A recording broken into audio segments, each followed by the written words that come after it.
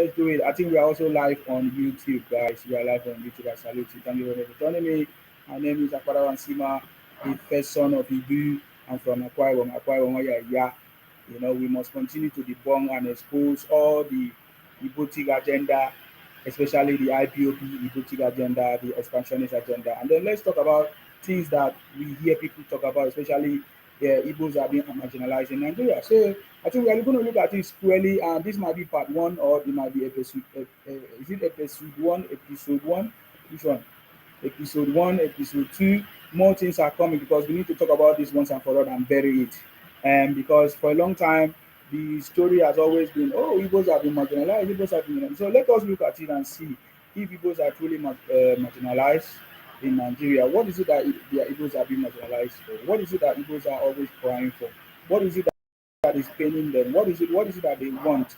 What is it that will make Igbos to be satisfied so that they will not demarket the country, they will not look down on the country. By the way, I saw Rufai of on Wise TV, trying to talk down on Nigeria, saying that the Nigeria was not able to rescue Goodluck Jonathan for Guinea-Bissau, whatever that happened. They say military took over this and that. I think Goodluck Jonathan have come to debunk that lies that there was no military takeover of Guinea-Bissau, that it was a lie and all of that. So because these guys are always looking for things to lie, things to use to talk down on Nigeria and all of that. But no matter what they do, they always fail. So, guys, we are going to spend a little bit of time talking about this and then looking at some other issues and that have, you know, that is, will I say, disturbing people and other people are talking about. How come? So, we are asking some important questions. What is it that Igbos always talk about in terms of they are being marginalized? What is it that when Igbos are saying they are being marginalized or they don't treat them fairly, what do they mean? What do they actually mean? So I want us to look at it. What do they actually mean? When you ask them question, so why don't they let us go? Let they allow us to go. Let they give us Biafra. Let Biafra go. What are they talking about? Guys, thank you very much. If you are watching me on YouTube, can you share? Can you share? If you are watching me on X, can you share? If you are watching me on TikTok, tap the screen and share the live, okay? So that other people can see. Thank you very much. So let's talk about these important conversations that they have been using as excuse to try to demarket the country or try to burn down the country or try to lie. Nobody look good in the eyes of these IPOB, the Afro people anymore. Um, because they say that they are being marginalized in Nigeria or they have not been given opportunity. First of all, if we look at the composition of Nigeria, in Nigeria today we are talking about 36 states, if not 37 when you add Abuja as a whole. And then when we talk about the ethnic population of Nigeria, it's not just Nigeria is not just about Wasobia, which many people refer to, especially the Igbos. I think the Igbos always make reference to it in the public. I don't know if the Hausas make reference to it in the public as well. So, but we have heard because this is just like a background or the foundation of the conversation. Because if you understand the composition of Nigeria, if you understand what Nigeria is, in fact, some people refer to Nigeria as a business that is still a business. It was a construct for them to use as a business. And even today, we still hear them talk about referring Nigeria to the super country for resources, where the resources come from, if not just Africa. We have listened to so many broadcasts or so many teachings or so many history where they refer to Nigeria as a place where they can get raw materials. And in fact, it played out during the Russia, America, this thing. You understand me? Russia, is it Russia, Ukraine, and stuff? We saw how the Europe turn around and start demanded for gas from Africa or from Nigeria. So yeah, so many people don't still see Nigeria as a country, especially the IPOM Igbos. They refer Nigeria as not a country, as a country that does not have law or does not have nothing or is useless or is zoo, according to Nnamdi Kanu and all of that. But by the way, of course, Nnamdi Kanu has been sentenced to life imprisonment in Sokoto. There's no mercy. There's no mercy. There's no mercy. Looking at the crime that is committed, in fact, the judge referred to him as an international convicted terrorist. He's a convicted international terrorist. Nnamdi Canada see today because he has done so many other things, so many things that demand or deserve death sentencing or death sentence. But that is not what we are. Maybe we might mix the conversation because I think it's part of this conversation. So I'm just giving you a background of what we know and why people, especially the Igbo, Biafra people, refer to Nigeria as a zoo because they feel like they are not being treated well, or they feel like Nigeria is not working, or some people say, oh, because Nigeria, um, people are buying themselves, people are, armies are buying themselves, or the Fulanis are buying people. These are the narratives, these are the conversations. But Nigeria as a whole is a very big country. In fact, it's being referred to as giant of Africa. And so many people can agree to it because looking at the population, we have the highest population almost in Africa, and the resources are there. The resources which is in large quantity, and we have even the military might. And looking at the population of intelligent people, educated people all over the world. So yes, so Nigeria is referred to as giant of Africa because of all these things. Even when the colonial masters were there, they saw the potentials. That is why according to the story that we know, Nigeria was bought with the money. They call it that time, is it a Royal Niger Company, because of the potentials, and that it depends. And then until when we got our independence, that was 1960 or thereabouts. Before now, there was amalgamation of the northern and the southern protectorate, which was completely separate. And that is why today many people don't still believe that Nigeria is a country. Because the northern and the southern protectorate is different, and they brought it together, was amalgamated together. That was in 1914, long time ago. But then we have seen a lot of integration. Many people can relate, interrelate, travel around because of different programs that was set aside. So one of them is a youth service, NYSC, Nigeria Youth Service Corps, set aside for that integration to happen. So many people can speak different language from different across the country, but some people still feel like people from the north that was amalgamated with the south, they don't have the same religion, or they don't have the same mindset. Their mindset is different. What they do is different. Their culture is different. Their education system is different. What they don't sometimes they don't even believe in education. They don't believe in Western education, and that is what gave birth to the Boko Haram and some other issues. Some people say Boko Haram was a result of people who were fighting against Westernization or Western education, and so that is why they started kidnapping children or girls from schools, or they don't allow people to go to school. That is the idea. That is what they told us initially. But as things unfold, I'm just giving you the background.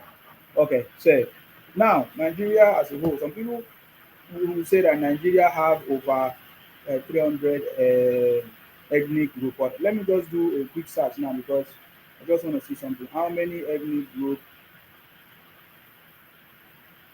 are in Nigeria? So Nigeria has over 250 ethnic groups, speaking more than 500 languages. So listen, speaking more than 500 languages. So if, for example, now Igbo is an ethnic group and also a language. So we have over 250 ethnic groups, which Igbo is just one of them. So out of 250 ethnic groups, we just have one Igbo, we speak Igbo language, and they are, of course, Igbo culture. I get it me now. There is no other variation. I don't think there's a variation. Even if the variation is not big, they can hear all each other. So that is Igbo language. It's just like the Yorubas. There's other versions of it, but they still hear themselves. So which is the most important thing, right? So, but then we have over 250 ethnic groups speaking more than 500 languages. They say, according to Google now, it said the three largest are the Hausa, Yoruba, and Igbo, which is where I'm coming from now.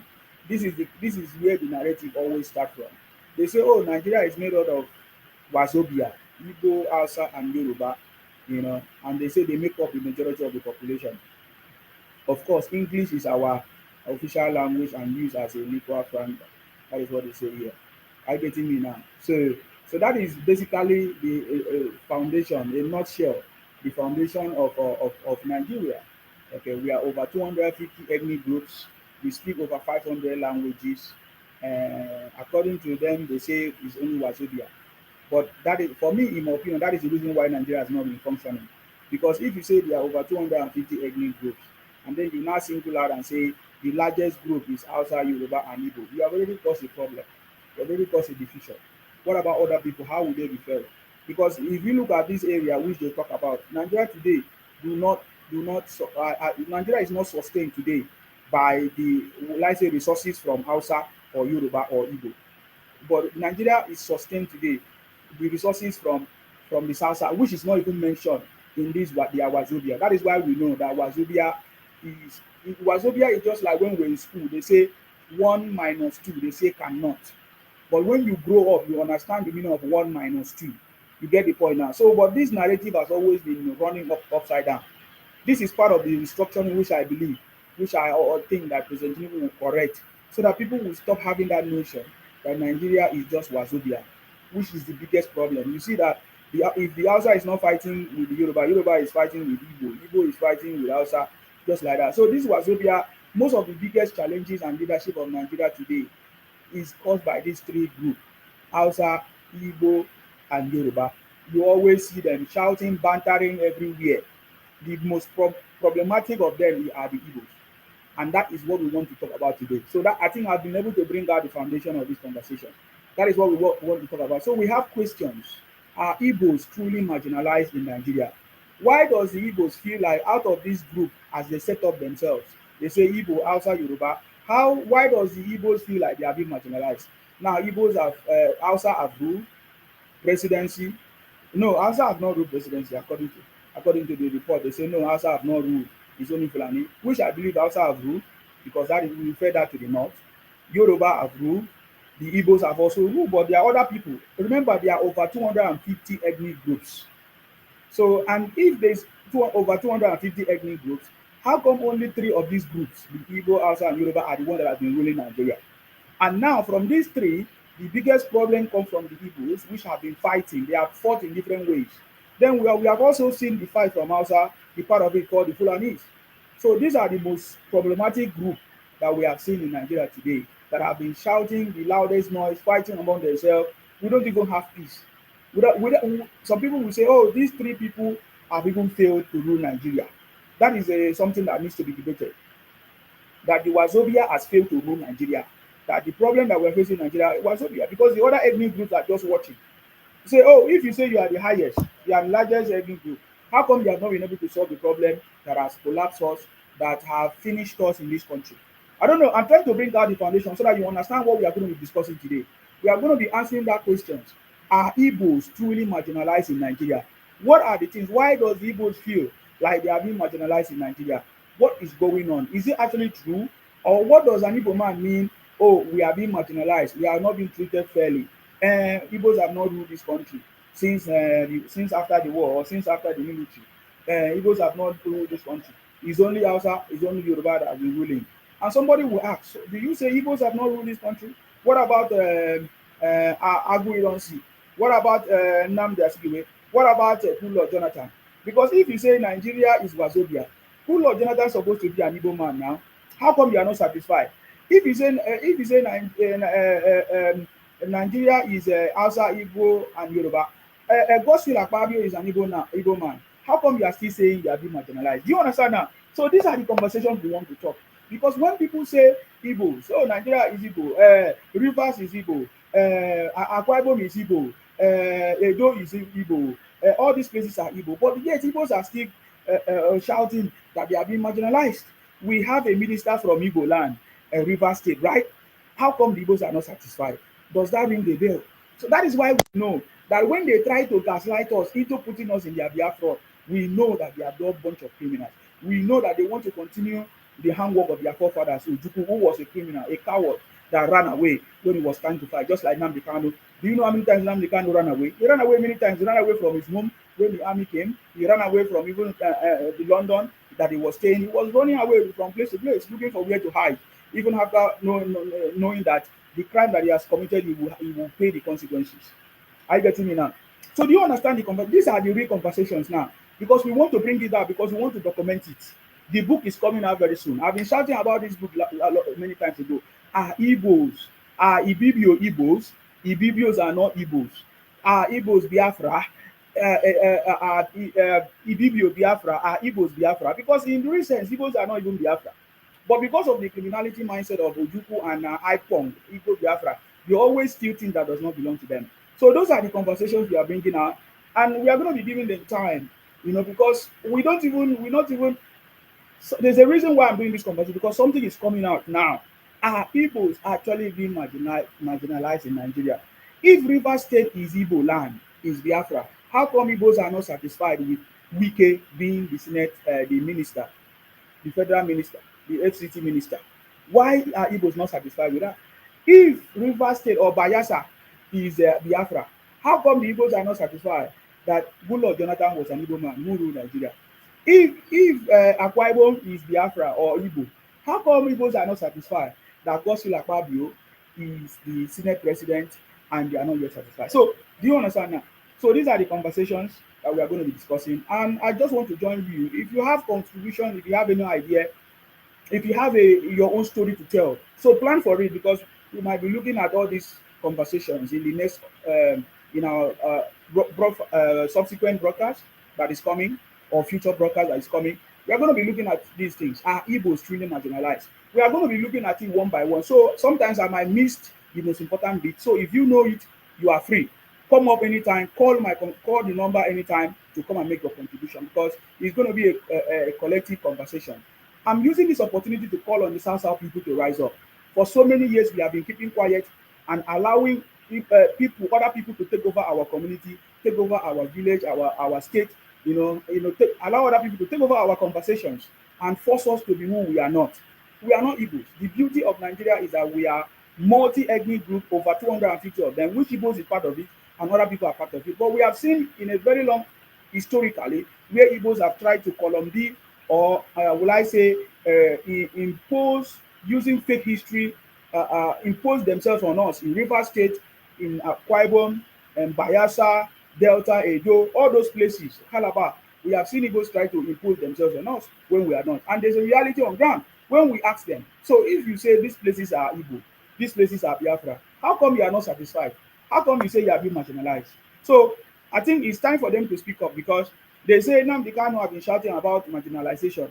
That is why they put him in prison. They say Nnamdi Kanu was fighting for the freedom of his own people. And then we ask, which people was Nnamdi Kanu fighting for? And they couldn't say it. They say, oh, it's Biafra. I said, who are these Biafra? They say Biafra include River State. I said, so when did this River State, when did Akwa Ibom send Nnamdi Kanu to be their leader or to fight for their freedom? They say, well, let us do a referendum, we will know. So they have just been beating around the bush. So I'm going to start off by saying what I understand when Igbos are saying they are being marginalized. So I'm going to say my own. So if you have something to say there, you can come and join. It's going to be, this is not, you don't need to start today, you don't need to join today, but I'm just opening your mind to see where this conversation is going to be going. Remember, the city boy is on the throne. President Tinubu is on the throne. The Jagaban himself. The city boy is on the throne. Very soon, all of you are going to join me to shout, the city boy is on the throne. I've told you already that President Tinubu has cracked the code that previous president couldn't crack. President like Goodluck Jonathan couldn't crack. I'm aware that they say Goodluck Jonathan was trapped in Guinea-Bissau, but I think he's being freed now. And some people were saying, oh, Nigeria couldn't do it. No, that is a wrong story. They always like to talk wrong story, wrong story, wrong story, wrong story. But that is not the way. I said President Tinubu has cracked the code to take Nigeria out of the third world status. When we fix our telecom system, we fix our banking system, fix our railway system, fix our transportation system, fix our power supply, fix our security system, it means that President Tinubu will, transport us. So, is it that English? I already use will transport us from being a third world country status to a developed nation. Trust me, if you finish it, he's going to finish it by the special grace of God. If you cannot finish it straight away, he's going to lay the foundation that is going to take us to that highest level. So, just get it in mind that President Tinubu has cracked the code. Something that has never been done before, he has done it. He has suspended a governor who refused to work for the progress of the country. We saw what happened in Rivers State. He has called for a national security emergency, which previous president couldn't do it. You understand me? even a Goodluck Jonathan couldn't do it. Somebody's asking, when is Trump coming? We are just waiting. When is Trump coming? Is Trump coming? Trump says he's coming, and they buy 2 of his national guard in the US, and they did White House. So because of just 2 people that was spied, Sorry, guys. This thing is just sweeting me. This conversations is sweeting me. You don't understand. The thing just dey sweet me. Person just dey say he wan come fight for Nigeria. He wan come fight genocide for Nigeria without understanding the story of what is going on. He say he wan come fight. Look at it. He never fight finish for home. How many within this the space of how many weeks now? All the things that Trump said, is it not a shameful something? You couldn't protect your own national guard, two of them in your own place. You say you want to come and fight Christian genocide for us. How many we have witnessed how is it Charlie Cook, may all their soul rest in peace. I'm not happy that all these things happen, but when we see things on with some people who claim that they are wise, we have to talk about it. So the question now is, who is going to save? Who is saving who? Is America saving Nigeria, or Nigeria is saving Trump America? So there's a difference between Trump America and President Tinubu Nigeria. I get it. That's the biggest difference. Drink water. Water is life, guys. Let me just drink some more water. Hmm?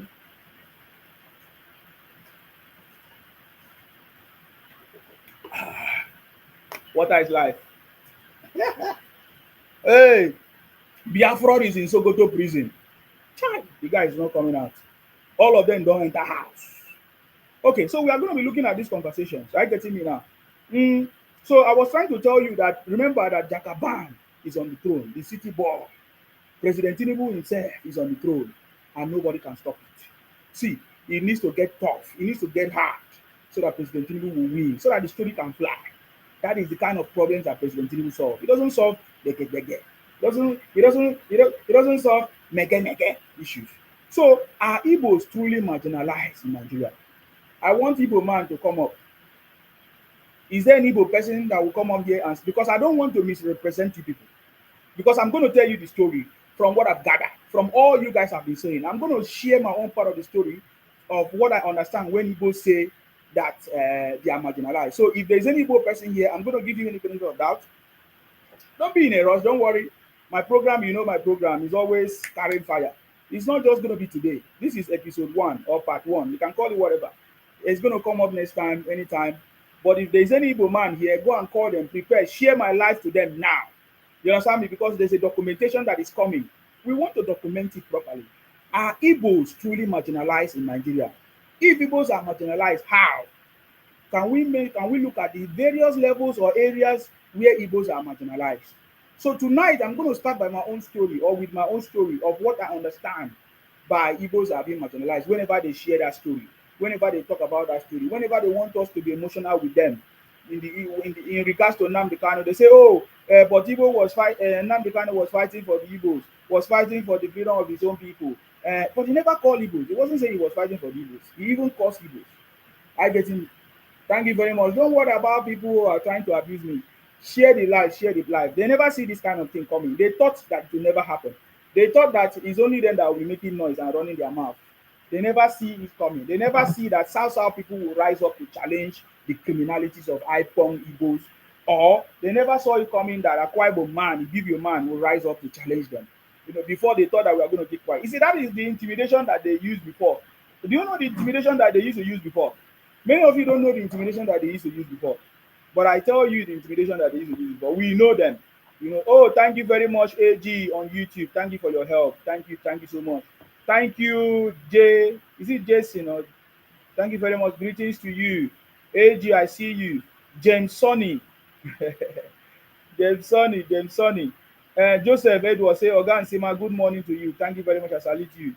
AG say, I think they are reporting your TikTok page. They always report my TikTok page. Don't worry about the page. I've prepared for this thing. Nothing is going to happen to my page. If anything happen, I bring up another page. But they are not going to sell. I'm on YouTube. If the TikTok is having problems, go and join the YouTube, okay? Thank you very much, Fresh Show. Thank you, Show Me, for the gift. Thank you very much. Thank you. That will make TikTok know that we are here. I really appreciate you for that.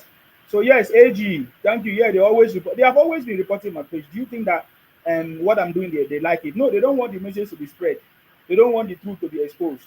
So that is why they are not happy. That's why they report the page, but that's okay. Akin Wumi say, good evening, Mr. Nsima. Thank you very much. I salute all of you guys. Share to groups and other places so that they know that we are here. Okay, let's go ahead. So when the Igbos say that they are being marginalized or they are marginalized, what do they mean? Now, this is what I understand when I hear the story of Igbos are being marginalized. I think what the Igbos talk about when they talk about marginalization, they mean that they have not been given opportunity to rule Nigeria just like Hausa and Yoruba because they feel like Nigeria is Wazobia or Nigeria is only three groups, Igbo, Hausa and Yoruba. So every time an Igbo man turn their eyes, they see a Hausa man and they blink it and turn it again, they see Yoruba man. But they say we are in the Wazobia now. So they will say, where is the Bia? So every time they look at, they see Wa, they see Zo, but they don't see Bia. Every time they turn around, they will see Wa, they will see Zo, but they don't see Bia. So they feel like since this country belongs to three of us, Igbo, Hausa, and Yoruba, how come the Hausa and Yoruba do not allow the Igbos or the Bia to participate in this national cake that belongs to only three of us because we are the largest? That is the first thing I understand. So, so they have been looking for ways to run the country or to be president of the country just like Igbo, sorry, just like Hausa or Yoruba. So Igbos feel because that they have not been given the opportunity to rule as Hausa or Yoruba since after the military or since after the war, that they feel like they are being marginalized. Because of that, they have to top down on the country, burn down. They never see any good thing.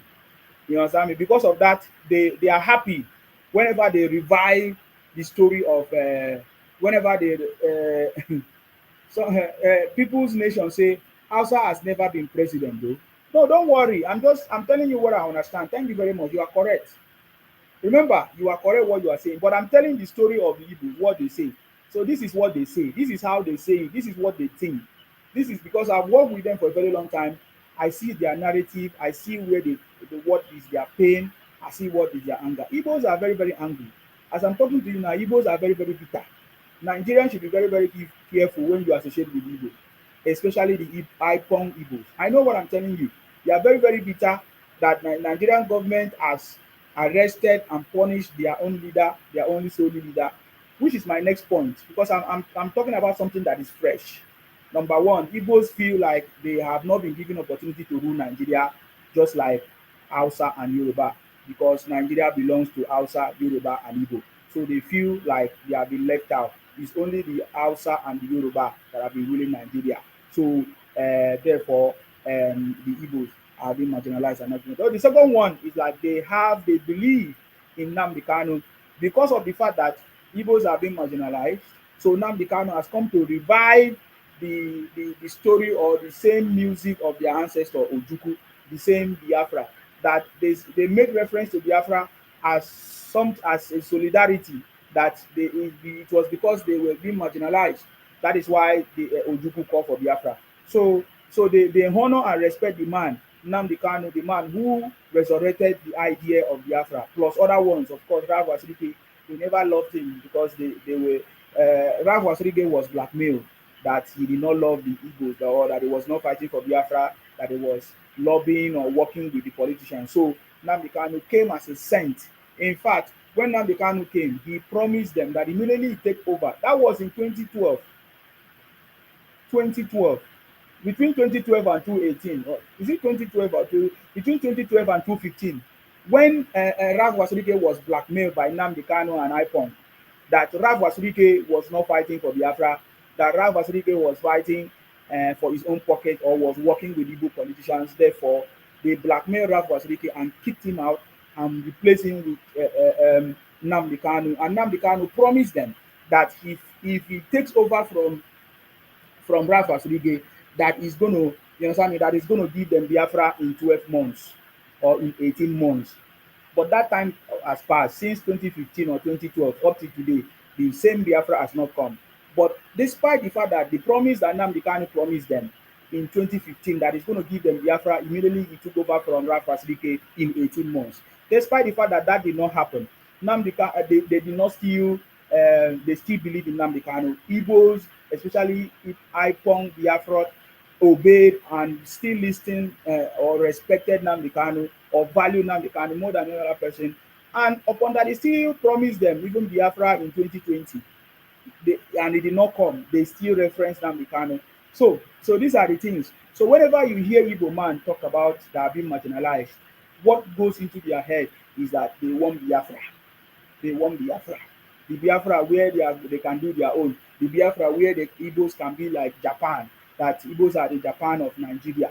You know, those kind of conversations, those memorable things. Then they will use the story that, oh, look at what happened to them during the Biafra War, 1967, 1970, that Igbos were killed, over 5,000 Igbos were killed in the process. And look at how they kept us, they give us hunger, they buy all of them and all of that. But those things are okay. I'm not debunking it now. I'm just telling you that all these are the things that Igbos talk in their mind, that they are being marginalized. Now, number two, Igbos feel like they are being marginalized because um because there is no seaport, because they don't have seaport, and that the government don't want to invest in Igbo land, that the federal government don't want to invest in Igbo land, that the federal government have invested in Lagos, gave them developed Lagos, that it was the federal government that developed Lagos, that because of that, because if federal government have refused to develop Igbo land, so they will come to Lagos and enjoy that it is one Nigeria. So because it's one Nigeria means to Igbo man that they must pack their load, they must claim everywhere, they must live everywhere. And if they don't live in Lagos, Nigeria is not complete. If they don't live in Lagos, they don't feel like they are one Nigeria. If they don't live in Lagos, they feel like something is lost. So Lagos is like a city. So they must participate because they see port there. So the reason why they migrate to Lagos is because they want to go there. They are looking for the seaport so that they can clear their products. You know, Igbos always do business. We are good with business. So those are the conversations that you hear them talk about. So whenever you hear that Igbos are being marginalized, that is what they refer to. Number one, just like I said, I'm recapping now. Number one, because of presidency, they have not become president since the war. After the military, they have not become the president, so they are not happy. Number two, they must give us Biafra. If they don't give us Biafra, we will burn down this country. We will do this. We will do that. So that's what came into. And then number three is that they need seaport. Now, not just seaport, they also need airport. They need international airport where they can clear their goods. They don't want to go to Lagos. They don't want to go to Abuja. They don't want to even go to River State or Akwa, but they want their own. They want their own.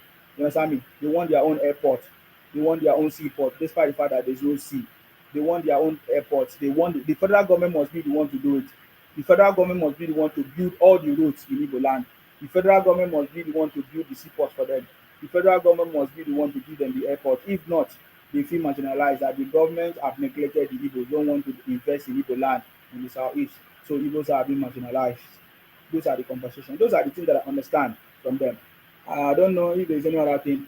If you have any other thing to add, this is opportunity for you to come out and add, so that we can deal with it. Because those are the understand. Those are the things that I understand. Because I see no reason, or I see no other thing that they talk about.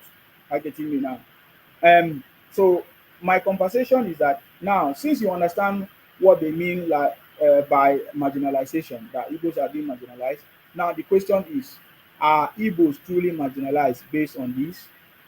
Are Igbos truly marginalized based on this? Are Igbos truly marginalized based on this? So we are going to be tackling these conversations. To add more, if you remember more, you are free to come up anytime and add, so that we will not miss. Remember, this is just episode one, and we are going to go deeper. I have videos of their elders, videos of the celebrities talking about it, which I'm going to look at it. Hopefully, time permits me today. But you know, I can do a lot of talking. Now it's even past 30 minutes now. I've been talking, and I never even start. Thank you very much, Yusuf Tunibu, for sure. Yusuf Ajibola, I see you there. Thank you very much to all of you. I appreciate you for your contribution there, for your comments. Thank you very much.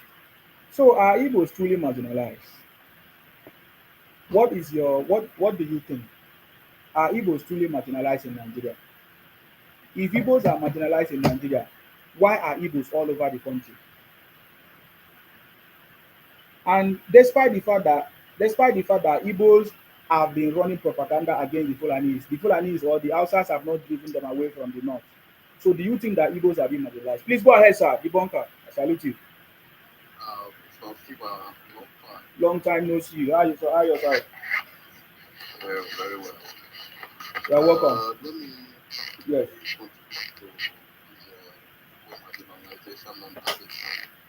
You see, first of all, if someone is marginalized, Yeah. you won't even have the opportunity to have a cell phone to come on social media to rant and make noise. Because when you notice these people, this the marginalization mentality, it's just the same thing as Black Americans. The same way Black Americans behave. Ah, we have been facing racism. Is it not the same America that we are? So, and when you look at the Black Americans root, most of them came from Igbo race. So they have the same mentality of victimized mentality. Hmm. You see the Asian people come here, they thrive. They don't feel that even when they have been oppressing so many people, you can't hear them coming online shouting, we are doing this, we are doing that. The same thing as the Igbos. In Nigeria, there are so many tribes that are not getting it right. Like they are not among even the cake, the people that are sharing the national cake. They are minority tribe, but you don't hear them come out online crying, shouting, oh, we are doing this, they are doing all that. No. And for the Igbos, they have the mentality of, victim mentality. And these people are the first to take social media, to take phone and start making noise everywhere, dragging every other ethnic group, insulting everybody. But later, they will say they are marginalized. For example, I watched the appeal, their leaders court, Igbo leaders court, which is Kanu, Nnamdi Kanu's case court. You see, if it were to be ordered someone from another tribe, the way the person will approach the judge will temper with mercy. Hmm. I watched it. I Okay. saw that the pride, the arrogance in that man alone will even make the judge not even granting him any mercy. Mm-hmm. How can you come to the court? You are bragging. You are that same bragging mentality that the Igbos has. You are bragging in the court. You don't know the law. You don't know the law. Hmm. If it were to be somebody from another tribe, and this could have been the speech, my law, with my humble self, I hereby present my case. Please temper justice, Mercy. temper with, Yeah. temper with mercy, justice with mercy. I might not be righteous, but I was only fighting for my people because I was not condoned or okay with the way my people have been treated. That was what made me to do what I. Sir, just Please, sorry to cut you short, sir, but you know it will never happen. There is no ethnic group that will ever do that or get to that point, sir. Go ahead. Yes. At least to show humility. You see, there is what they call even in the Bible. They said, "Humble yourself so that you might be lifted up." The way this guy was ranting in the court, even when he knew that might end his life, he was still ranting. So these are the Igbo attitude. And now the painful thing for the Igbos is that now every other ethnic group has begun to understand that Igbos are only in the southeast. Igbos are only in the southeast. Every other ethnic group that is out of southeast are not Igbos. And Igbos are so angry about that people have known. Because before, when there was nothing like social media, they are the travelers. They are the Wagaduwes, those ones that travel trek from Egypt to Damascus. They are the ones. So they are the one in the north, they are the one in the south, they are the one in the southwest, everywhere. So that time, any narrative the Igbo spread, people believe them. But now they are so mad that people begin to understand that Igbos are only located in the southeast. Even in the southeast, the whole southeast is not made for the Igbos. They are Igalas there. They are Efik there. They are still Libibios in the southeast. So the land of the southeast does not even belong to the Igbos. So these are the problem. Humble is very, very important. Humility. So this is my own submission. There is nothing like marginalization in the Igbo people. They are not marginalizing them. Rather, they are even more marginalizing themselves. Thank you very much. Or marginalizing others. Thank you very much, debunker. I salute you. Thank you very much for coming. I appreciate you. Thank you very much. When Lagbaja is your turn. Hey, I used to like that man, that music. Go ahead. Yeah, thank you, Sima. Good evening. I salute you. I salute you. Ah, things don't really change for this country. Oh. Ah, that time, Lagbaja, that music. Ah, good music those days. Man. I dey go motherland. I dey go motherland that year, Okay. So, na my guy. Yeah. Okay. Go ahead, sir. So talking about this topic, in fact, from your first submission, any real Nigerian knows that we study this issue very well, and they know them. Yeah. Because when somebody says I've been marginalized, the reason why I've been marginalized is that they have not let me be president. Well, what does that mean? Because it's like if presidency is something that they share and then they don't share it to you, because presidency they have to contest and win. Yes. And then when you then narrow it down to a baby level, right? Because they see it as Wazobia, and then they see they see Zoo, and they don't see Bia, and then they are crying. Yes. You know, Nigeria is not just for us. It's not just for Wazobia. There are many people. I have Edo friends. I have Akwa Ibom friends. I have Idoma friends.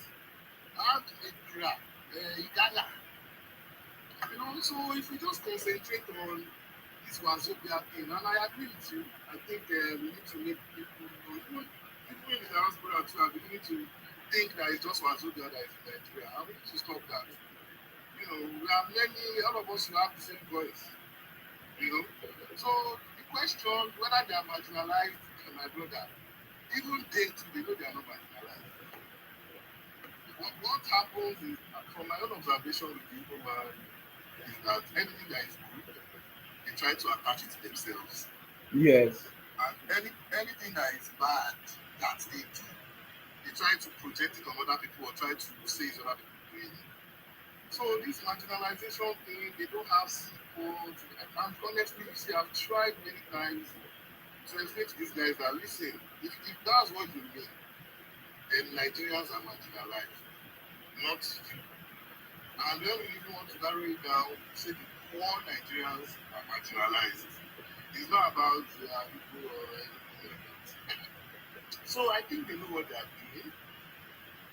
They are not marginalized in any way. They are the highest Senate president in Nigeria. I don't even think the Obama has ever been Senate president. And that's the number 3 person in the whole country. So I honestly, I've left these guys, let me not lie. If they think they're marginalized, then that's fine. I don't even care. Because I don't think Nigeria was made because of them. There are many in this country. If only you want to be crying that I'm marginalized, then that's fine. Because I can't be explaining to adults. Can you imagine? I was on the live yesterday, and then one of them, after ranting, he said, there's only way this country is going to go forward. And that to divide this country into 3. You see, do you know what that means? I think we need to talk about that one. Divide this country into 3. Divide the country Into 3. places. One for Igbo, Yeah? one for Hausa, and one for Yoruba. Is that not? Into 3 places. So, yeah, exactly. And they won't color the Akwa Ibom people. You see? So, when I heard that, I thought that, so in 2025, somebody thinks that something will happen that will divide Nigeria into three. Like they are dreaming. That will never happen. You know? So I won't lie, you see this marginalization thing, I think that so I don't, because I have a lot to say and I don't want to keep ranting and then saying the same thing. But if you see this, just to highlight on this people's mentality, Mm-hmm. I watched the full Nnamdi Kanu's judgment. Yeah.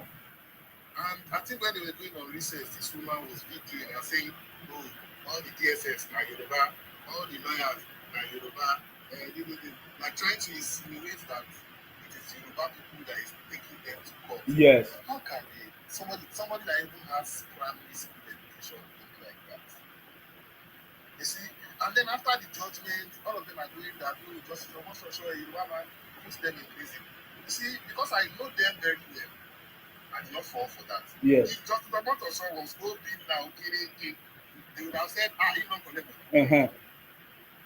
You can never win, you can never catch these people. They will always find something to shoot inside.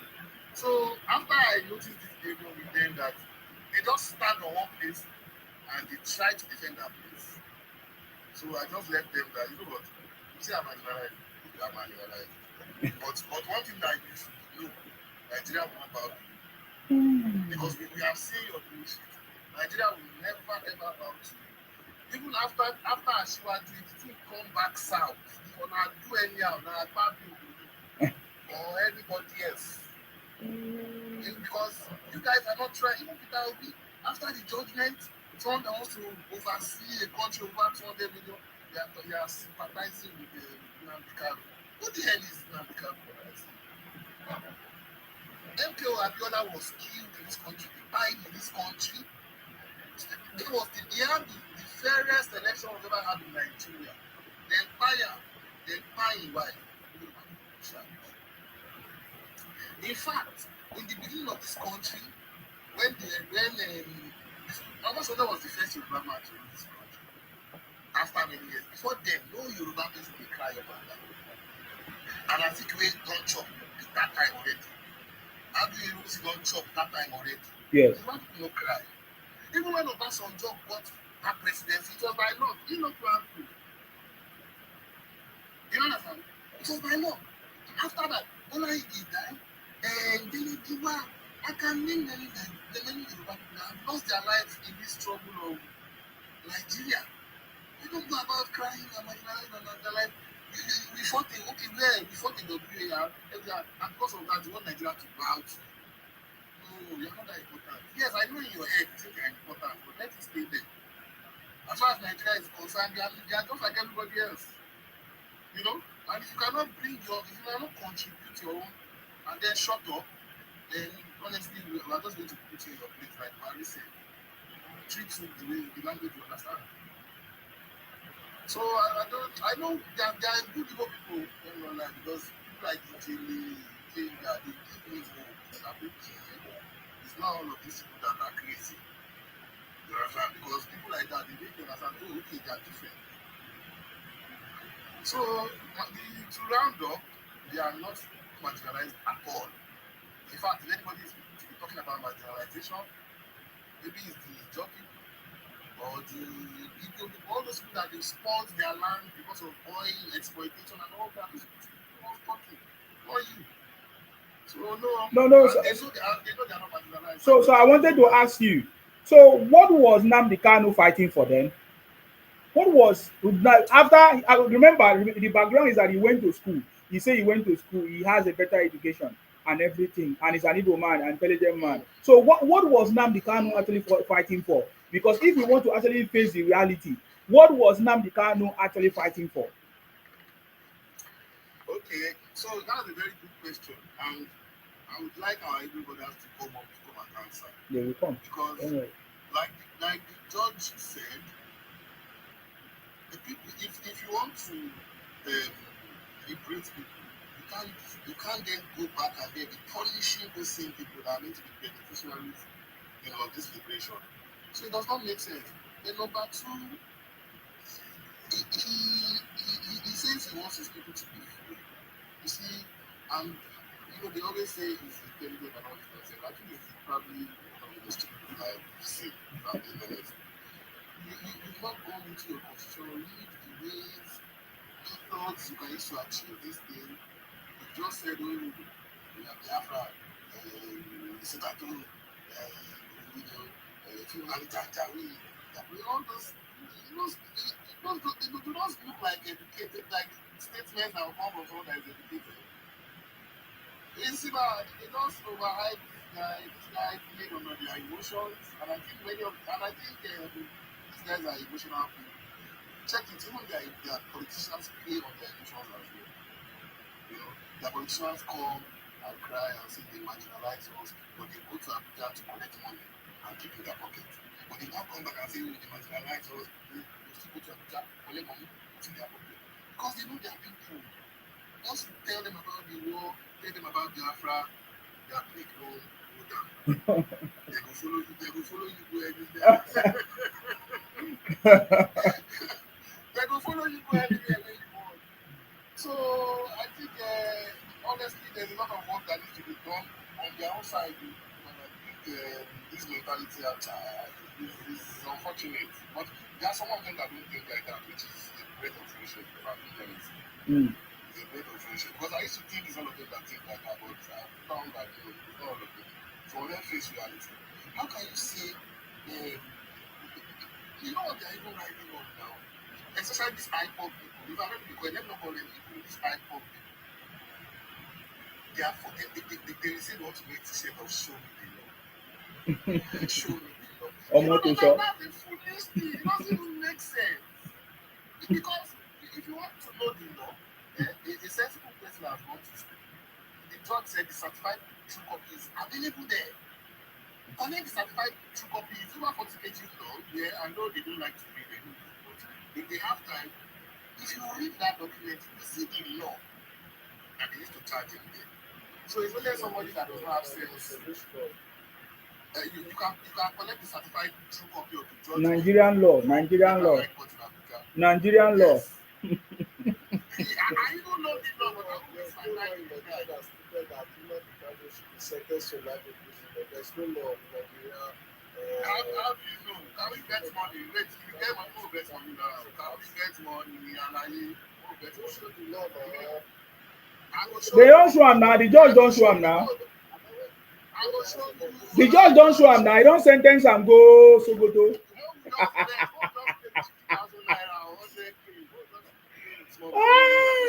Okay, Maxwell, wait for your turn. I want to ask you a specific question. The law of terrorism is by spying, is to spy you. Nnamdi Kanu committed what they call terrorism. So the law there says that if you are found guilty, convicted, you are going to be spied. At least that is one of the obvious law that they have applied here.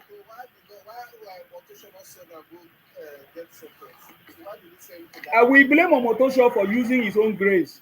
You understand me? Because I can say he used his own grace to apply justice, but the federal government can appeal it and make sure that the capital punishment is given to him. My brother, we will talk about the law gradually, so don't worry, wait for your time. Sir Alagbaja, are you done? Maxwell, first mute. Yes. Maxwell, first mute. You don't mute, sir. Go ahead. Let me just round up. Yes. Maxwell. Please, Maxwell, let me just round up. Okay, so I don't take too much of the time. I would also love to listen to Maxwell when I finish, but he knows that there's a law, and if he wants to know the law, you know, I can refer him to the obviously he has time to read. He doesn't read. They don't read, sir. They don't read, sir. They are in Onitsha Market or Lagos. Yes, they don't read. Then it's a waste of time, but anyway, I think the judgment was good. Yeah. They were even a bit lenient with him, and do you know that many Igbo judges that were assigned to this case, they didn't accept. Do you know that? Yes. And it's because they know the consequences. Yeah. Exactly. And if they give it that judgment, they know their Igbo brothers will not like it. So they left it. So my brother, yes, so they are not marginalized. Don't mind them. If they like, let them keep crying. Nigeria will keep progressing.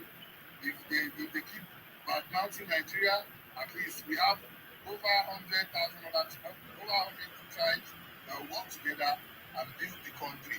If it has been lost and because of that they are bitter, unfortunately there's nothing we can do about that. So yeah, thank you, my brother. Thank you very much, sir. God bless you. Thank you very much. Thank you very much. Thank you. And thank you for speaking up for your people. No wahala. People are not small people in Nigeria. Yeah. Thank you very much, sir, for coming. I appreciate you. Thank you very much for coming. No problem. Thank you, sir. No problem. Maxwell, is your turn. It's your turn. If you say Igbos are being marginalized, why are you everywhere? Why are you everywhere in Nigeria? And according to your brother, Ejiofor Chris, he said Igbos are not marginalized. We are the ones marginalizing others because we are everywhere and we call the shots. These structures are visibly there. Do you believe that Igbos are not marginalized or they are everywhere in Nigeria? Or do you believe that Igbos are marginalized? If so, how? Tell us. This is opportunity for you to share your mind. Igbos are marginalized in Nigeria, in the north of Nigeria. It will be an example. And this Nnamdi Kanu recently is also an example of Igbo being marginalized in Nigeria. Nnamdi Kanu was sentenced to life imprisonment unjustly. It was not fair. I know Nnamdi Kanu committed a crime, but the sentencing was not fair at all. That guy just wicked that man, just wicked that person that he man. I know I want to battle with him. Yes, so okay, see Peter Obi, Peter Obi win election. Wetin dey come Agbado and Ewa do the manipulate election. They come put Agbado and Ewa for Abuja, make the rule of the security dey call Nigeria. Till date, okay, check in Nigeria now. Nigeria peaceful, Nigeria no take dey secret. You like You are very sick. You this idiot. you are idiot also. Are you mad? You are mad. Fucking household. That's one of the push. Idiot. Fuck up this boy. Get out of here. This boy, shut the fuck up. I want to speak, okay? Not to target me. Son of a bitch. You are even posing like Igbo. I was thinking that you are Igbo man. You are not even Igbo. You are Edo. Okay, you are from Delta State. You are not Igbo now. So why are you speaking for the Igbos? Or is Delta State Igbo? Is Delta State Igbo? Okay, answer this question. Is Delta State Igbo? Okay, Delta State is not Igbo, but you are just fighting for Nnamdi. Okay.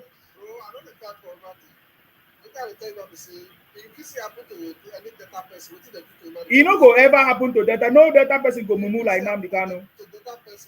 Yeah, but not, there is no Delta person that will mumu like that now. There's no Delta person. You say that you know that Nnamdi Kanu committed a crime. So first, if you say you know, what was the crime? Do you know the name of the crime? Hold on, man. Hold on, please. Hold on, sir. If you know the name of the crime, do you know the punishment? What was the name of the crime? Do you know the name of the crime? Exactly. You say you know he committed a crime, but you don't know the name. Because if you know the name, it's terrorism. That is the crime. And no, the crime is committed is terrorism. Okay, did you listen? Did you listen to the judge? No. What do you mean? He kpai people. He commanded for people to be kpai. He kpai the army, the Nigerian office enforcement agencies. And no.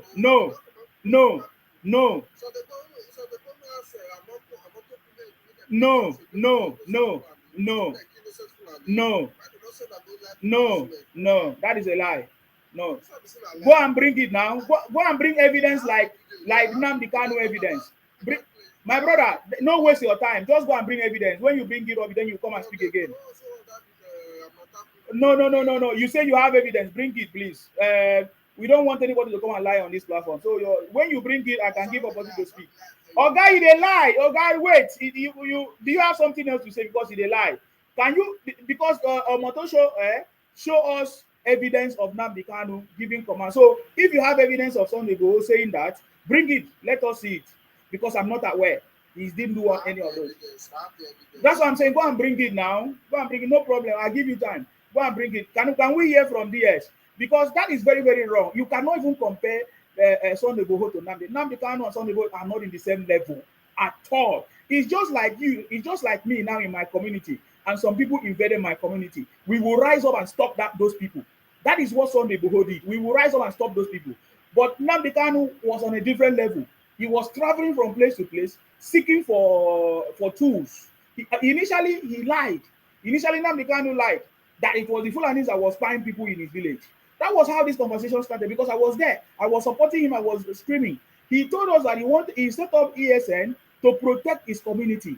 First of all, he doesn't have the right to set up an armed group because all of them were armed and they show us the video. They say over 2 million of them. That is against the law. It's against the law for an individual to set up an armed group against the government. Because what Nnamdi Kanu was now preaching was that these people were now ready to fight the government. They were buying police officers on what they call it, on traffic points and what do they call it? All these points, all these places. And they were recording the videos, uploading the video, and they were praising themselves that they are the one that did it. So it was completely different. Sunday Igboho did not do that. There is no record of Sunday Igboho ever doing that. Are you getting me now? So what you are saying here is lie. Yes, I mean. Checkpoint. Yes, they were referred. Even Simon Ekpa. That is why Simon Ekpa was even also. Why have you not questioned that? Why did Finland jailed Simon Ekpa? Have you not questioned that before? Why did Finland jail Simon Ekpa? Do you know?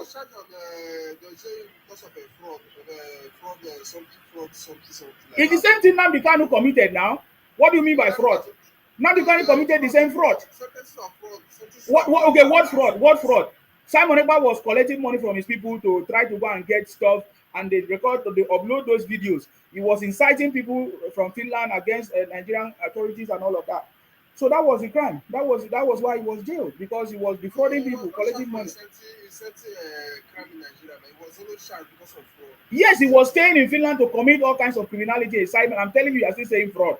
Which kind of brain you are having? You don't understand. Are you the only one that read what Finland said? He committed fraud. He stayed in the land of Finland. Where did he come? Where did this fraud take place? He collected money from Nigerians, from people you say they are committing, they want to do behalf fraud. You understand me? He don't need to know me. I'm telling you, you just say somebody committed a crime. Can you bring?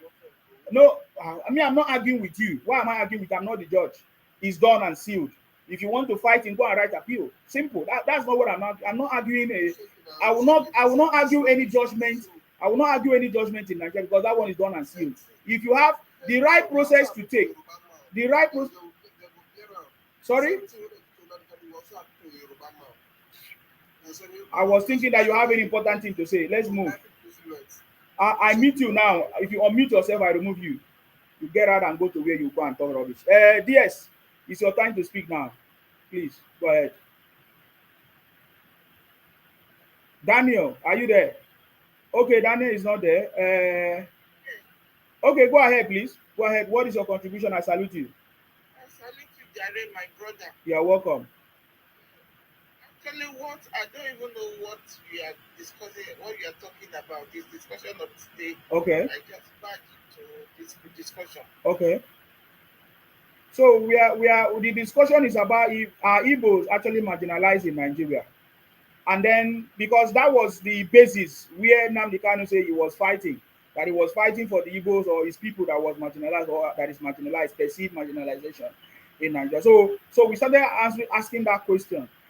Is it true that Igbos are marginalized? Where is it that Igbos are marginalized in Nigeria? They are not marginalized, they are just greedy. Yeah, okay. Greediness is what is destroying them. Okay. They are not marginalized in any way. Actually, they are the one marginalizing the other yeah, other groups, other ethnic group, yeah. Exactly. Okay. And the one in Lagos now, they've taken over everywhere. Yes. Even many people have to even move out of the Lagos. Many indigenous now, they are moving out of Lagos. They've taken over everywhere. Not only Lagos, all the southwest. my mom's village, after in Osun State, Igbos are everywhere.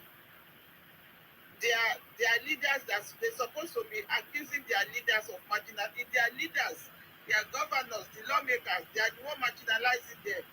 Because if I think if they make the region conducive for them, they will not be trooping out like like cockroach, like infested maggots. Okay. I believe is their leader. They need to cry to their leaders to make that place. I don't know what they are running away from, but they need to make it conducive for them so they can stay there. Their leaders, their lawmakers, the governors, are the one marginalizing them. They are the one that collect allocation and pocket it. Abaribe has been in that place also. I've never seen Abaribe commission. I don't know if he has ever commissioned toilets from all the allocation he's receiving. For how many years he has been there? All their chairmen, their women, what are they doing with their allocations? Go to Lagos, you see chairmen building houses, building schools, buying buses for the empowering people. Well, I've never seen the one that I saw about a couple of months is one of their chairmen giving them wheelbarrow. So I think they are marginalized by their own people, but they are bringing that frustration out to other people, and they are not used to. They don't. Maybe they were brought up in such a way not to ask their own people questions with a criminal mindset, because all of them they are all criminals, including their leaders, their elders, their governors. So they don't want to ask them questions. So those one too will not be asking them questions. So they see whatever they do as right. Because if they cannot ask them their governors, lawmakers, elders question what they are doing with their allocation, what are the plans they have for them, the future plans,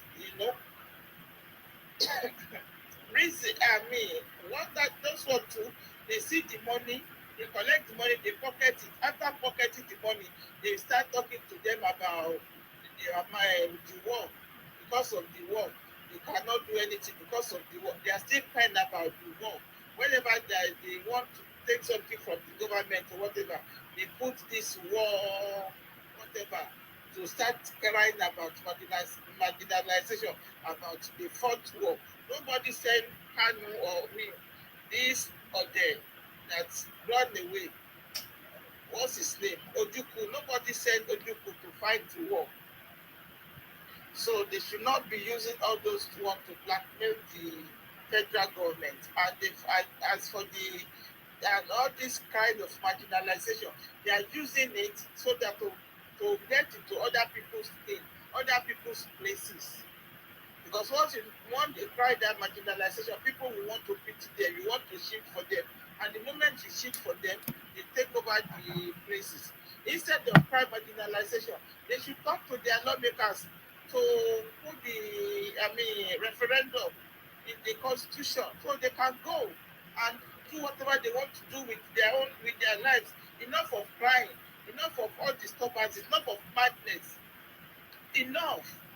They should just go. They left to me. I wish I can see something so they can just disappear to the thin air and give us a breathing space in that Nigeria.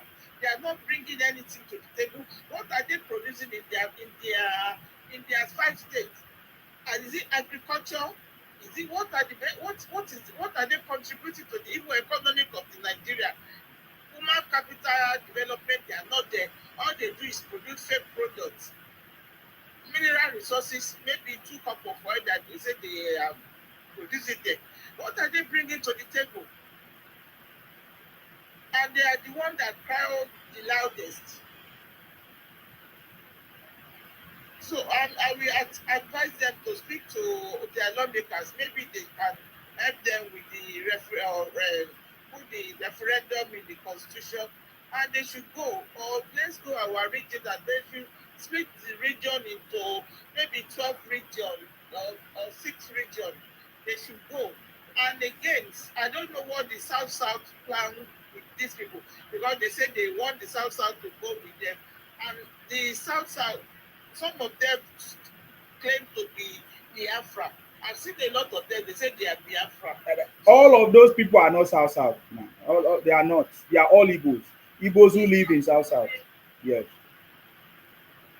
I know it's giving me some kind of mixed reactions. I don't know whether South South want to go. If anybody from South South say is Biafra, he's not saying that he's going to join Igbo, because originally is the people that were referred to Biafra. They are Biafra. They are own. Even some of them say Akwa Igbos, Biafra land. All those things. I mean, I used to say it before now. All those things are not South South people. These are Igbos. I can tell you, there are so many Igbos everywhere. Just like you know, there are so many Igbos in Yoruba land. If they even speak Yoruba, self, you wouldn't even know that they are not Yorubas. So it's the same thing. It's the same thing that is happening in South South. In fact, there's a memo that leaked that they are marrying our people because they think that is the easiest way they can take over our space. Yes, right, that's right. So the same thing they are doing in Lagos as well. So they are marrying all the women in Lagos. Yeah. So those one will tell you they are Yoruba boys. Yes. They cannot. They are still parts of Igbo. Yes. They are calling themselves Igbo Yoruba or whatever they are calling themselves now. So and, you know. So that is the method. So I want to ask you a question then. So what was Nnamdi Kanu fighting for them? That one is looking for number one, money, relevancy, and he know that he's dealing with gullible people. He's just looking for attention seekers and madness and wickedness as well, because there is a saying in Yoruba, there's this thing in Yoruba culture that in olden days when they used to fight wars, before you go to some places to other city to invade them, there's something that you are going to send to them first. So we call that thing Aroko. I don't know how to interpret it in English. Okay. So once those one that you are sending it to, the moment they see it, they will know that these people are coming to invade us or fight with us. So they themselves they start preparing or find a way to make peace with those people. So that is what Kanu is using his own people to do. Okay. You want to fight the government, and you are killing your people to send message to government. I've never seen it. I can never put my head around that thing. And they are very stupid. Their leaders are stupid. Their lawmakers are stupid.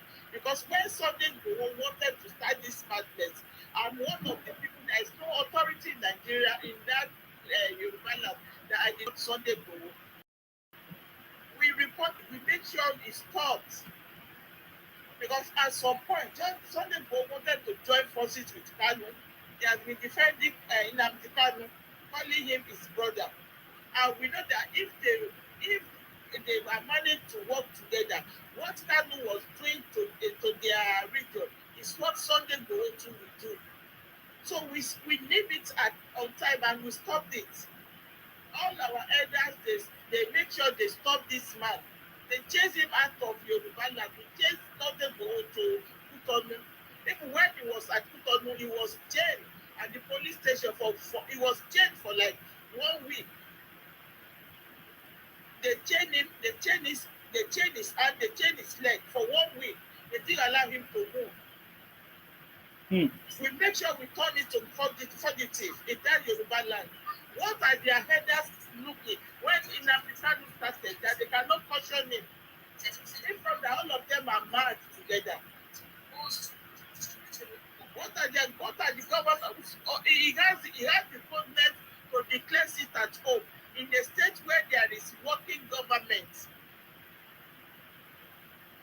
So the governor too, they have to obey it at home.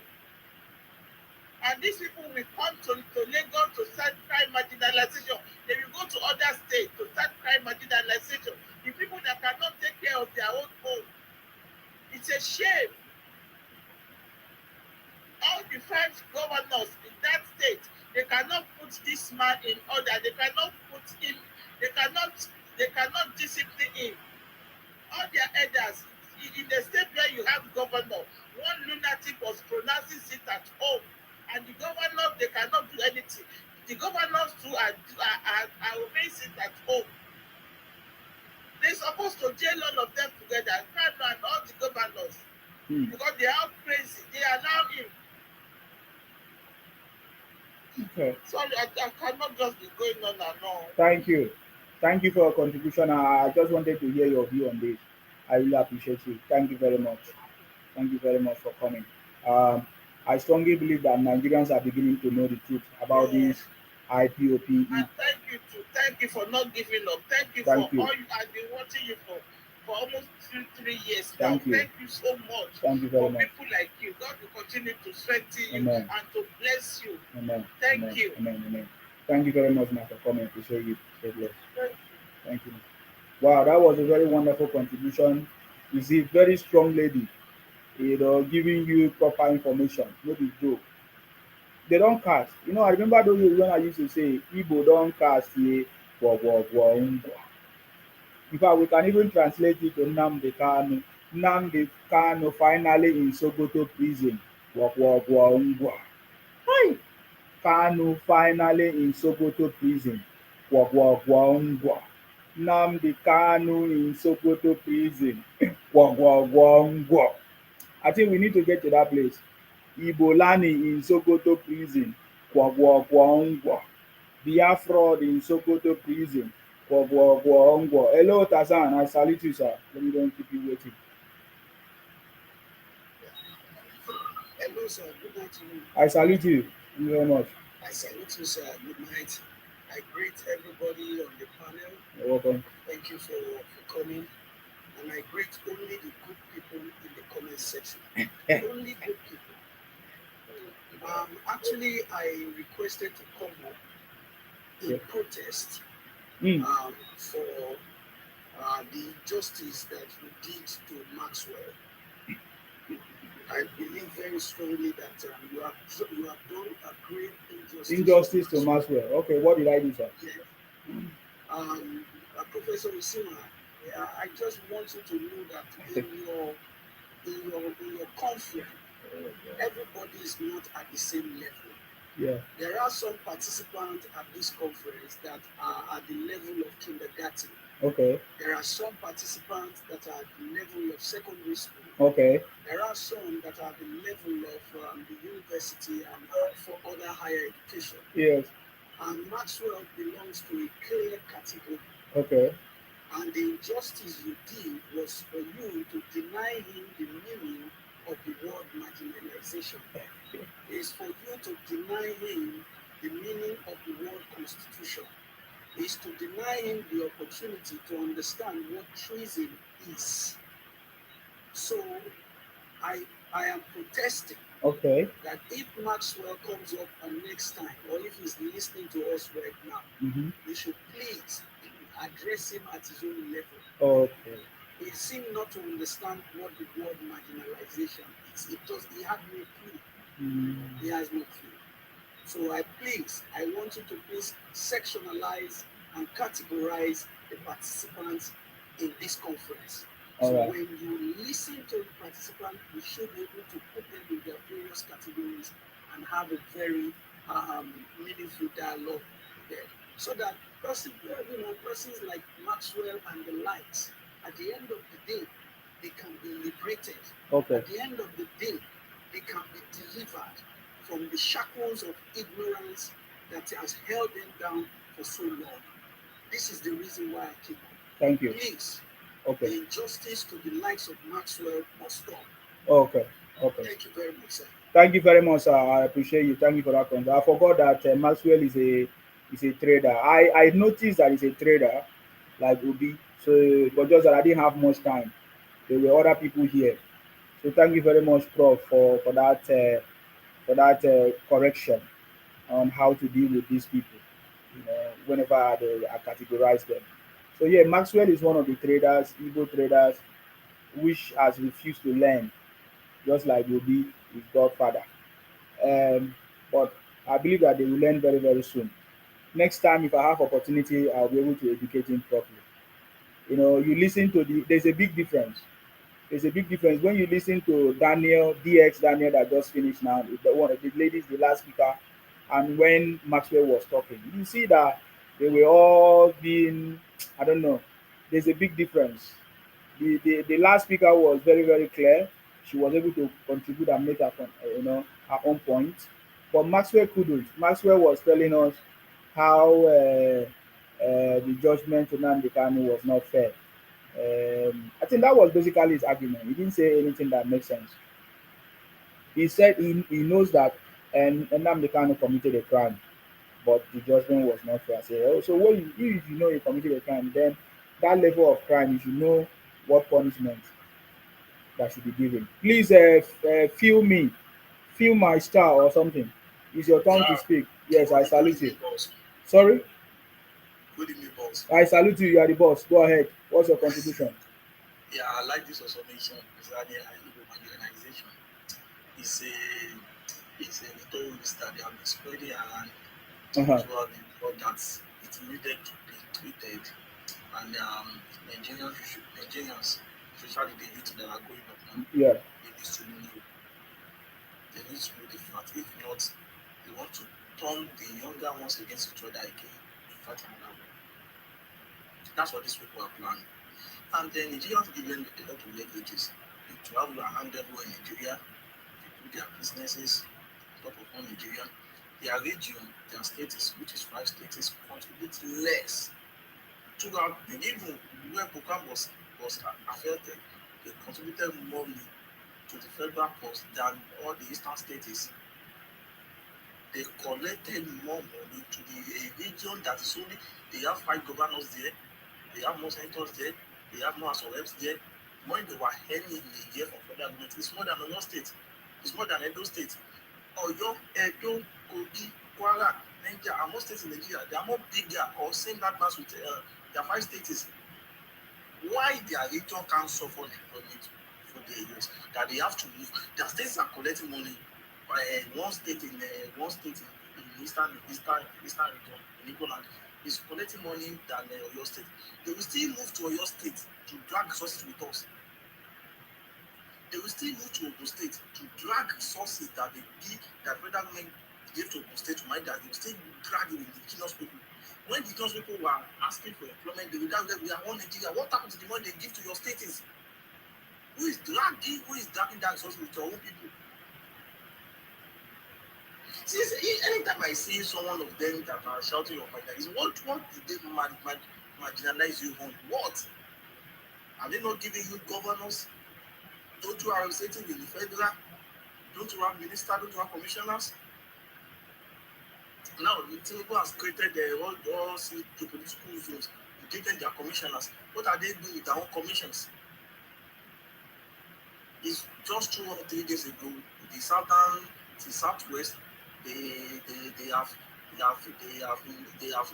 a meeting with the NLC, Nigeria Rail Corporation, that they want to bring the southwest together. They are trying to bring everything on board from there, southern Canada.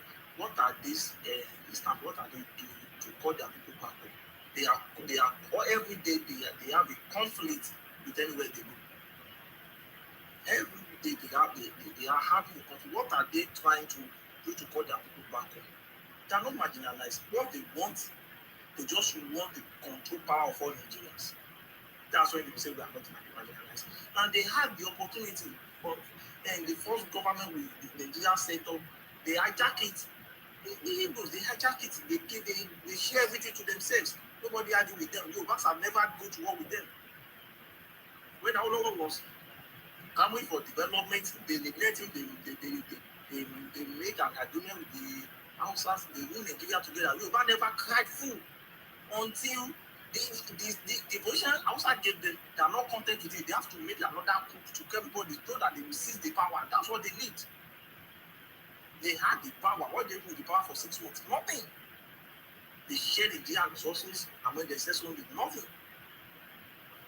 How they develop it. So anytime I hear them say marginalization, if you want to bring them back to genesis of the matter, they will defeat. But they cry. What is the causes of Nigeria's problem? They are the one. One of them, we are working together. Is saying Tinubu is doing bad. What is the Tinubu is doing bad? All the already we have been voting for Nigeria, they will keep doing same thing, paying subsidies on petrol, on FS. Have you seen any physical development? Yes, and keep nothing. the tax Tinubu is trying to resolve now. Western region has been as soft tax system. Way before Awolowo has done it, before they do one Nigeria, what they do one Nigeria, the system that the Southwest had, they dismantled everything. We supposed to be the one crying most because they hinder our development and our growth. So I just asked him, I say, if to me, I believe in one Nigeria, but they should decentralize the power, make region effective like the way the British gave us. So Abuja will not be die and do for every region. So Hausa won't have total control of who will become president. Whatever the Southerns, they are very rich in oil. Let them use their own to grow their place like Qatar, like Dubai.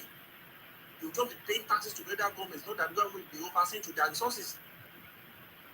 If the Western Nigeria, we have little resources, but we are very good in services, just like the UK, we leverage on our services to develop our region. Hausa should do their education to do their region. Nobody should stand on anyone's neck. The system is just going on. It's not sustainable. The Southeast their leader doesn't strive to make money and develop their region. Nothing. They just depend on you. Other states work papers with the federal government and so they use it. They collect every month allocation. They do it with nothing. Look at Abia State, a very tiny state. Have the allocation of 1 trillion. What is it doing with that 1 trillion? Nothing to show off. And one thing about these people is you can't question their leaders. They will fight to death, but they will cry for others, other leaders, but they are ready to paint others as bad. Nobody is good except them. And you can't tell them this or leader, but they won't like it. So new generations, youth that are going to they miss a proper education on this marginalization issue that Igbos are crying and people have been like, look at the Nnamdi case. He said he should not be killed. Why Nnamdi should not be killed? Even if you are making a terrorism thought, you are spreading propaganda that is terrorizing your country, you don't even care anyone. It's life sentence everywhere in the world. Why they don't cry same thing in Finland when EPA was jailed in Finland? Why they can't go to Finland and protest? They know what they have done. They know what they will do for them then. But what are they in Nigeria now? They are crying that the council they're not supposed to jail. What should they do to Kanu? So they said they want to go and bring the head of president alive when he is in Nigeria. They want to go and the head of the president. He said it lively that they hailed him. They caused a lot of havoc to his people over there, and they hail him. Now he's facing a trial, he's facing the consequence of what he thought and what he did. And they say Nigerians, they are marginalized. What will have been done to him? They should free him so that another person will come and do the same thing. One of them having a conversation with her, then go to Spain. So that's crying of Catalonia in Spain. He doesn't care anybody. He doesn't need that economic growth of Barcelona or the other. They put him in jail there. Succession is not something that you can just say and go freely. If they come to serious about it, it's not in your constitution. If you want to fight it, go hold the meeting with your reps. Let them take that the letter in House of Assembly. Let them debate it over there. If they win the cause, go. People, we don't need you. If they go, it will be better for we Southwest. Sincerely, because me, I'm tired of one Nigeria. We should just go regional government. Let us develop ourselves. That's my submission, boss. Thank you very much. Feel my star. I feel your star. Thank you very much for your contribution. That is very, very clear. Your contribution is very, very clear. You laid it out the way we know and how it is happening and it will continue happening. You know, whenever I hear Igbo say they are being marginalized, I'm wondering how is that possible? You build business everywhere, you develop everywhere, you are everywhere, and you say you are being marginalized. Where is the marginalization? So thank you very much for that contribution. Thank you very much. Unapologetic, I salute you. Go ahead. How you doing, my brother? Very good. Yourself? Yeah? Good, how are you? Okay. I am confused. Mm. Maybe you can help me clarify this. when the Igbos cry of marginalization, what do they mean by being marginalized? Are they marginalized politically? Are they marginalized economically? Are they marginalized socially or even religiously? Because I don't understand. If they are marginalized, let's take it one after the other. That's my own thinking. If they cry to have been marginalized politically, and the reason they said that is because they've never produced a Nigerian president, a Nigerian head of state, I begin to question their their sanity. Um, the first presidential ceremonial president of Nigeria was an Igbo man. Yes. Nnamdi Azikiwe. Yeah. Nnamdi Azikiwe. Yeah. The first military head of state of Nigeria, last time I checked, was an Igbo man. Yes. So anybody saying they have never ruled Nigeria, they should have their heads checked out. Was Goodluck Jonathan not the president? Well, I'll give Jonathan the South. No, sir. You don't understand the concept. They say that South Bayelsa or Ijo is part of Igbo or Biafra.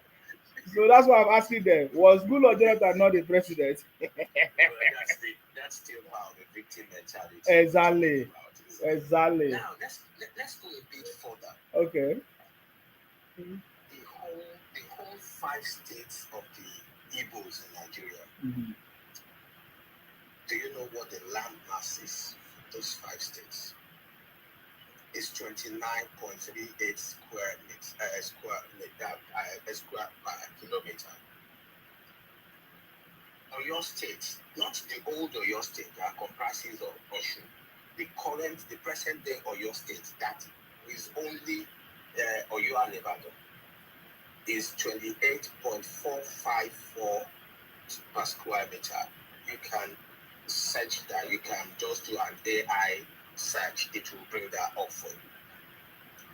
So by NSS, the whole 5 states of the East is just 934 square kilometers bigger than one state, which is Oyo State.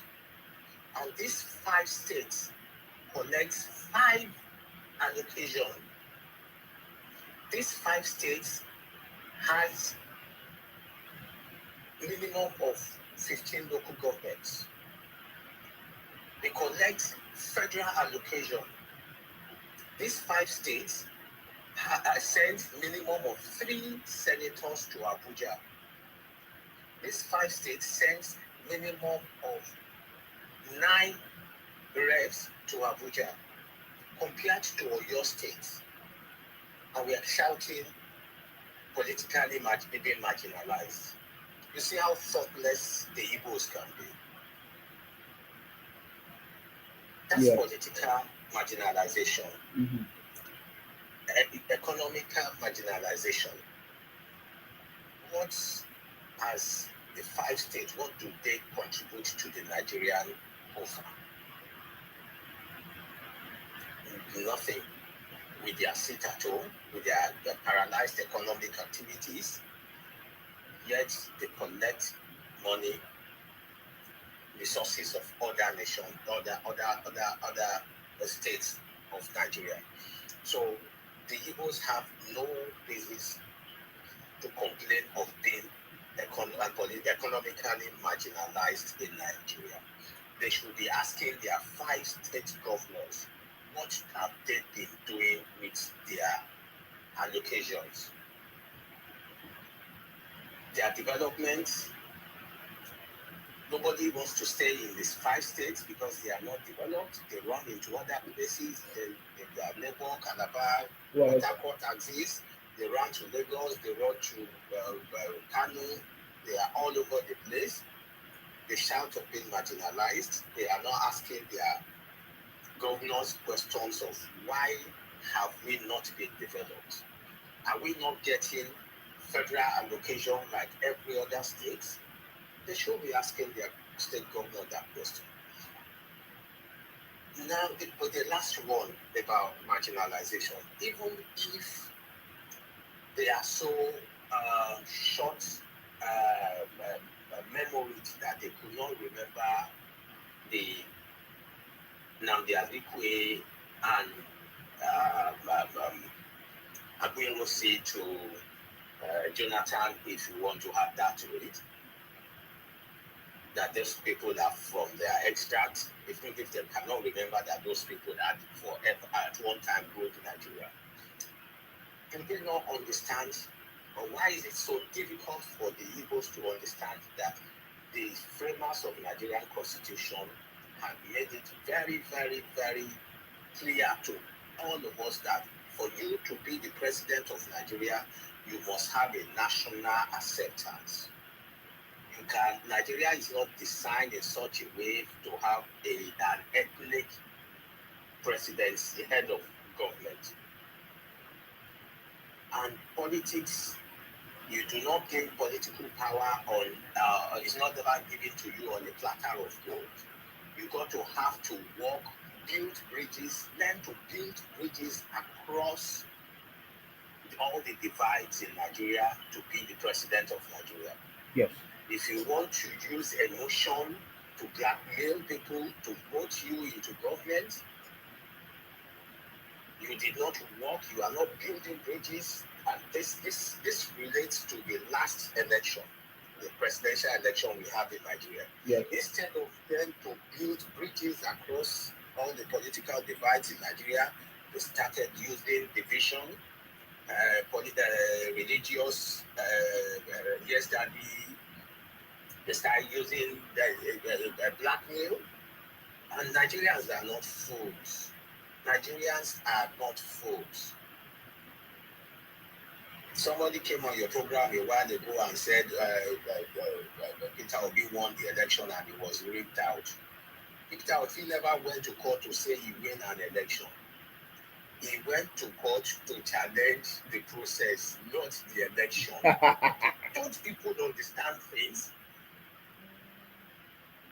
But I don't know.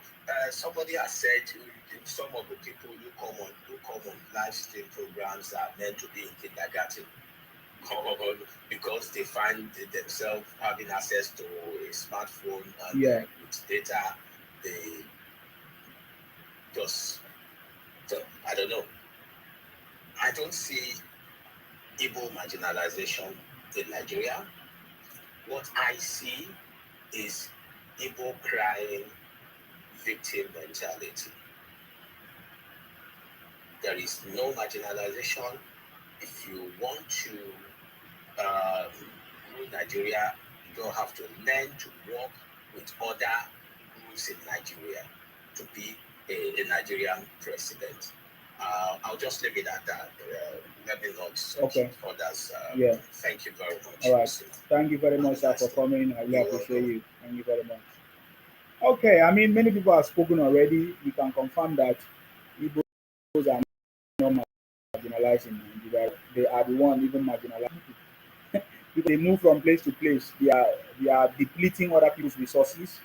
They are sharing other people's resources. Resources that was meant for specific people. Igbos will go there and also participate and benefit from it. So that is they are depleting other people's resources and marginalizing other people's resources. There has never been any story anywhere in Nigeria where Igbos are meant to feel uncomfortable. Even when they have been when Igbos have been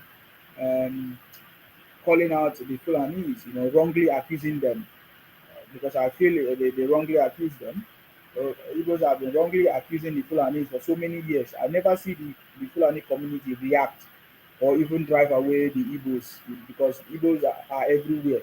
I've never seen the Fulanis or the Hausas drive them away. Even as at the time when they attempted it, they say, oh, they were the one that were saying they want to leave. And the Hausas say, okay, leave now. We can help you to leave. Go to your own place, as you mentioned. But we saw them, they refused to go back to their place or move back to their place. So when we hear them talk about marginalization, because of marginalization, so they want Biafra, And somebody will say, okay, if Igbos are being marginalized, why do you want Biafra? Because Biafra is Igbo expansion agenda. It's not just about the Igbos. It's about you trying to Colombia other tribes, other region, other space, people's land, people's let's say resources like River State. They want to have access to the sea. Like Akwa Ibom, they want to take the resources, or Edo, they want to become Idu or Ijo. You know, all those different things. So, what is your conversation? What is your justification for what you are doing, or for what you are complaining, or for what you are shouting? You know, at the end of the day, when you ask them a proper question, they are not able to answer. So yeah, it's obvious that Igbos are not marginalized in Nigeria. They are the highest, in fact, Igbos are the ones that have benefited the most from Nigeria because they move from place to place. They can do business. They can come and participate in your own resources given by the federal government. Are you getting me now? They are very free to do anything they want to do anywhere in Nigeria, and nobody is stopping them. Nobody is holding them. They are free to contest in election, vote and be voted for, and they have been doing it, participating. So there is no measure of any, there's no, will I say, atom or any trace of marginalization in Nigeria, rather than we see how Igbos are being embraced and respected every part of the world, even upon that for the past 10 years, a decade. Nnamdi Kanu has been using his Radio Biafra and IPON group to destabilize the country, even with hate, propaganda, fake dreams. Nobody have still say, oh, nobody still, say like maybe cast the Igbos. They still respect them. They still, even as we talk about it, we still respect them. So I have not, I can't see any atom of marginalization anywhere. Then when they talk about they want to become president, nobody has ever told Igbo from become president. Rather, they don't have the political knowledge or skills. Because when you look at Obi, when Obi came out, the places he campaigned for were all Igbo dominated areas. So even when he went to Nasarawa, in fact, when he gave the head of campaign in Nasarawa, he gave it to an Igbo man in Nasarawa, oh, that is not Igbo land, but he gave it to an Igbo man to be the head of his campaign, election campaign in Nasarawa. So that tells you how ethnocentric Obi is, not just was, is, because he continued. You understand me? So how will you win election when you have not form alliance, when you don't embrace other people, when you don't accept other people? There's no way. So, and there's no way you become president of Nigeria by will I say as a gift, or they will just say take, you are free to come and become president, come and become president. It has never been done before. We see how Obi has been practicing it. He goes to different parties, he want them to give him the presidential ticket. He go to another party, his target is to get presidential ticket. So, but Nigeria presidency is not like Obi political party or Obi political ambition, where we have seen him move from party to party, seeking for presidential ticket, and that's it. The reason why he will join any party is to get presidential ticket. And so it's very, very clear. For me, I feel like Nigerians should be able to begin to talk about this. We should no longer keep quiet and allow them to use wrong narratives and be saying, oh, they don't like us. Look at the way they treat us. Look at the way they treat Nnamdi Kanu. That the way they treat Nnamdi Kanu means they don't like us. No, Nnamdi Kanu is a convicted terrorist, a international terrorist. That is the point. First, you need to say that. You need to let people to know why he's being put there in prison. It's not just it. Many years were given for him to change. You understand me? He never changed. Never changed. So he's not even remorseful, even his reaction in the court with the law, with the judge. That shows you who he is. So if you are bargaining or pleading for Nnamdi Kanu, are you pleading for a beast or a lion? Has he actually repented, or has he actually have a change of mind? Because we have seen him over the years, even in the court, he's not repented. He's still continuing doing what he's doing. Somebody just said that even Obi did the same when Obi came to Lagos during the campaign. Obi used the same strategy. All the areas he visited were Igbos. That is why he couldn't win. It's a very simple mathematics. It's very, very simple mathematics. He moved from Igbo dominated area, place to place, everywhere in Nigeria during his campaign. That was what it was about. Apart from that, he also used religious, whatever, what do you call it? Religious game. He used religion to try to run election. He was saying he was prioritizing his own religion to other people. He was prioritizing his church. He said, "Oh, church, take over the country." He's a religious boom. Take over the country, oh, and church, take over the country. Take your country back. Take back your country. Sorry? Yeah, there are so many news. Which one? The one they show in Sokoto, Nnamdi Kanu followed them to the human service. The Fulani, Nnamdi Kanu and the Fulani Janjaweed. Uh, has he joined them in prayers yet? Yeah, he went to them with the crowd and they went to mosque.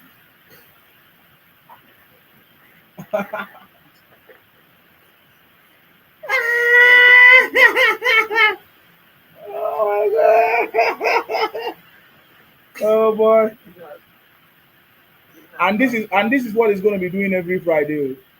Oh my Yeah, god! he's been doing Suya now. He's teaching how to do Suya.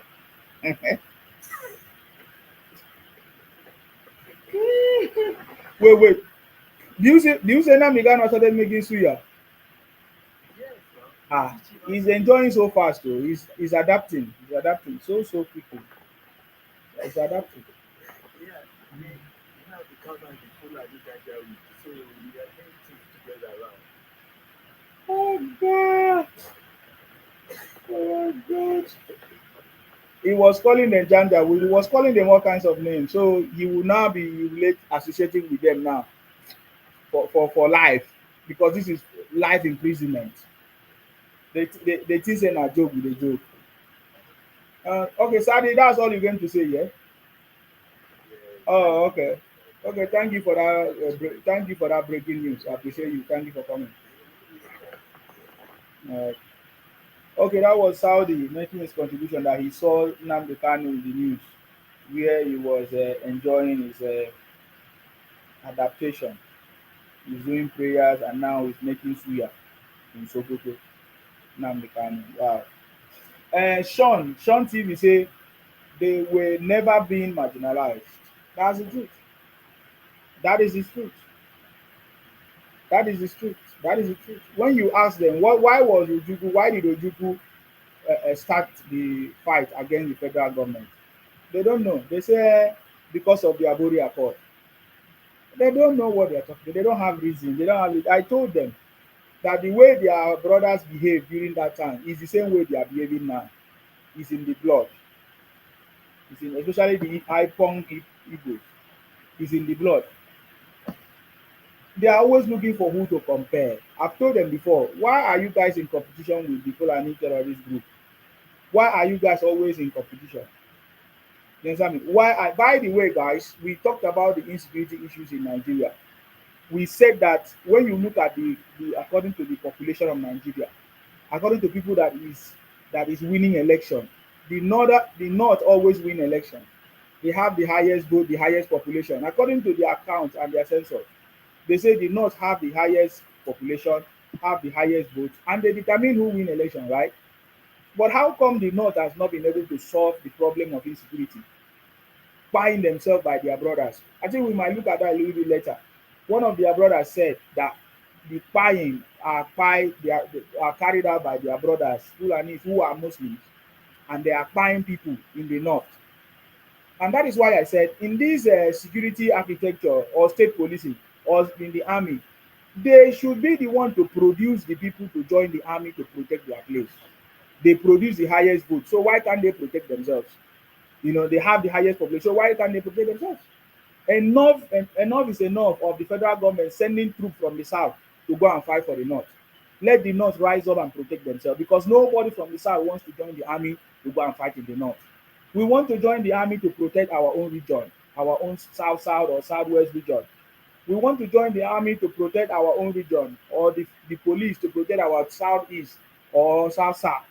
You get the point now? But we don't want to join the army to be sent to go and protect somebody in the north when we know that they are the one conducting the criminality and find themselves.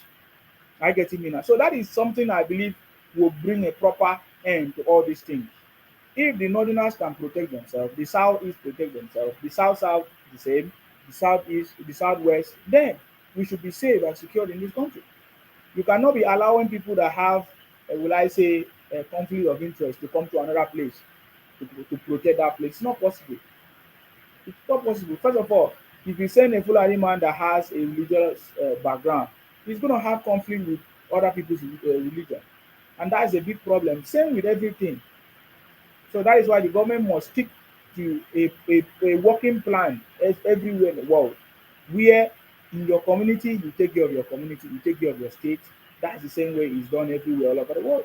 So let the North produce students or candidates or people, young people, boys that are going to be trained that will protect their own space. Why the South, South, Southwest, Southeast do the same? That is one of the best approach. I get it now. Very, very, that's the best approach in all these things. So, Igbos are not marginalized in Nigeria. Igbos are given ample or the same opportunity, suitable opportunity, like just like everybody. We have the same, um, everything that we are doing is the same. There's no special treatment to anybody. And if there's anybody that say Igbos are marginalized, maybe you can tell us how you guys are marginalized. But right from now, we can see. Asma say the Amajiri can fight too. Especially, yes, the Amajiri can fight too. That is what I'm expecting Nigerians to do, not to be abusing the president or saying something. No, let us call on the president, just like the president have called on the National Assembly to fasten the laws for state policing. Let us do the same. Let the Amajiri fight, because the North keep producing children that don't have father, don't have mother, or have father, mother, but they are not taken care of. This is the reality. This is part of what is causing problem in this country. When people are not educated, they will behave the same. The same way Igbos. Igbo land is not developed, no job, nothing, nothing. So the Igbos turn out to be kidnappers, especially the Igbo Biafra criminals. They turn out to be kidnappers, kidnapping their brothers and sisters because they don't have a job. So let the Amajiri in the north be recruited or trained to fight to protect their place instead of them being recruited to fight against the president or fight against the government or fight against Nigeria. So that is what I think is the best opportunity. President Tinubu should not be looking for people to join the army or the police. This thing is so easy. Many people, many Nigerians have known the truth. They don't want to go to the north to fight for the northerners when they are the one conducting the criminality, when they are the one, doing what is affecting them.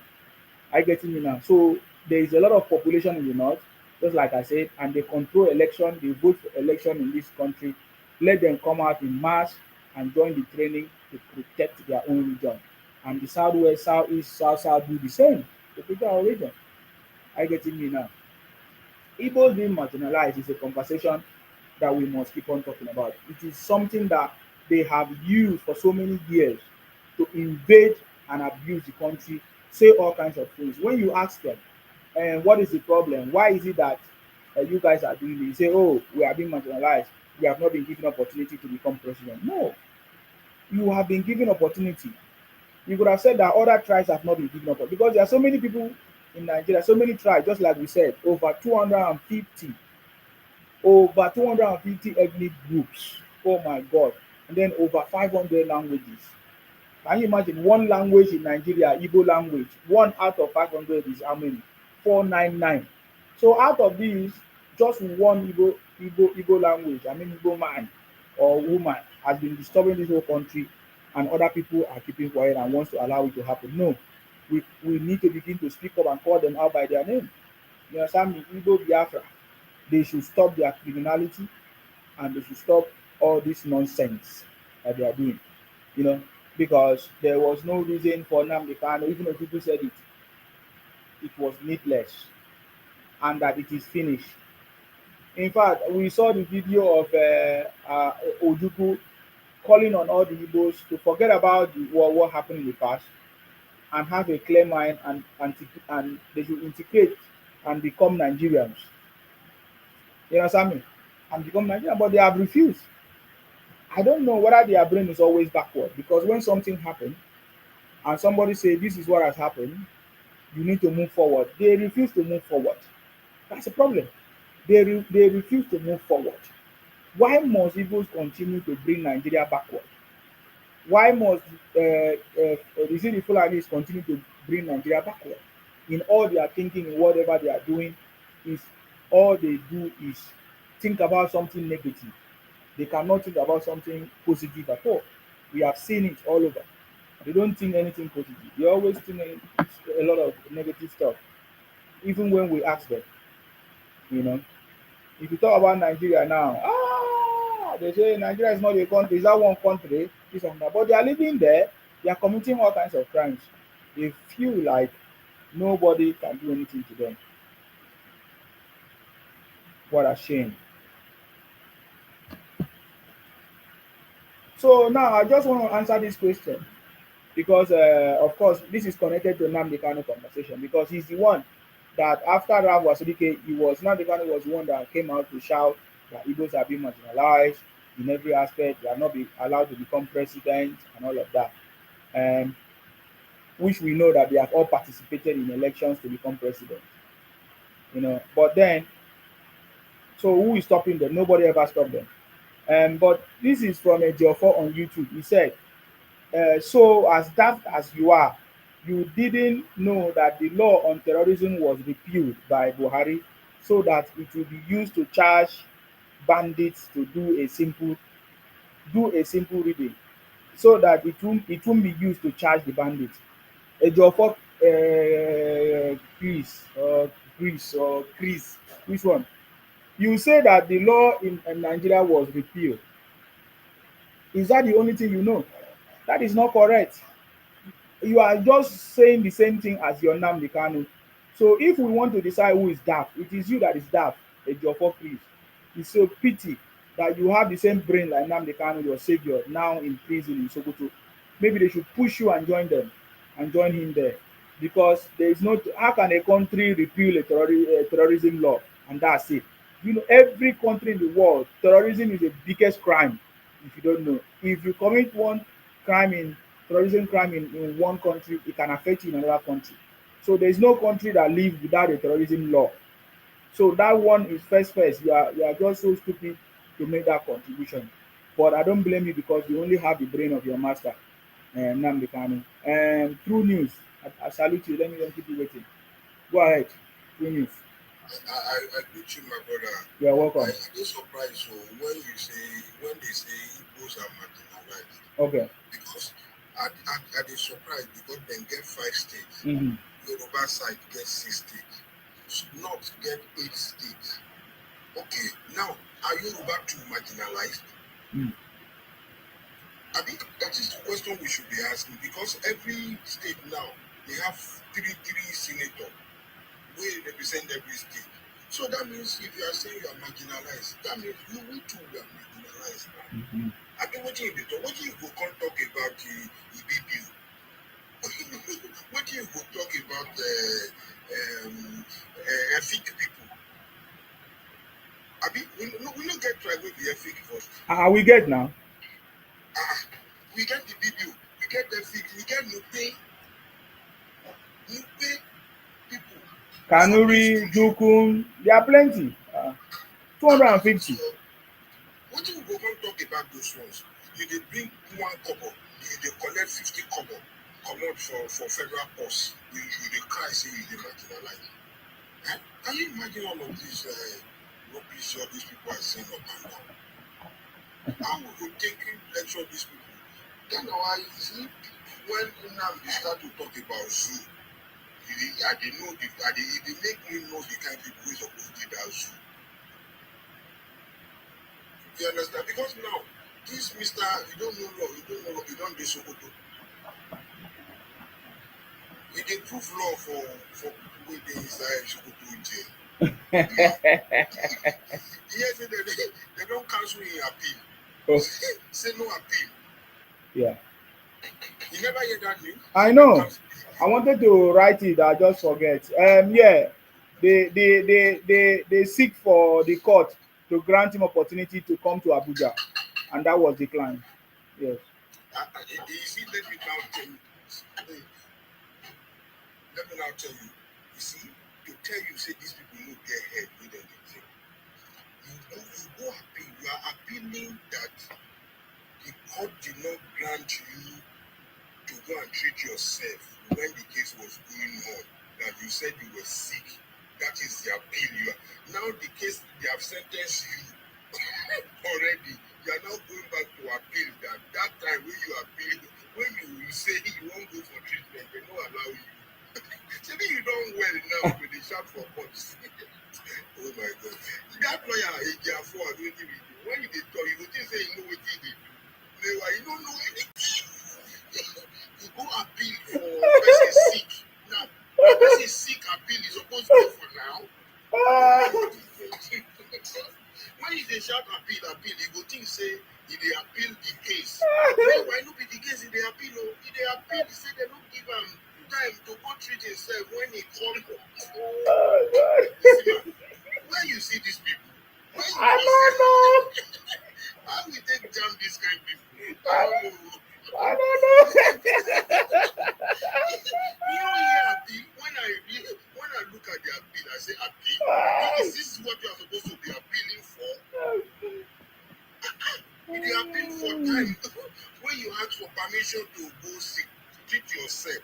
After case has been done now, we don't agree appeal say, oh, that miscarriage of justice or something. You come they appeal for the time when you say you won't go use Panadol. And they didn't grant you. And they didn't grant you. Because on what grant? They're supposed to grant you, make you go use Panadol for case when they don't finish. Oh, you see my attire. I salute you. I salute you. Guys, now I don't be sporting. I salute you. These guys are daft. They are the worst set of. They are, when Nnamdi Kanu was abusing people, what he was abusing them, he forgot that is who he is. I told you. Even when opportunity came to even represent himself in court, he couldn't. He couldn't table the issues of marginalization. That's why I call him a foolish man. Go and see my broadcast. Nobody will forget it. Because that's why I was saying that sorry sir, I will ask you that question now. Why was Nnamdi Kanu fighting?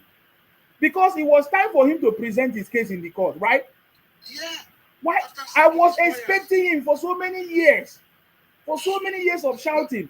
That's why I said Nnamdi Kanu was a foolish man. He will remain foolish and die foolish. Thank God he's going to die in Sokoto prison because that's what is going to happen. He was just insulting the judge. So please, sir, why was Nnamdi Kanu fighting? Because if we were fighting for Igbo marginalization, was it not time for you to present it there? To present it, yeah. Say, okay, this is, with all that textbook when he carry for hand, I should say all those books don't enter his head. When you just stand up, do those case for table, say, John, see, my Lord, look at this, look at this. Begin to show them paper, begin. He said, where is the law? Show me the law. Show me the law. Show me the law. Where is the law? Do you know why? Yeah? Do you know why? Yeah? Do you know what? Nobody can hear me. Nobody can hear me. You cannot.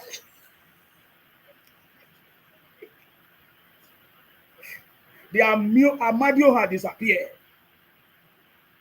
The Amadio had Nnamdi Kanu. No, Chukwu Okike Abiyama. Please let us pray. Let us pray. Let us pray in the language of our ancestors.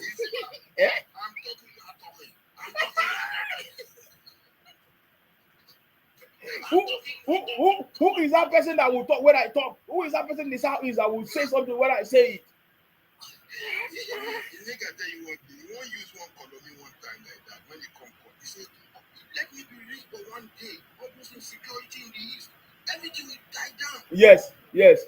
Na lie.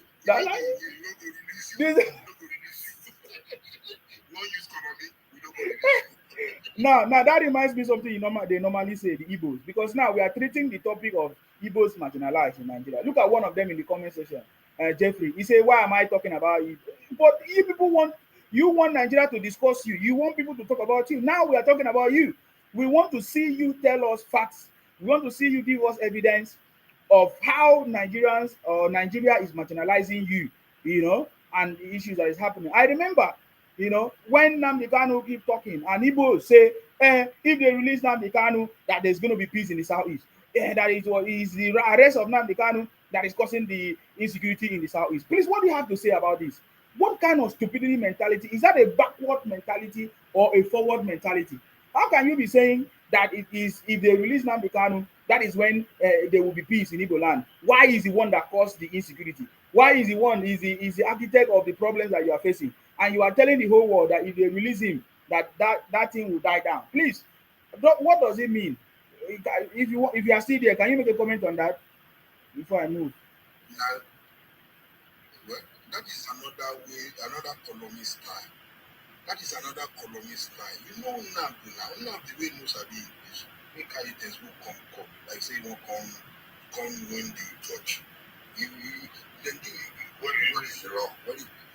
Nnamdi na him come be the insecurity wey dey. Yes. Na him come. Yes. Because you say that insecurity go stop now. Yes. You don't see Igbo people now. Don't they talk say they be Igbo, they no be Biafra again. Yes. A lot of them are coming out now. Yes. A lot of them are coming out. You go see this thing will die down. Many people will not fit talk now before. They don't say they don't bam that guy, put down for Sokoto. Everybody don't they come out now. Say, me, I not be arguing you, nah, I be Igbo. You won't go home. You say somebody no allow you to go. Okay, you say you be only developer. I can't ask you. At which part have you developed before and you finish to develop that part and then move to Lagos? Okay. Sorry about that. I think there's some noise on your background. Yes, you are asking a very important question. And the same thing I've been telling them. Biafra. I think we'll address the issue of Biafra next time because the topic is very, is how Igbos have been using that word Biafra so wrongly. You understand me? Because you say you want Biafra, but every night you are moving to Lagos, you are moving to Akwa Ibom, you are moving to Rivers State, and you keep saying, "Oh, let them give us Biafra so that we'll go." And you say, "Oh, they must give you, they must release you." Are you waiting for somebody to tell you to leave before you leave? I thought you said you want to leave. You could have left. But every day you keep coming. So where is the marginalization? Where is the Biafra? What Biafra is that? A Biafra that every night you are coming to my place. What kind of Biafra are you referring to? What kind of Biafra are you referring to? So all these stories of marginalizations are lies and propaganda. They have all failed. There is no evidence of Igbos being marginalized in Nigeria. There is no record of it. Please, if there is any, let us see it. Bring it on board. Let's discuss it because it's time to talk about your issues. Delta 8, what do you want to say? Now, if you're girl, I salute you. I'm just coming back from Sokoto now. Oh, you go to Sokoto prison? I go check my organ there. My organ don't talk to Muslim. We don't pray 5 times now. Okay, it's not. I've time daily prayer. So it's now joined the Janjaweed. I don't join the Janjaweed. He don't join the Caliphate.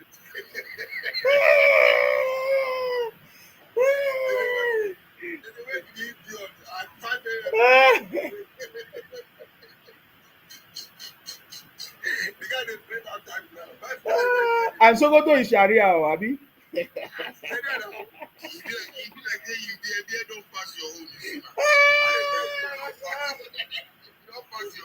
One day, we'll need somebody to post the picture of Nnamdi Kanu with that prison uniform. I really want to see him. See, the guy now, he name now Stars Kanu. Stars. Now Stars in the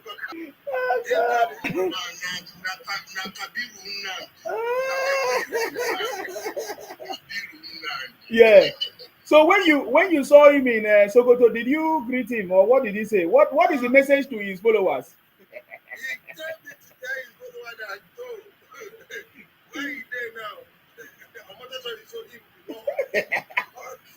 Okay, I'm not sure show him the law. He said, is he learning the law? Yes. Sokoto law is the best. Yeah. Yeah. The guy has been praying 5 times now. Yeah. And I noticed that they are not shouting appeal anymore. Remember, they said they're going to appeal. I remember one man that came to my platform. He said to me, I told him it is finished. Thank you very much, Pastor Sean.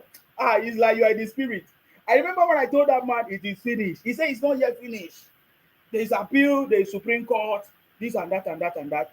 So I'm not seeing them excited anymore to go and appeal it because they know the consequences. Because even Nigerians have started raising their voice and say, the judge, why did the judge not give the capital judgment?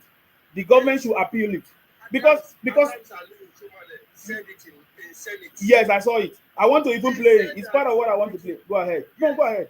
Go ahead. He said it is against the law of Nigeria that an offense that attracts capital punishment, a judge should sentence somebody 20 years. 20 years. Remember that people got Inwenta. Yes. Said, Yes. to jail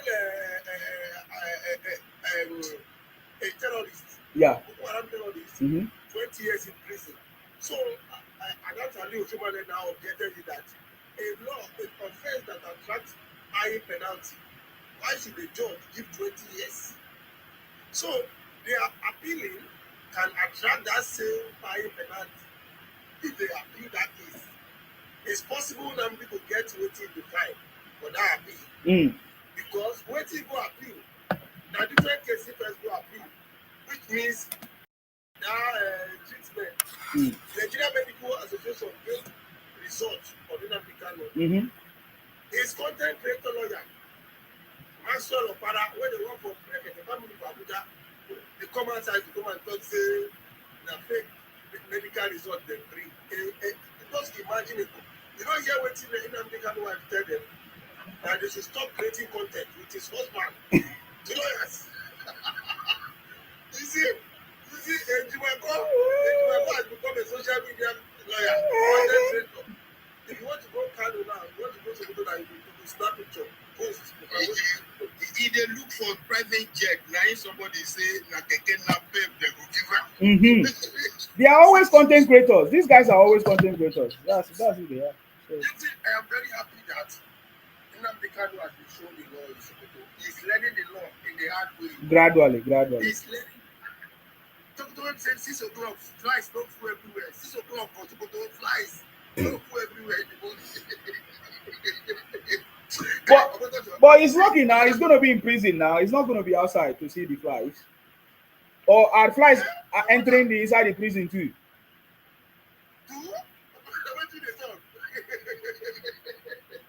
See, I'm not sure. Many people they fear motor show. Even when they talk too much, but they might just look and say, "Where I will keep this idiot?" Where I will keep this idiot? The man talk am now.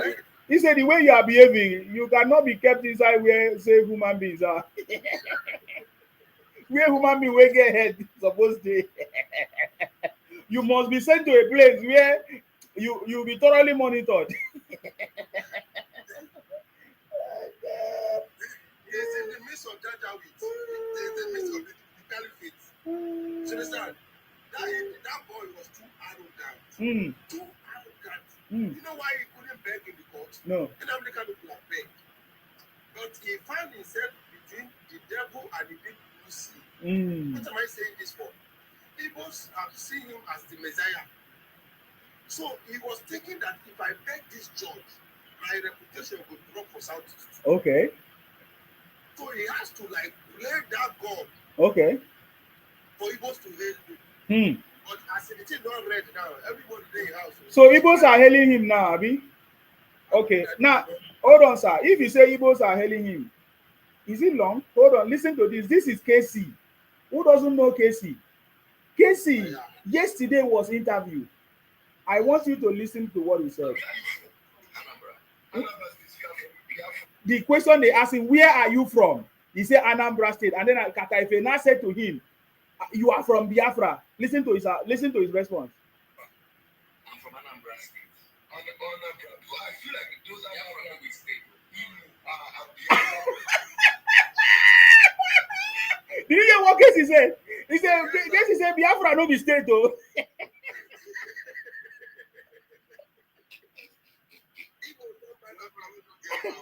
He needs to clear himself sharp. He said Biafra no be state though. Let's go back there. I'm not going to talk so that we can flow, so that we understand. Let's go back. Anambra State, Biafra. I'm from Anambra State. Anambra, because I feel like those are from the state. Biafra people. We are. I don't know someone say, we wish them from Anambra. Where are you from? Oh, all of us like sense of us like you say what? You are saying something. So I was trying to say we are Igbos. Not much about the Biafra. That's our baptism name. I don't want to go deep into it because please I want to go.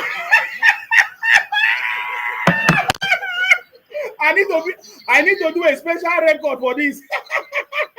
The guy, they kept asking him, Biafra, is it not? He's supposed to grab it. He said no. He said we are all Igbos. That you don't know who remember that name. Who?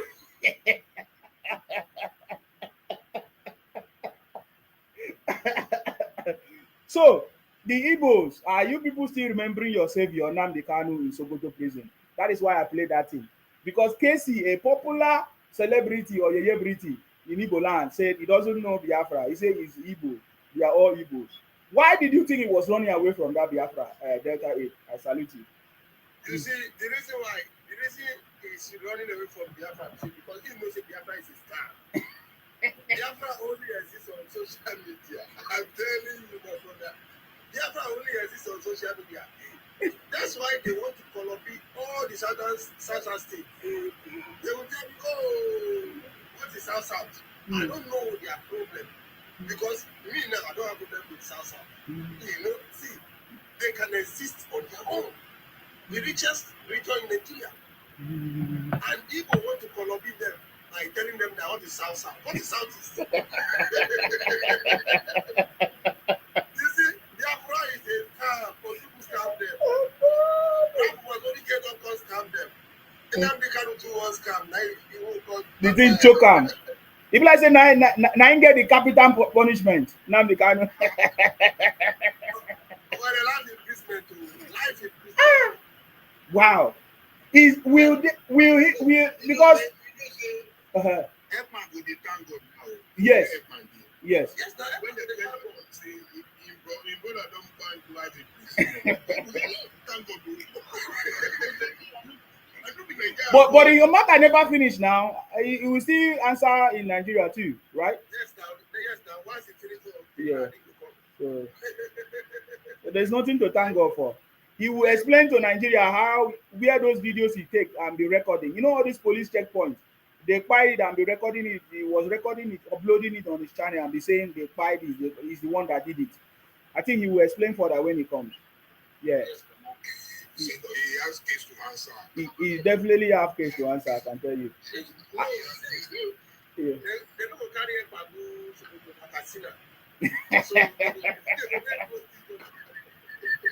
Me, I was waiting for Miringebi.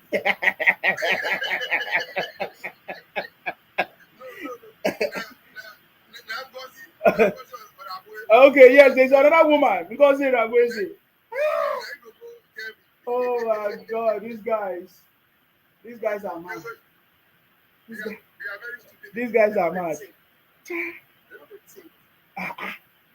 It's very but there is a faction. That's what I want to talk about now. There's a faction that believe that one day that God of Biafra is going to release Nnamdi Kanu. What do you have to say? And he's going to come out. In fact, one of them, I listened to one of the broadcasts of one of our brothers. He was talking there. One Igbo came and said that the federal government needs to release Nnamdi Kanu and give him the Biafra flag so that he can come out with Biafra flag. Please, when is it going to happen? You see, my brother. When they find the money of Krishna, Igbos are the only tribe that creates news, imagination in their head. They are very good at that. They come on social media after the sentence. They now said, do you know what they relate with? Oh, Nelson Mandela was jailed for 27 years. Exactly. He became the president of South Africa. So when did Africa come out? He became the president. They forgot that it's not coming out. Oh. You remember that woman that announced how many states, 52 states of their... Yes. Something like that. Yes. That woman, if you see the confidence when they and I can't put her for my GP. The guy, they even created Aqua. They created Aqua State in Akwa Ibom. Ibom State. Aqua State. said, what is wrong with this? I said, what is wrong with these people? Is there something wrong with them?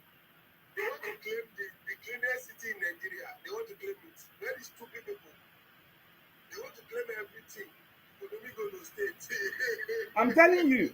When they ask Kanu, where is Biafra now? It's anywhere where they try to I say this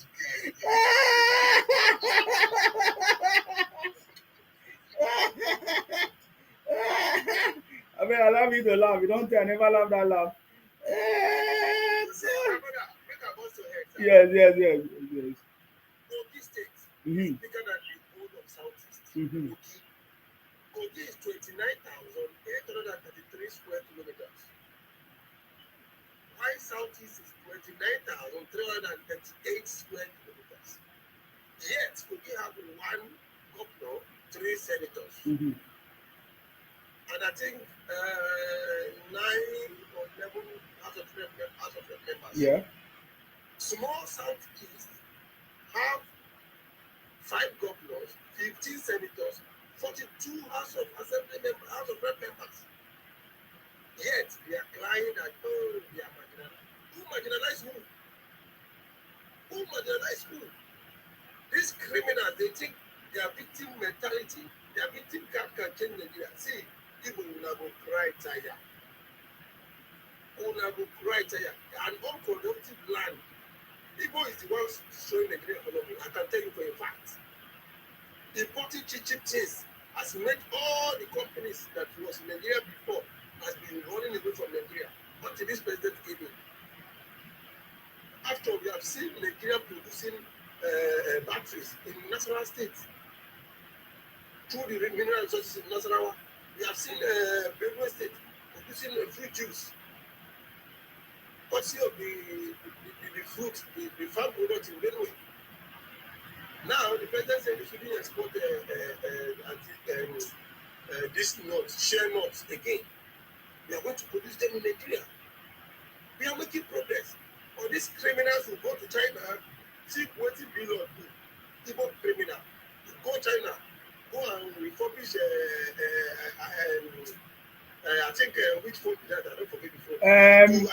Yes, iPhone XR, something XR. XR to iPhone 17. I'm telling you, that's how they do. And many Nigerians don't know that that's what they do.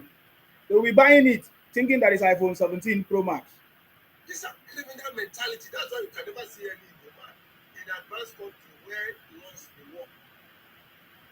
You don't go see any woman shop or any country where return policy is in vogue.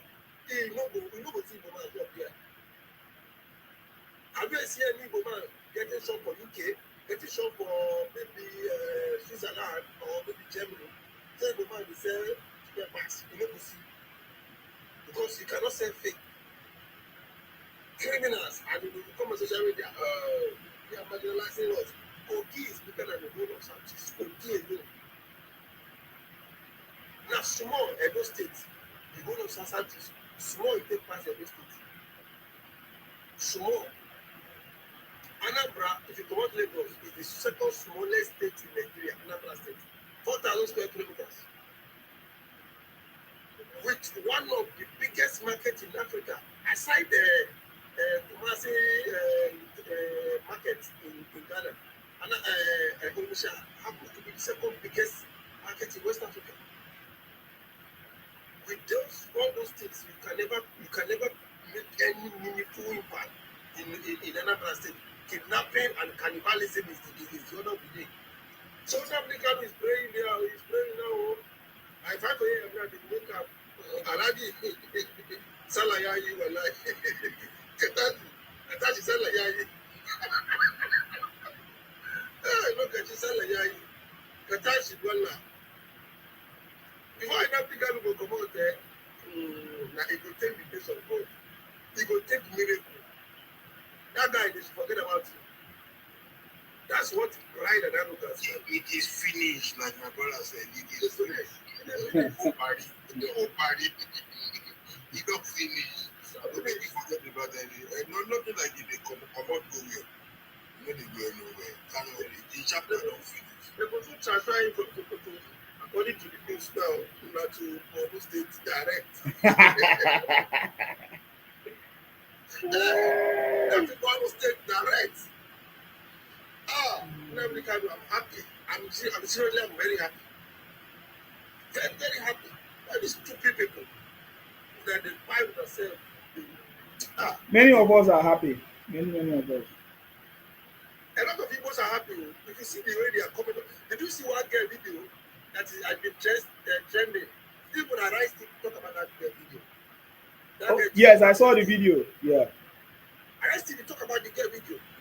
The girl was bold to say that people are talking about the release of Nnamdi Kanu. Lot of people that have been hiding. Yes. As a result of Nnamdi Kanu. Yes. All this. Yes. Just that. And you will see that this criminal Igbos will come on social media to come and say Nnamdi Kanu is innocent. Because your mothers and your fathers are not being by Nnamdi Kanu. Yes. God bless you. This is the girl. Yes. This is the girl. Yes. The guy spoke well. So understand? So Igbos, marginalizing you people. Nobody is marginalizing people. Jonathan government that you fool Jonathan government, you didn't use it for in Nigeria. Igbo man has owned the Ministry of Aviation higher than any other tribe in Nigeria. Yet, you can never see any viable airport. When you see Nnamdi development, I can't wonder, say, they don't finish to develop their own land, no place to develop their land. Now they come move forward. To come develop another person's place. To come develop another place. Because another plan, they don't develop a place. What is should we look on the develop? Shall we do? What is the develop? What you think for on the develop now? After they don't finish development, you can go to it. Now, you don't ask me, say you won't go. Say, why will you let you go? I go say, who they hold you? Who is holding you? You don't know road back to your state. I mean, which one they don't let you go? When you're supposed to go back to your 4-5 plots, stay there. People cannot survive without the other Nigerians. They are the most poor. They cannot survive. That's why they want colony, protocol, colony. Even man could be asking for seaport. When there's no sea. They had one Igbo man for one guy platform in Guinea. They go ask and say, because do you know how many checking points? Do you know how many checkpoints they look before you go reach east? They go ask and say, do you know you need that because there is insecurity, that is why there is checkpoint there. You say no. So because there is checkpoint, he see that one as marginalization. Can you imagine how Igbo are living? Especially Biafra.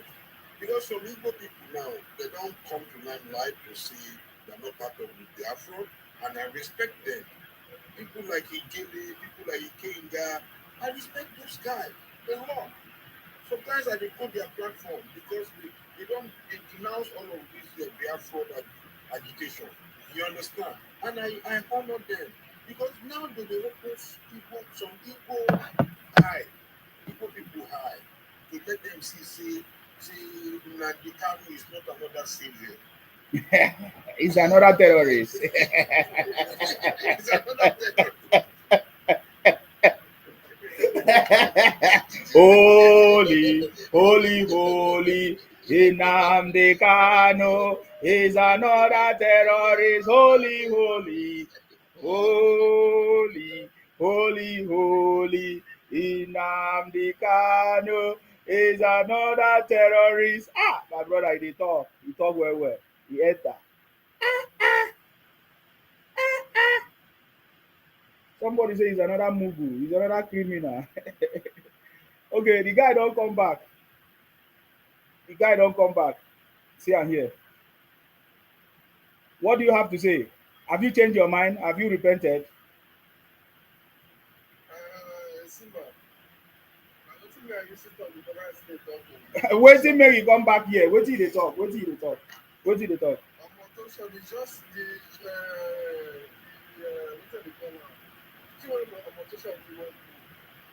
Omotoso do bias. Omotoso is a biased person. He never give a fair judgment. Okay, how many years he forgive him? Because he said Nnamdi Kanu commit crime. Do you ask? You agree Nnamdi Kanu committed a crime? Yes, Yeah. I agree. So what do you think that Omotosho could have given according to the law? According to the law, I see it for glass or just years. How many years? I know if you tell her the years they won't give up.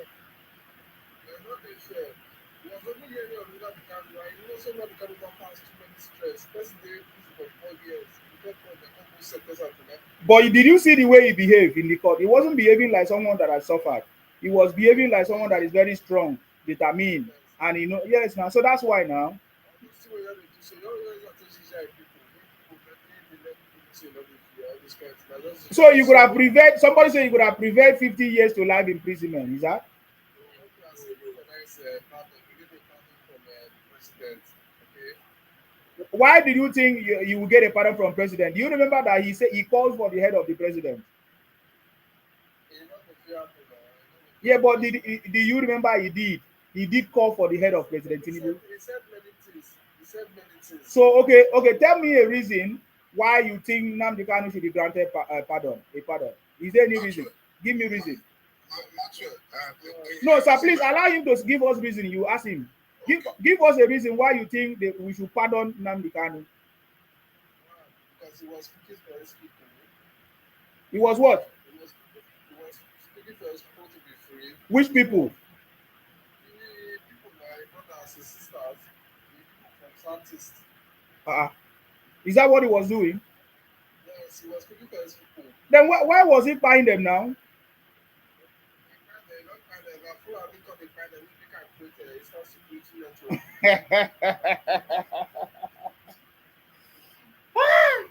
I beg, truth news. You wanted to ask him question. Yeah, me, I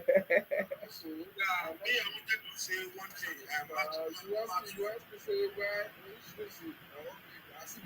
No, but you are just saying nonsense now. The problem is that you just say nonsense. Yes. Maxwell, one thing. Okay, go on first. Second reason is that what is it called? So they will also do the same thing. Although say you don't use your own radically do, and they don't use your own radically do. So they will also do this similar thing like that. It was also part of Okay, no worry about Sunday Igboho. Make I come tell you one thing. You know one thing when you talk. First thing when you talk, me and you, we agree with that thing because I agree say that judge, he not fair enough. One, I agree with you on that point. But number of years, me and you, we not agree. Because me, that judge is fair enough. Now waiting on someone to talk before too. Now to buy that guy life and direct. You're supposed to give him room, make he hang himself. Now waiting me for support. Say, Omotosho, you do am correct. But Omotosho do get mercy for high. Then why you give him life imprisonment? Because they are talking about more than 30,000 people that have been unalive, that are your brothers. You are not even thinking like that. You don't even feel for their family. You are now saying they should. He say it's Fulani. It's not. He say it's Fulani that buy it without evidence. He say na Fulani. That's the problem. This guy don't he dey do like say you know they hear, listen to Radio Biafra. Say that channel, you don't forget that. Over 39, check comment section. Not be only me, they talk and they tell you over 30,000 people. How many remain for there?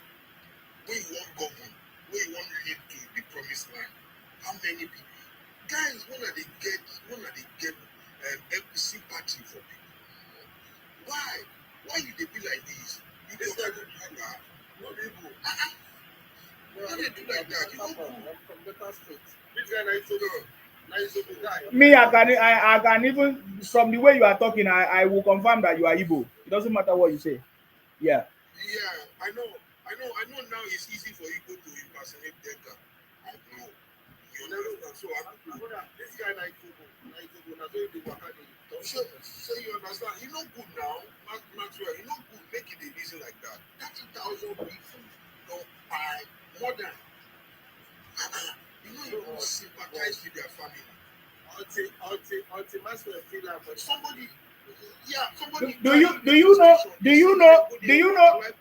Oh, sorry, True News. Go ahead. Go ahead. Do you know what they did to? Do you know what they did to Adakaboro? How many people did Adakaboro buy? Then you say you are from Delta State. You are not from Delta State. You are Igbo man. God punish you. God punish you. You are an Igbo man. Oh, you are even saying you are a Ijaw man. Then God punish you if you are an Ijaw man. So and you don't know what happened. Ijaw not in Delta State. I say you are a very stupid man to come here and say you don't know what happened to Adakaboro. Now you are telling us about Nnamdi Kanu. I was thinking that you have sense. I'm listening to you thinking that you have. So if you don't know what happened to Adakaboro, you don't have right to tell us about Nnamdi Kanu. Or you don't have right to tell us about Sunday Igboho. How come you are now have selective memory? Can you answer that question? Do you even understand what I'm talking about? How come you have selective memory? Go back home. Go back home and go and learn.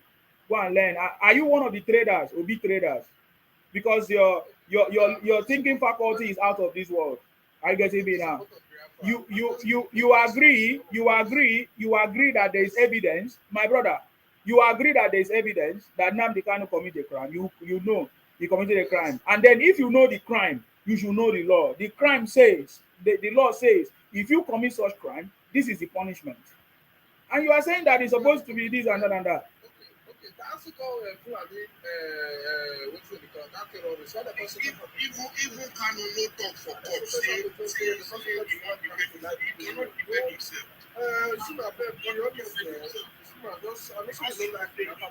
Oga, but it's like you don't. It's not that I don't like you. I want you to, whenever you are talking, have a complete knowledge. Now you are talking about the Fulani, whatever that was sentenced to 20 years. Fine, that was wrong. The judge sentenced him to 20 years. That is what we are talking about. The judge is an Igbo judge. Why did he send? Then that is what I'm saying. An Igbo judge sentencing him to 20. Why must he do that? Because he sentenced him to 20 years with the law. What is written in the law? No, that is not what is written in the law. That is not what it is. And the man, you are not listening to the reality. That's the problem. You are just arguing blindly. Maybe because you are following. Did you marry Igbo wife?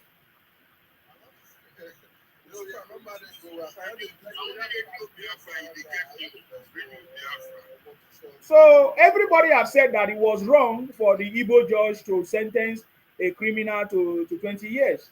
That he was bribed allegedly to do that, because though he pleaded guilty, which is completely different from Nnamdi Kanu, yeah, but he's supposed to get a punishment that is deserved, that written by law. Are you getting me now? So, but Omotosho is not going to follow in the way of the Igbo judge that failed. Omotosho has to do the right thing, and upon that, he still pardoned Nnamdi Kanu. Somebody who plead guilty and sober and he say I'm in pain, please forgive me. Yes, it's completely different. Yes, it's completely different. Who is asking who is the law? Let me ask you. For Nnamdi Kanu to say where is the law, insulting the judge, is that correct? No, it's not correct. I mean, that's important. Exactly. So what are you talking about? That what Nnamdi Kanu did deserve death sentence, so that it will never happen again. That is what I can tell you. But the judge pardon him and give him life imprisonment. They will still be seeing him in prison until he fight. You will still be seeing people see his children, or if he have, or his wife, until whatever happens to him. So my brother, you coming here to defend this matter, it baffles me, because maybe you are not a victim. Did you see the way they treat people? Did you see the way they remove people's head? Did you see the way they remove people's toto? Did you not hear what happened? Even the terrorism that is going on in Edo State is caused by Igbo criminals, Igbo IPOB. The same way you are married to Igbo woman now is the same way Igbos have infiltrated everywhere in Edo land today as we speak. They commit those crimes and they say it's Fulanis. We saw a video of Igbos acting as Fulanis, wearing Fulanis, impersonating the Fulanis. That is the attitude. That is the way they do. That is the way they behave. So what are you talking about? Very soon now they are going to run down Edo if you don't stand up. I see you guys on a group trying to put it on Fulani. You are quick to put it on Fulani, but you don't know the people that are living with you that are your criminals, that are dressing and acting as Fulanis in your place. So if you like, let the Edo people. I trust the governor. That's why I know that the governor is a different. He will deal with criminals. That Governor Gobelo said, if Tinubu fail, I will resign in 2027. That is the man that we want. Are you getting me now? That's the kind of person that we want.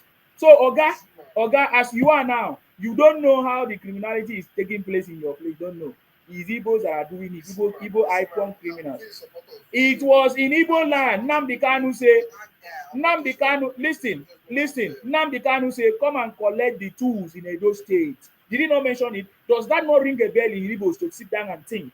How come Nnamdi Kanu say they should come and collect tools in Edo or in Delta or wherever, all those combinations? So, my brother, if you have problem with Omotosho, just like I told you before, you have opportunity to go and appeal it in the court. So go there, appeal it, give your evidence, explain why you think this judgment is not okay, or the years is not okay, or you should reduce or whatever. Maybe they will listen to you, but it's not here. I'm not debating what the judgment have said. They have done it, it's final, it's finished. See, we may argue back and forth here, but you see, the reality is that is Biafra has been sentenced to life imprisonment and is in Sokoto prison. That's the only thing. So that's it. This is Sokoto. You can go to Sokoto and tell the people if your fair judgment will also happen to everybody. Yes, if we buy somebody, it will happen. If we don't buy somebody, it will never happen. It will also happen to the rest of the people that is supporting the injustice. And no problem. Amen. Amen. If I wake up one day and start buying people, collecting their toto, may it happen to me. You understand? I love your response. And I love your response. Keeping, please go ahead. I salute you. Like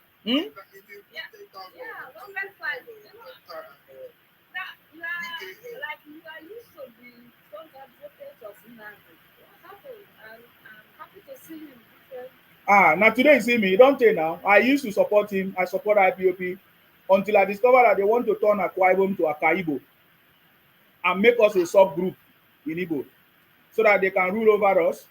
That's number one. Number two, when I discovered that their own is to buy people, that it was not Fulanese, that all those things were propaganda and lies, fact-checked and evidenced by the sitting governor, Soludo, and we started talking about it. You can go and ask Ikenga how he has revealed the truth of what has been, or what went on in IPOP. So it was a criminal terrorist organization. Immediately I recognized that. I came out and called them out, and they were never liked me. So that is the truth. That's what happened. Oh my God. Because you get what's even Nnamdi or failure, all the one of whom we are kind of. So where is Nnamdi? Is this supporting too? Maybe you look for her, because ever since I also condemned Nnamdi Kanu, none of they all run away from me. So yeah. Okay, good. Well, thank God they are the better. Because I said, why is this young guy supporting this nonsense? I'm happy for you. So, but there's a statement you mentioned. Do you mean if Nnamdi has shown remorse or behaved responsibly, during the whole process, that they would have pardoned him? Or well, not pardon. Maybe there could have been a different state judgment that could have been given, right? It's like, you see, the government is very strategic in these things. And when I say this, some people don't understand. Some people don't. I said the government kept him for 3-4 years. Why did you think the government kept him? I feel that they want to show remorse. Exactly. There were a series of meetings. Even Showere, when he came out, he was telling us how they were coming to meet him during his own time. They were coming. They always have like a relationship of people coming to speak with you, to understand, or to, all those times. He never showed any remorse. He never made. I don't think he wants his followers to know truth, because if he show remorse, that means his followers is gonna treat him if he come out. That's why he was. That's what I'm saying. Yeah. So now it has landed him in this situation because. I said same thing. Yes. I said it. Yes. He didn't want the. No, be saying you follow up with buyer. That because the money flow will stop. Yes. No, they will buy him. Oh my God, they will buy him. Do you know how much they spent for him? The money, everything. They have killed him, soiled their hand, too many bad things because of him. They look for him everywhere. It will be that even if like Nigerian government is protecting him, they maybe go and destroy his ancestral home, family and all this. Yeah. So maybe this, that's the fear. Yeah, because when I hear people talk about pardon and everything, they forgot that the government kept him for years. They forgot, and that was the purpose. And even his behavior in the courtroom was out of this world. You understand? It was really so if I was, because we can even see Omoto show the way he reacted. He was even begging him, go and seek legal advice on your decision and go and get advice on how to handle this kind of case. Maybe he knew. So he thought that he's gonna get political solution. But just like just like he's doing it out of place. His actions is gonna affect him. So that's all I can say. You understand I me? think his first Joe reacted that way in the, it was Buhari regime and he was saying ill in that condition. So maybe he think that strategy is gonna work. Oh yes, it's true. I remember a video. I remember Yeah, a video in the court. Yeah, yeah. like what's that thing that you told Buhari cannot jail you? Yes, Buhari cannot jail. He repeated it. And that gave him that popularity. He's bigger than the president. Imagine saying, and he later got that conditional release. Maybe he thought that strategy will work. Different time. He's not smart enough, but he still doesn't understand that. So maybe I think that's why he. Yeah, but I don't know anyway. But to me, I feel that the judge was women, the Nigerian government. I don't even know their minds. So Nigeria is simple. So to me, like I think they should give as you say, there will be a more fair this thing, and but Yes, when you accept and you plead guilty and they can see that there's a remorse, there's a way they adjust the law, especially for the fact that you have pleaded guilty and you no, have said like it happen everywhere. This thing you say, I have a friend then that have this yes. criminal case with the American government. Yeah, this guy is supposed to have 15 years imprisonment. But because he's lawyer, he got a good lawyer, and in fact, in the law for even crime, showed him up and all that. Do you know how many years they gave him? 1 year and 8 months. Wow, drastically reduced. I'm telling you. So according to him, like when he went to the prison, he saw someone that have a Nigerian that have similar case. The guy has been serving, he has served 5 years, still serving, remaining 10 years. The guy then said, "Oh my God, if I had known that he lied, he did not accept that he did that. Why Jason is there?" And he wasn't showing it. But he said, "Yes, I did. I collected money. I did this. I'm struggling then." And, he said the truth as a human. That's how they. So I think that it happened everywhere. Yeah. Wow, wow. Okay. Thank you very Okay, much. thank you, guys. I'm happy to see you in another. So are you championing anything again? Is there anything you are advocating for? I'm advocating for the progress of Nigeria. I'm advocating for Nigeria to Okay, be yeah, no, that's to be a better one place. Nigeria, Yeah, that Say Ashwaju 2020. no, she dey see am now. She dey see am. Tinubu till 2031. that one I told people that even people think it's like they are costing me out. I told them no. Yeah. But where the country is, Yeah. Tinubu is the first person to help because they Yeah. Tinubu doesn't have the that's so no like not that it's not a lot, but it's a good strategy. It's a good Yeah. leader. He Yeah. has that leadership, especially for the kind of Yeah. government we have in Nigeria, which is in Africa now, maybe Yeah. someone like him. Yeah. Okay, Yeah. thank you guys. Thank you very much. Thank you very much. I appreciate. Thank you very much for I'll be coming. joining No worries. Well, come around. Let's talk. Let's talk. Let's rebuild Igbo land. Yeah.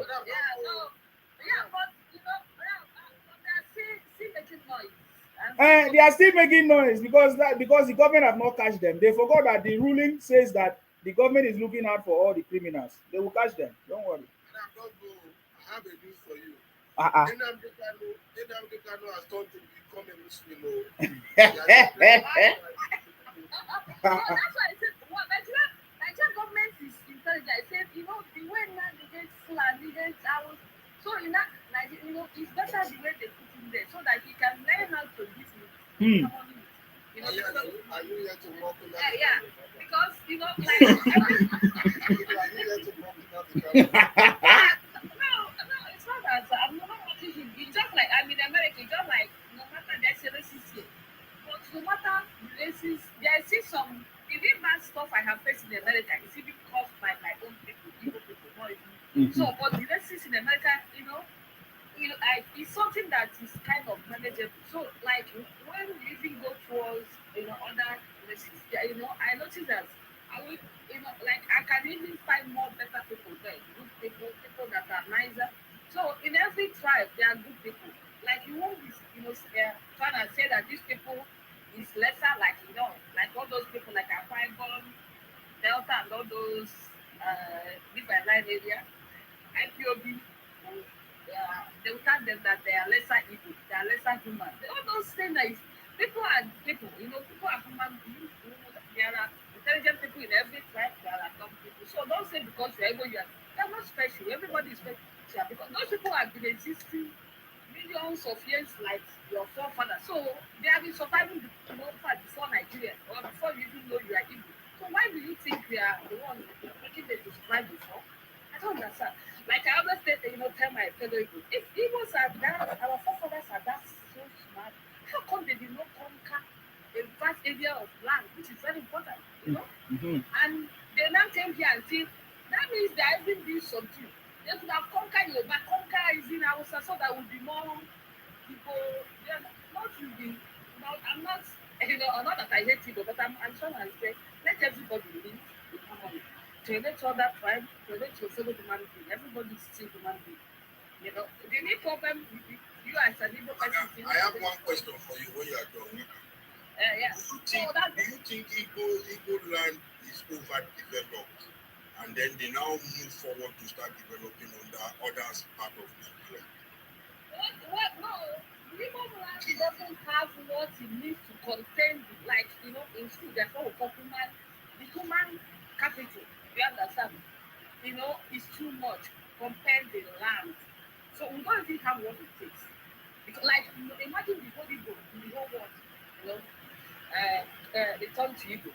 The land is not be enough because land is number one thing. In a territory, the land is not enough. The resources might not even go around too. So the way in the present world, the standard, the people that are even sustaining Nigeria is the this Niger Delta and area. But they are not even agitating for them because I believe that, and they have the coastal territory. That means if they even agitate, the international community will even pay more attention because they have the boundary, they have the resources. So and they have, I noticed that they have good like welcoming spirit that need it. So, but they are not even agitating. They are not that greedy or selfish to me. If I say they attack, I say, but I'm telling you that. But the way Igbos are all over the world, every place is China, Australia, everywhere. I say, you guys will go to another country, they tolerate you, make the money, you come back in your. And now, but in your own land, you don't tolerate others. Why? Why are you guys like this? Even though I don't know why. You guys are bringing cost to raising the land. It's not good. So, yeah, I think that from your question that the Igbos, they do not even have what it takes.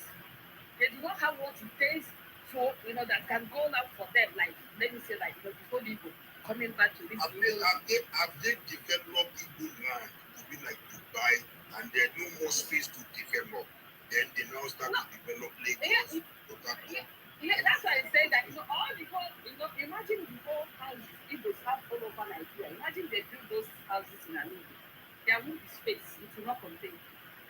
We do not have that land capacity. We do not have it. That's why we keep driving all over the world, seeking for kind of adventure to bring back the world. So okay, imagine that we try to minimize our small space and the building height because we see need land for different purposes, school, for hospital, for farming and all those. If you don't just build structure, you understand. You need to sustain. There are many amenities that can sustain a society. So do we have that space? We don't have. But imagine that we are building a skyscraper so that we can have the sea land for agriculture and other stuff. If it is, like imagine if we are doing that. It's like it's not even enough. Like it's not even something for me in this current world. No, I think like people that is more developed. Wait. She's saying it. Yeah, like I think it's more. If you can think of suburban and rural development, Igbo land is more developed, than Southwest. other parts of Nigeria. But you Can may you mention any place that Igbo? Can you mention any place in Nigeria that Igbo land is more developed than? No, I think the rural development, like I mean the village. The village, I mean the village. I mean the village. So many places, bro. There are many places. I mean the village, like I know my village. I'm not like like Nyanka, all those places are villages, but they are developed. Every yes, like I mean rural development. I'm not talking about it. Like at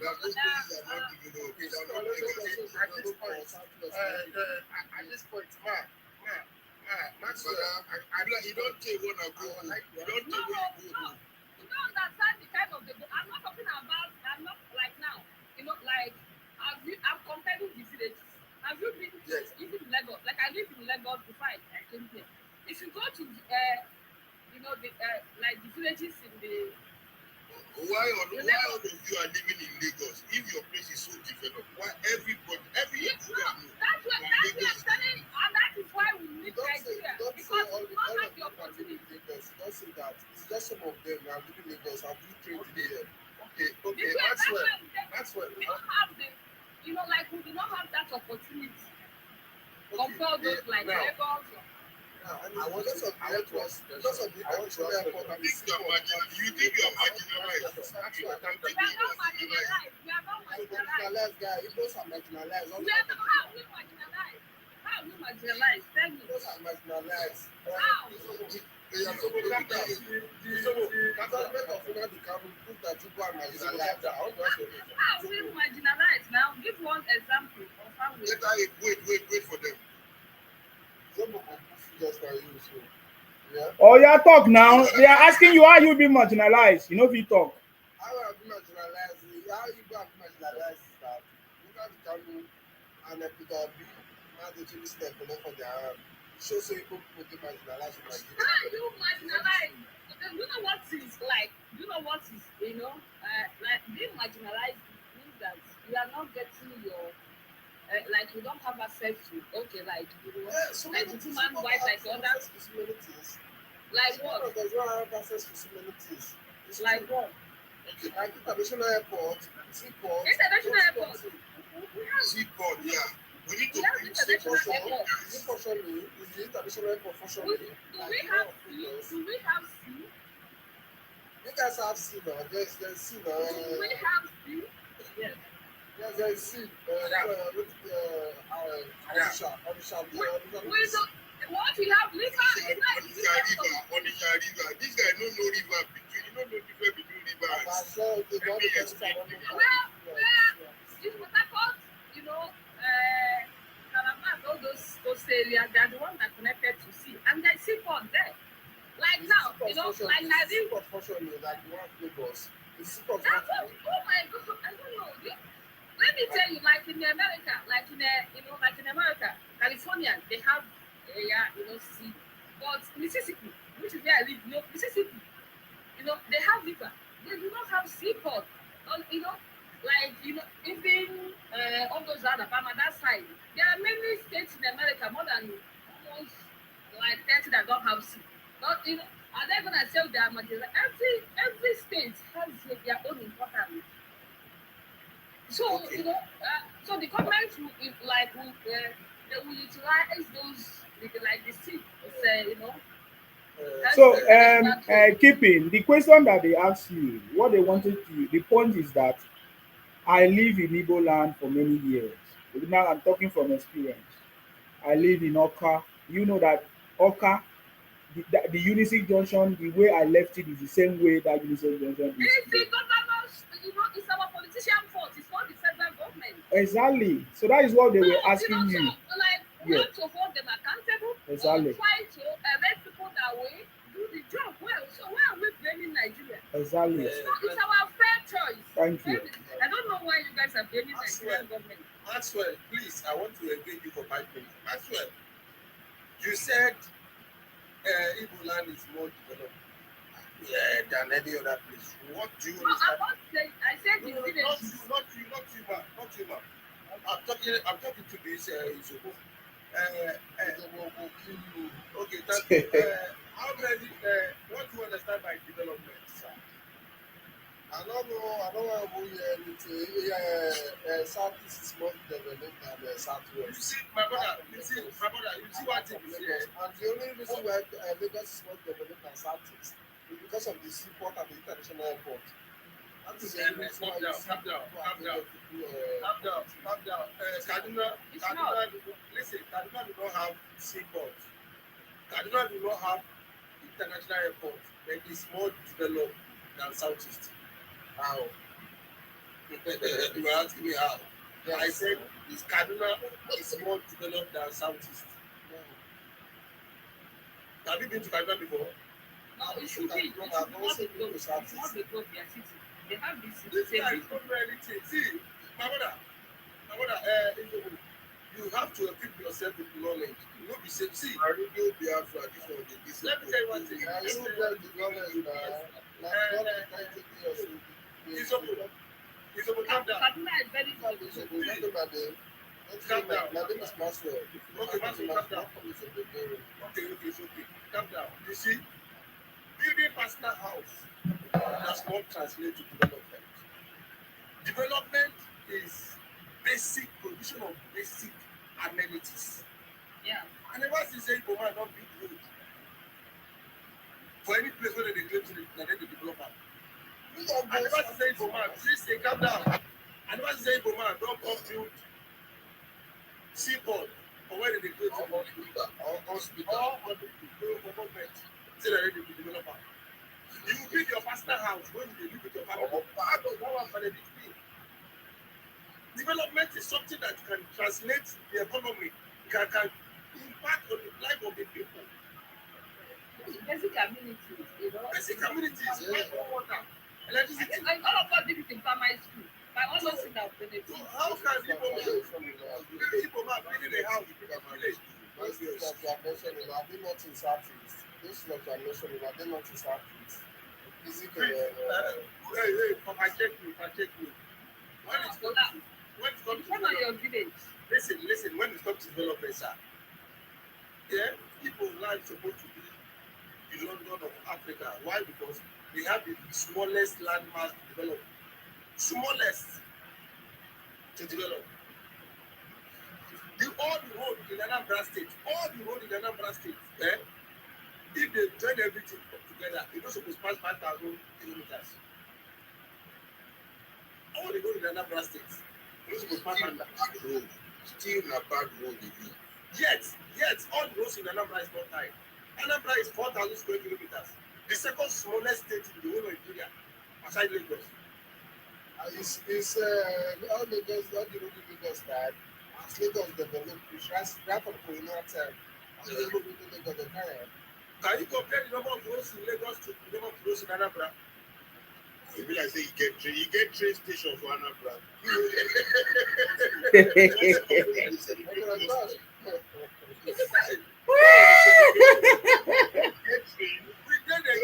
When they celebrate water fountain. In 2025, bus stop for Abia State, bus stop 2025, and then they will relate. I don't know if you want to discuss this one. Before you see Abia, that time there's this guy that wanted to marry me. I went to, in fact, see one of the things I said, but before, like I went to Abba. Oh my God. Marriage, the way you take you come, I suspect you. No, I mean that I was in Nigeria, the guy was in Spain, so he sent me to go and see the mom. So they were living in it. Oh my God, I said, how can people be living everywhere? It's like terrible. Before we go to their building, this was, oh my God, I said, how can you guys be living this, on top of those people? And nobody is talking. I said, it's hard. Not only that I'm still considering them, but that this kind of place is like, I don't know how you guys do sleep at 80 million. So, but I mean, because I just said I've been having fun, governors. Yeah, which a few years ago, all of us knew that they now got this current one. See you everywhere as child. So it means that is, since those times, all those Okaro and all those, other criminals, all of them are even Nnamdi sympathizer then. They were even dying.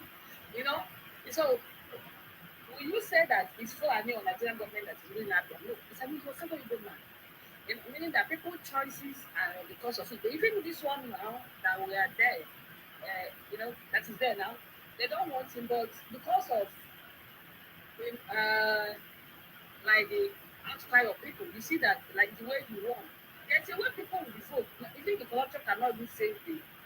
Like the corrupt party from the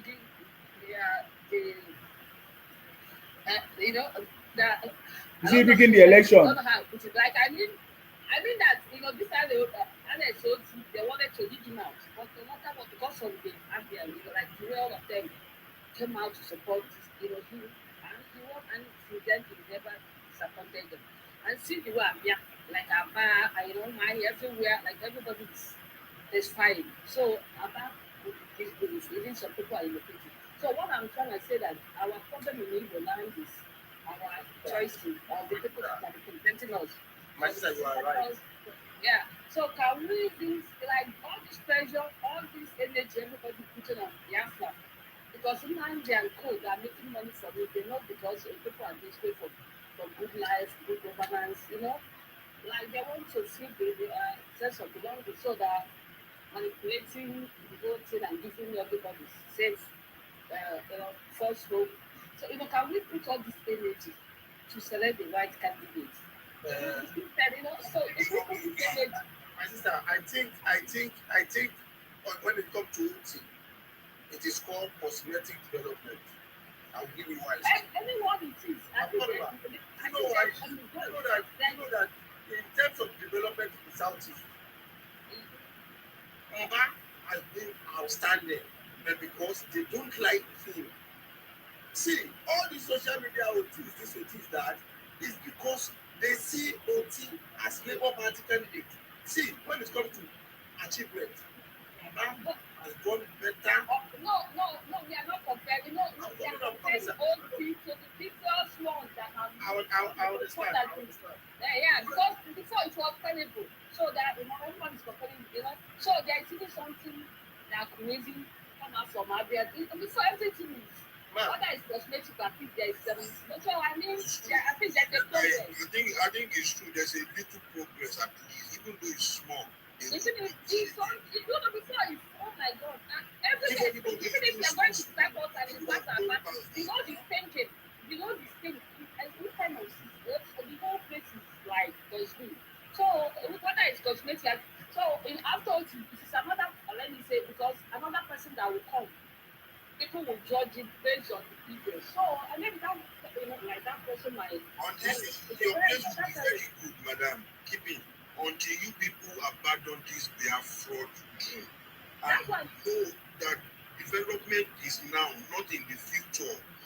Because you see, people are painting a dream of say immediately you collect Biafra, then they will start to do something. Where are you going to generate that fund from? Now you are buying free fund from federal government. You are not even using it to develop your land. You are dreaming of the future of a country that is not even existing. And you are not really sure. We are not really sure that if the money will be there, if the support, financial support will be there. I'm not even understand. You are not too sure.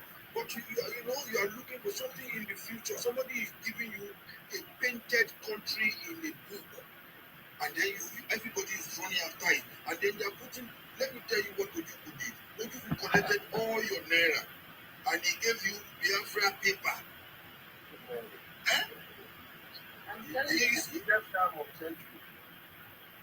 Can you imagine? He collected your naira, he went with it away, go and start to enjoy. And he gave you paper, he printed paper, I gave it to all of you. That is where now he wanted to end you guys. God just saved you. It's a narrow escape for you guys. It should be now it's time for everybody to wake up. It's now for everybody to wake up and say no to all of this bullshit and then start to develop your place. You see, Igbos need Nigerians, like everybody needs to come together. You understand? So that you guys can also benefit from the national cake and use and then ask your governors questions. Don't be dropping on Kanu, who is not a state actor. Like anywhere about it. I say like, what has he done? In his constituency For more than 20 years as a senator. For more than 20 years as a senator. Good question. Like, has he put anyone's school? He's not done anything, ma. Understand, like, Madam, but we have been collecting, allocation for the position. What? I don't understand. Nobody's asking a question. It's Biafra, he will just come and say, I say, which Igbo people are? Is it not these people I know that are intelligent before when I was little? What happened? Now they just make their brain. They don't want to think again. They don't want to think. It's only that they think for the faith. Only the need that would think that for them. Okay, somebody's here. Let's see. Sorry, you need to speak up because we have other this. You need to speak up. Go ahead. Yes. Yes, I was listening to everybody's submission on the FIP. See, when we talk about development is not all about having a sky, I mean, a what they call it, castle, building the blocks. At the end of the day, nobody is even living there, becoming a liability, not even an asset. When you are talking about development, you are talking about, even though it will be edifice, it should be an asset edifice that will add to the economic value of that state. Not is until December. Every December is when you occupy that place. That is colossal waste in economic terms. It now become a liability because you need to maintain that building, you need to maintain the surroundings. Now, when we talk about economy prowess assets, it's when we talk about when you have an asset that you develop your place, maybe in terms of building, in terms of commercial activities, and so on and so forth. Now, let me give you Ibadan as an example. People are saying seaports, what do you call it, airport. Now, Oyo State doesn't have seaport. Oyo State doesn't have airport, international airport. But Oyo State IGR is 3 times bigger than the old Southeast internal revenue. Just Oyo State alone. Combine the old states, in the east. Go and find it. Go to the National Bureau of Statistics. It's there. Now, you see these narratives whereby our parents try to brainwash us concerning other people, other tribes, or other economy. When it becomes repetition, it will stay. It kind of stay in people on the law of Langata, which is unconsciousness of people. Will now become a truth in their mind. Why is it false narrative? But because of their parents are hammering this in their mind, they believe is a truth. Now, when we talk about development, do you understand? We talk about what are the quality of the people in that state, the value, what they have in upstairs in that state, what are the value they can bring, and how they can move the state forward. Let me give an example. Nigeria, of recently, President Ahmed Tinubu rolled out a bonds, Euro bonds. And that Euro bonds, the target was about $2 billion. But that Euro bond was oversubscribed to $13 billion. Now, what I try to make out is this. Now, when Tinubu introduced Euro bond when he was the Lagos State governor, many investors that are very skeptical about that bond they are still regretting it up to now. So most of these foreign investors, they are very smart. They look at the past incident, they look past the history, the candlestick on social country, how this bond will benefit them. Now, most of them knew that this bank Whatever he doesn't play us in joke. You can see that even despite the threats by the Trump, it was over 400 subscribed. It is that bond. What I'm trying to say is this: the moment you have people that have brains, that have what it takes in terms of economy, not import mentality. We talk about we talk about export mentality. What can I do? What we call value chain. Let me tell you what is happening now globally to Nigeria presently, if you don't know. Most Nigeria was a consume nation proud before Tinubu came to power. We import petroleum products. But when he came with his policy, now Nigeria now is exporting petroleum products to the rest of the world. Now, most of this country, US, is part of the people that will import even petroleum products from them. So now that's sourcing for dollars from there. I mean, getting dollar and getting something from their own side now. It has stopped. They will be paid. They will feel aggrieved. All the things that Trump is doing is economic issue. Now, Tesla, everybody knows Tesla, Elon Musk, came to Nigeria that he wants to explore lithium. He came with $10 billion. But the economic team and President Ahmed Tinubu sat him and said, look, this is a very good thing, it's a very good idea for investing in Nigeria economy. But we will not allow you to take our raw materials to the United States. And when you take that raw material to the United States and you produce that battery, you come and sell it for us again. No, that's what we call value chain. If you want to establish it here in Nigeria so that our Nigerian youth will have something to do. Now, anywhere in the world that you see electric battery, it will be traced to Nigeria that look, this is made in Nigeria. It's a pride to the nation. Number one, it's a pride to the nation. Number two, it will create employment to the nation. Number three, it will create more money for the government. Number four, it will enhance our exportation. That will give even more money and strengthen the local currency. These are becoming value sets. Do you understand? So now, all this thing, Tesla dragged his feet. Do you understand? He dragged his feet, and before you know it, the Chinese, who are smart enough, they came. In fact, let me tell you now, within the Niger and Kaduna state, they are now building a battery industry in that place. They are not building it now, as I'm telling you. Go and Google it. Now, this is a man that believes in value chain, not taking our raw material to abroad. No. Let us, whatever we want, the policy is talking. God bless you. His policy is talking about value chain. We have all this thing.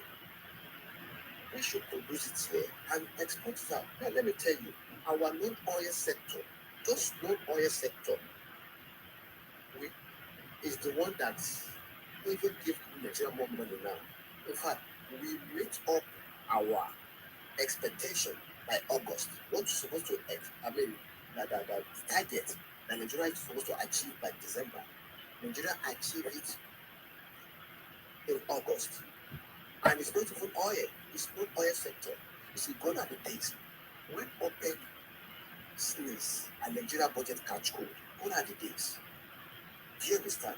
Because if we solely depend on oil, the moment OPEC reduce the volume of barrel per day, it will affect our budget. And that is why Nigeria always run extra, what do you call it? Now, this thing now, most of the World Bank, they won't be happy with it because they knew that when we have a problem with our oil budget, now we seek for borrowing. Now, they are seeing the future that the time will come, Nigeria will be borrowing most of the nation money. All right, sir. Just for what Okay. Thank you. It's going. Thank you, sir. We know all these things, but we are talking about Igbos are marginalized in Nigeria. That's what we are talking about. You understand me? Okay. Sorry, ma. What were you saying? Yeah, so like it's just like this. Okay, let me throw this in. It's just like now we're talking about now. You know, the crude oil, which is not renewable energy, is the value of the whole world. That's the thing because of climate and environmental change. You understand? So every country is trying to go into the new one, which is Nigeria having two. So it is part of it, and we have the like Nigeria will have the sun. Like those hot sun is now useful. Those are our way, those breeze is not useful. All those are left for so, but our governor, it's just for us to create a that is which is here because research and development, so that we can connect this natural stuff. So very soon oil will be out of it because like the world is even projecting highest in the next 50 years, oil may be kind of valuable because it has more negative. So, but what we are focusing on is how Igbos are marginalized. That's what the topic here. I think that one someone may organize it. Yeah, we already know that the city boy is on the throne. He's cracked the code. He's And take. so, Yeah, go yeah, ahead, man. Go ahead. and so Tinubu, like I told people, I tell people, well, Tinubu, they say, oh, you because you're not Nigeria. I said, no, I don't want Nigeria. I know he has his own benefits, he likes it, but it's someone that he chop, others chop, like I will shop, like, and you shop, unlike P2B. P2B is my brother, but he's someone that wants to be on the king. But Tinubu wants to create more king, that will create more king, that will create, so he wants everybody to succeed. That's it. So you carry someone that is, I'm your brother's keeper, you carry everyone around. I tell them that this one Nigeria may be saying Tinubu did this. I believe it's not, it's a man of action. He doesn't talk too much for what I notice. It's not like all these people that talk like woman everywhere. Trying to gain favor, see fame. No. Tinubu is like all these things he's doing now. Nigeria will enjoy it in future. It's trying to lay foundation. Nigeria do not have any system which is foundation. Like this American, what is helping them? If not, like God could have destroyed them. It's because of the foundation their forefather created in 18th century, 17th century. If not, that's why it's hard for him to because like God want to create like kind of maybe Russia kind of government, UK, where it will be like you're gonna live his family and this thing gonna live forever.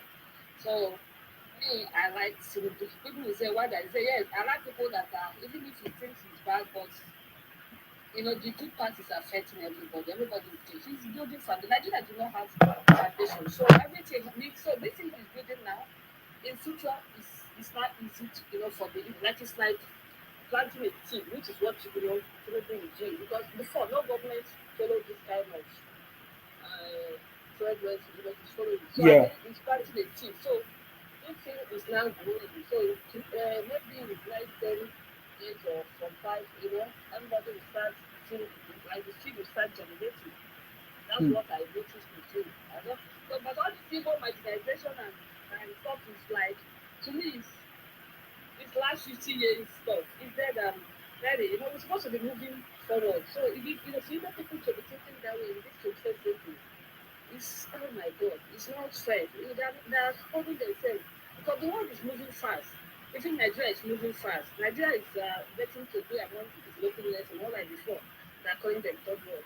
But I believe that the way everything is going, very soon they might be included in the developing nations faster.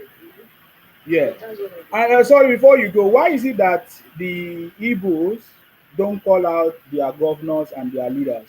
Why is it that they fail? Because I look around, I've not seen a group of Igbo calling out the governor, the senators, the reps, for failing to use the money that they receive from the federal allocation for the development of Igbo land. Why is it difficult for that to happen? They think that they are not Nigerian.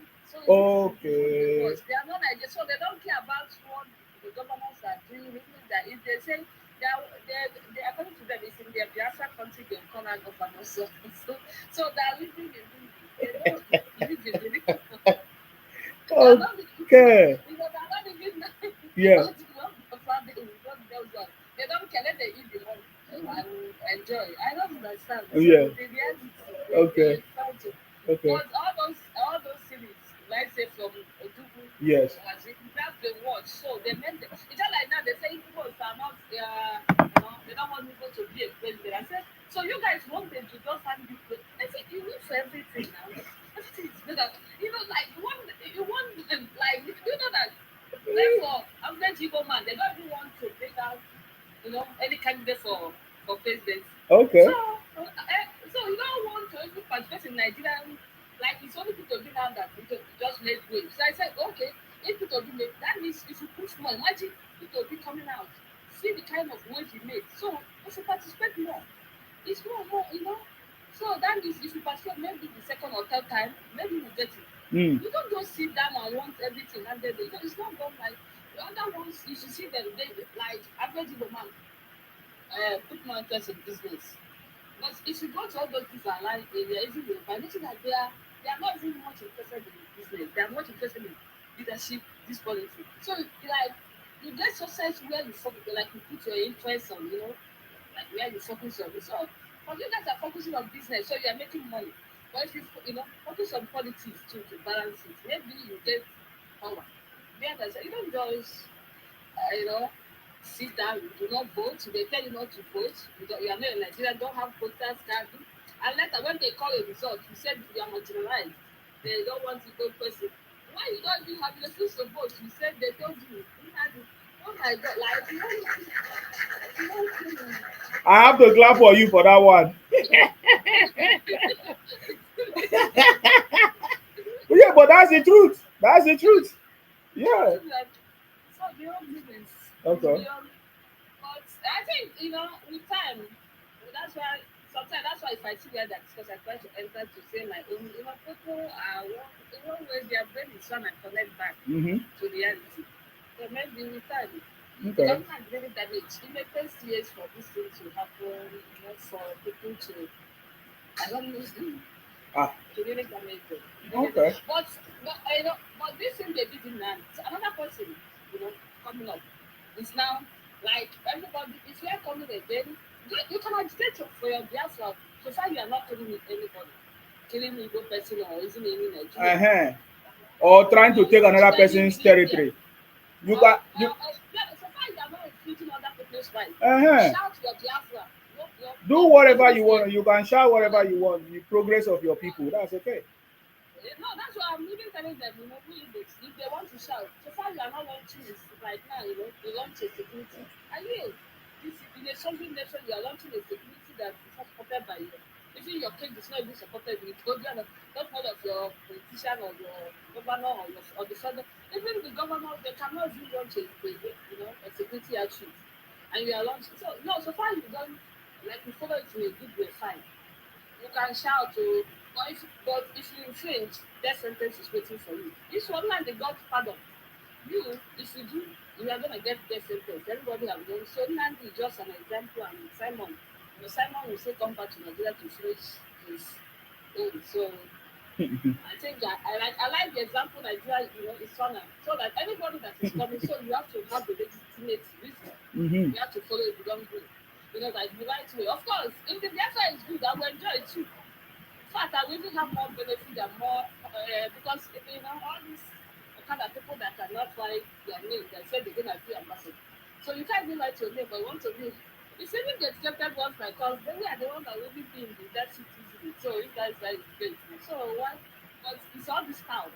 That's why I used to say, because if I say my people is the doctor, I think they are using the effort to cover up their inadequacy, maybe their failures in life. All of us, we make some mistake or we may not get everything we want. Yeah. But why do we have to blame it on government to blame it on? No, even in the same Nigeria with the same Igbo land, people are succeeding. Try and learn and see where you are not making it. And work harder, work smarter. Don't blame your poverty on government. There must be a purpose. So there must be a mad or there's a lot of people like that's how life is. So you have to be contented in your level.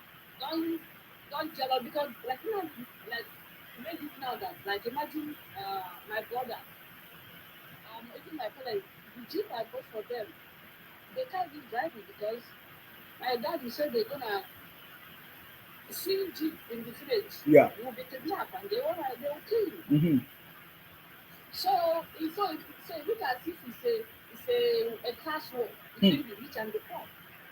So so the poor is having a new way to go and get. It's just like after building all the mansion, buying cars, opening business, a poor person, an Okada man will go and kill my family or kill me and collect all those things. Yeah, that so it's like a class war because that was so they are jealous of so all those poor people means that how wicked they are jealous of of the rich ones. So they are now blaming his bad government or the rich ones are the cause of their bad law. I don't know. Why like sometimes I will say like why are they not preaching love? Why are they not preaching the really problem like Igbo like Igbo like like we Igbo. I told them yeah I told them like you guys should be preaching like it's just in my village. If you make money, they can call you maybe cheer you one a chiche. You know that's what they are not one of them They will traditional give you women. title. Yeah, title. And nobody will ask them how did you make this money? Everybody be celebrating, they don't care. I said, why don't you guys start preaching morality, character? And they'll be judging the other person that did not make that big money. Maybe the person is well educated, more smarter. They say, is it not this person that is your mate? He did this for you, did that. So I said, this is the kind of thing you guys are supposed to be preaching in Biafra. We shouldn't be celebrating evil.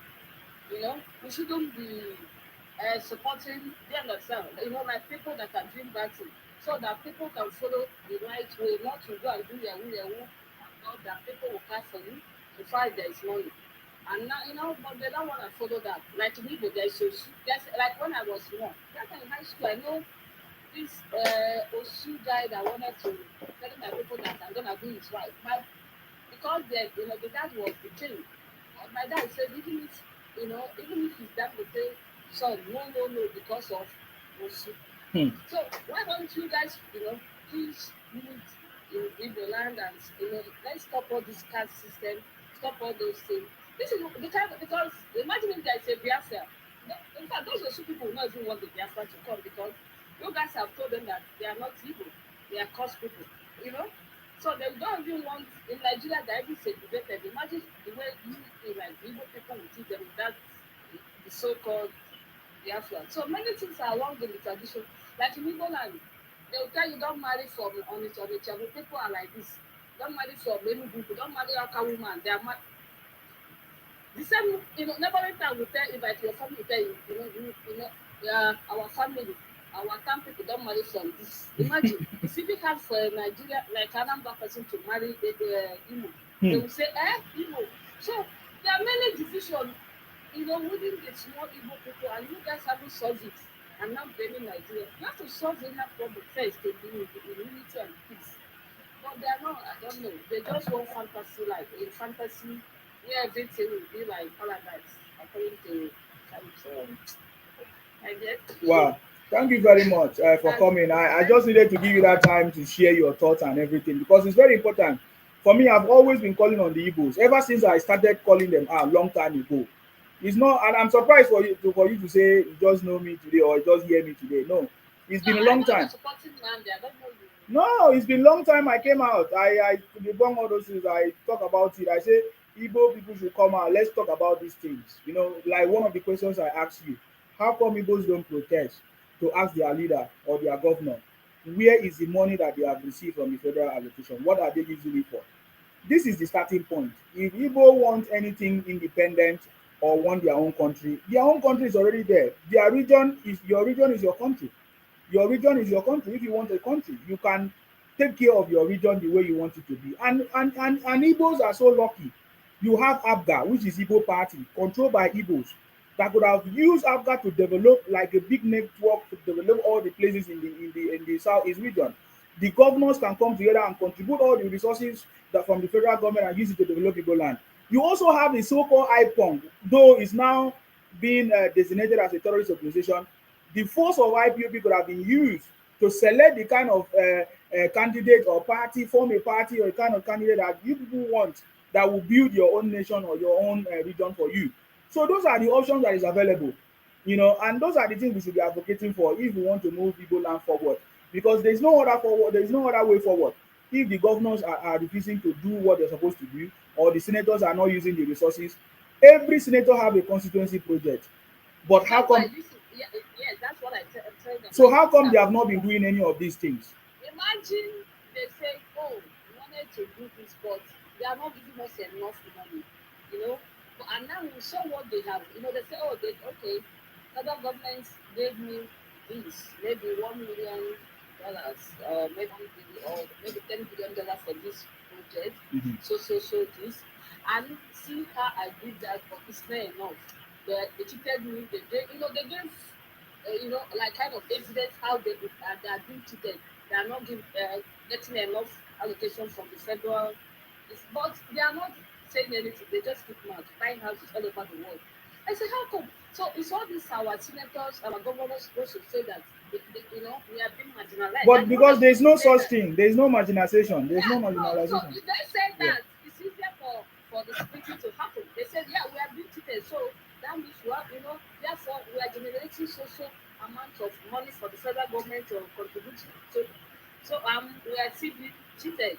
So I think that will make this decision to even come within a but like nothing like that.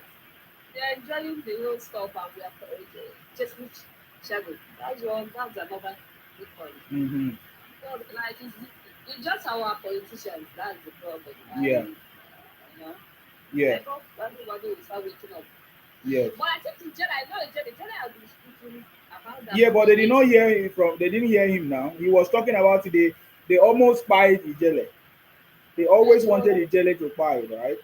They took him. They tried to poison him even when they tried to sentence him or put him in jail. When some because all these fake pastors in Igbo land supported it. People like Ebuka Obi, people like Udumeje, all of them. But we later found out that all those pastors, those it was in their community that they couldn't even visit. Udumeje has not even visited this place for more than 5 years now, ever since this IPOB, this in his backyard. That is where all these people are doing all these activities. So they plan to, Ijele was the only voice in Igbo land that was speaking up. So they tried everything against him, and that is why other people run away from me when I brought Ijele to my platform, and Ijele come and explain everything there, and I highlighted some of the things. One of the things he highlighted was the Fulani issue, which is not true until when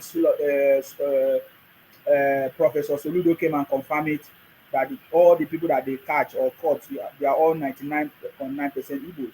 So all these things are open the this but people that have been still running with the auditories have they continue running with the auditories. They never listen, they never wanted to hear, they still continue to push Nnamdi Kanu until they landed him in this situation. And there are so many people that are still trying to run with this vision or this ideology of Nnamdi Kanu. So yeah, but now I can see many people coming out to join Ijele now to speak up about what is going on, and which I think is beautiful. More people needs to come out. We know the problem is everywhere in Nigeria. It's everywhere in our region. Our leaders are not doing what they're supposed to do. Our governors are not doing what they're supposed to do.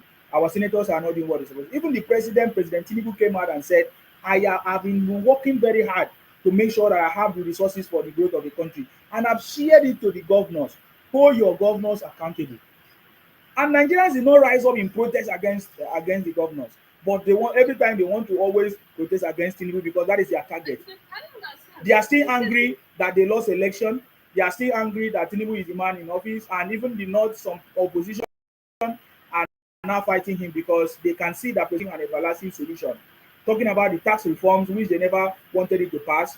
You Yeah. remember when a group of Northerners came together, they say they rejected the tax reforms, but President Tinubu cracked it, and now the reform is already in place. 2026 next year is already happening. So many things they can see that President Tinubu want to bring us out of the third world. I told you this thing. I told everybody when I said it, they were shocked that this is what is going to happen. It's going to be challenging because there are people that are benefiting from the current system, and they don't want the change to happen. But President Tinubu has already cracked the code. He's prepared for this journey to deliver us. It's the legacy that he wants. I've said this thing many times. This is the legacy that President Tinubu wants. In his lifetime, he wants to be the one that will free Nigeria. So, but he's laying the foundation. It's going to be very challenging. Many people are going to call him names. That's okay. Good people Yeah. and bad people are going to go, but he's going to come out victoriously because that is his target. That is what he wants to do. His own mind is made up.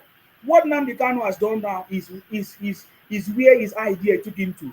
Is the level of his knowledge and idea. it was his own pattern of how he thought he can fight for the freedom of his own people, which is what he said.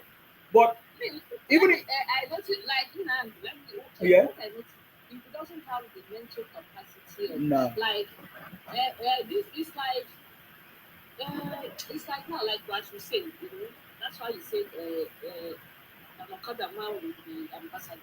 So imagine an Okada man, gave him ambassador. Now, can he handle that office? no, Yeah. So that's why imagine him handling it, which is kind of a school dropout, and he doesn't have what he thinks. he doesn't. And this Biafra, which is it's even more than the country itself, because you're gonna that means you have to put extra,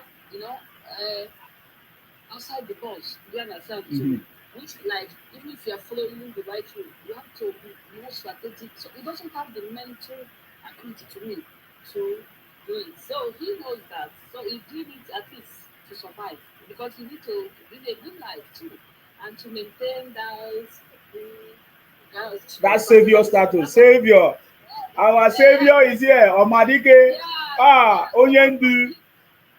So we want to maintain the whole. In fact, we want Nigeria to scatter, because the more Nigerians scatter, Kata, the more he can preach the message.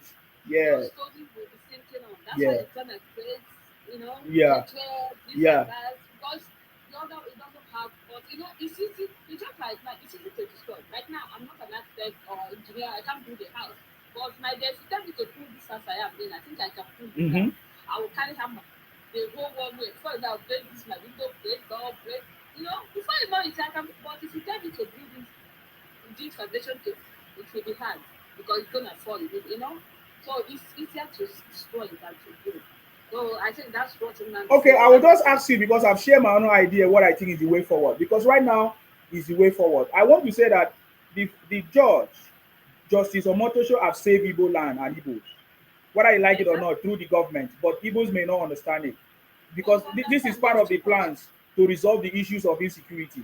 Because Nigerians always say, "Oh, insecurity, insecurity," but this is part of the plan. But many Nigerians or many Igbos don't understand that. But I want to hear from you. What do you think is the way forward? Because right now, President Tinubu, you see, he's not talking, he's not shouting. He's focusing on making sure that Nigeria works. So anything that is going to be on the way will be cut off. That is what I know. So, but what do you think is the way forward for Igbo people, for Igbo land to be? Because Igbos are the ones shouting the most in this country. What do you think is the way forward that will make Igbos to be satisfied, or that will make Igbos not to feel Yes, marginalized, or that's that kind yes, of a what stuff? that's what I want. I think Tinubu have to come out, but it mustn't speak, but he can, like Nnamdi pass this message that makes people brain through awareness. I think, what I have learned in school, the first way to correct any problem is through education. So this is what I think, Tinubu have to try to, maybe the way another, like the person wasn't follow, other people social media, he took advantage of social media, which is Facebook then, to do this job. So if, you know Tinubu can support people that are, if you understand, that we're writing people more. Like, I know some people I have spoken to in my village, all these local women, because sometimes I help them. They say, oh, they were supposed to say, oh, our savior is dead, it's in prison and all that. But when we now talk about, they said, you come to the truth.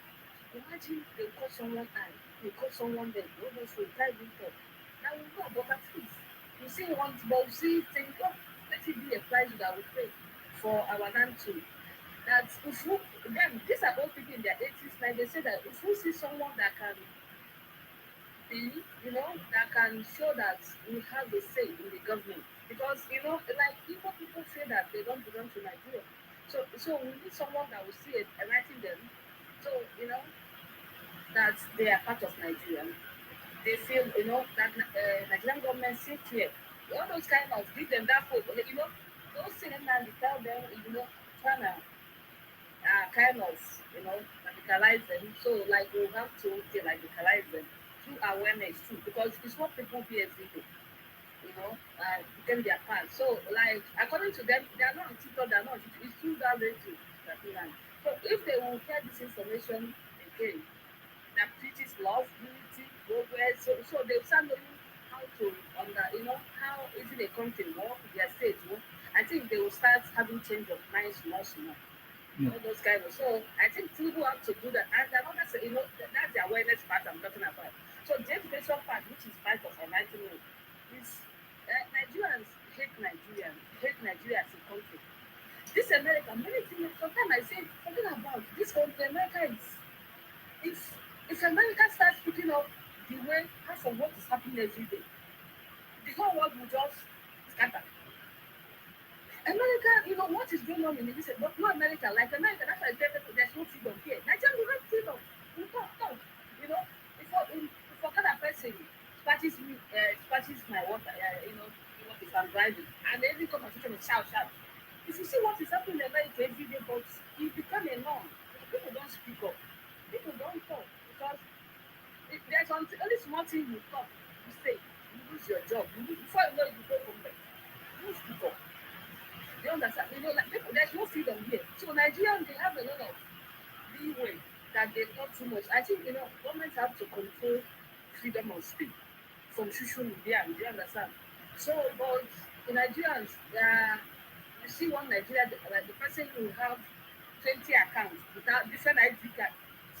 So, but here you cannot have one, different ID card or 20. So the way the system is, it will not even allow you to feel that creating of fake accounts or fake, all those kind of stuff. In fact, before you may even do some video to lie, it's already taking it down. So Nigeria has, like, the government have to strengthen, create more stringent law that control information, because is what the world, like it's what you tell the world, that is how they will see you.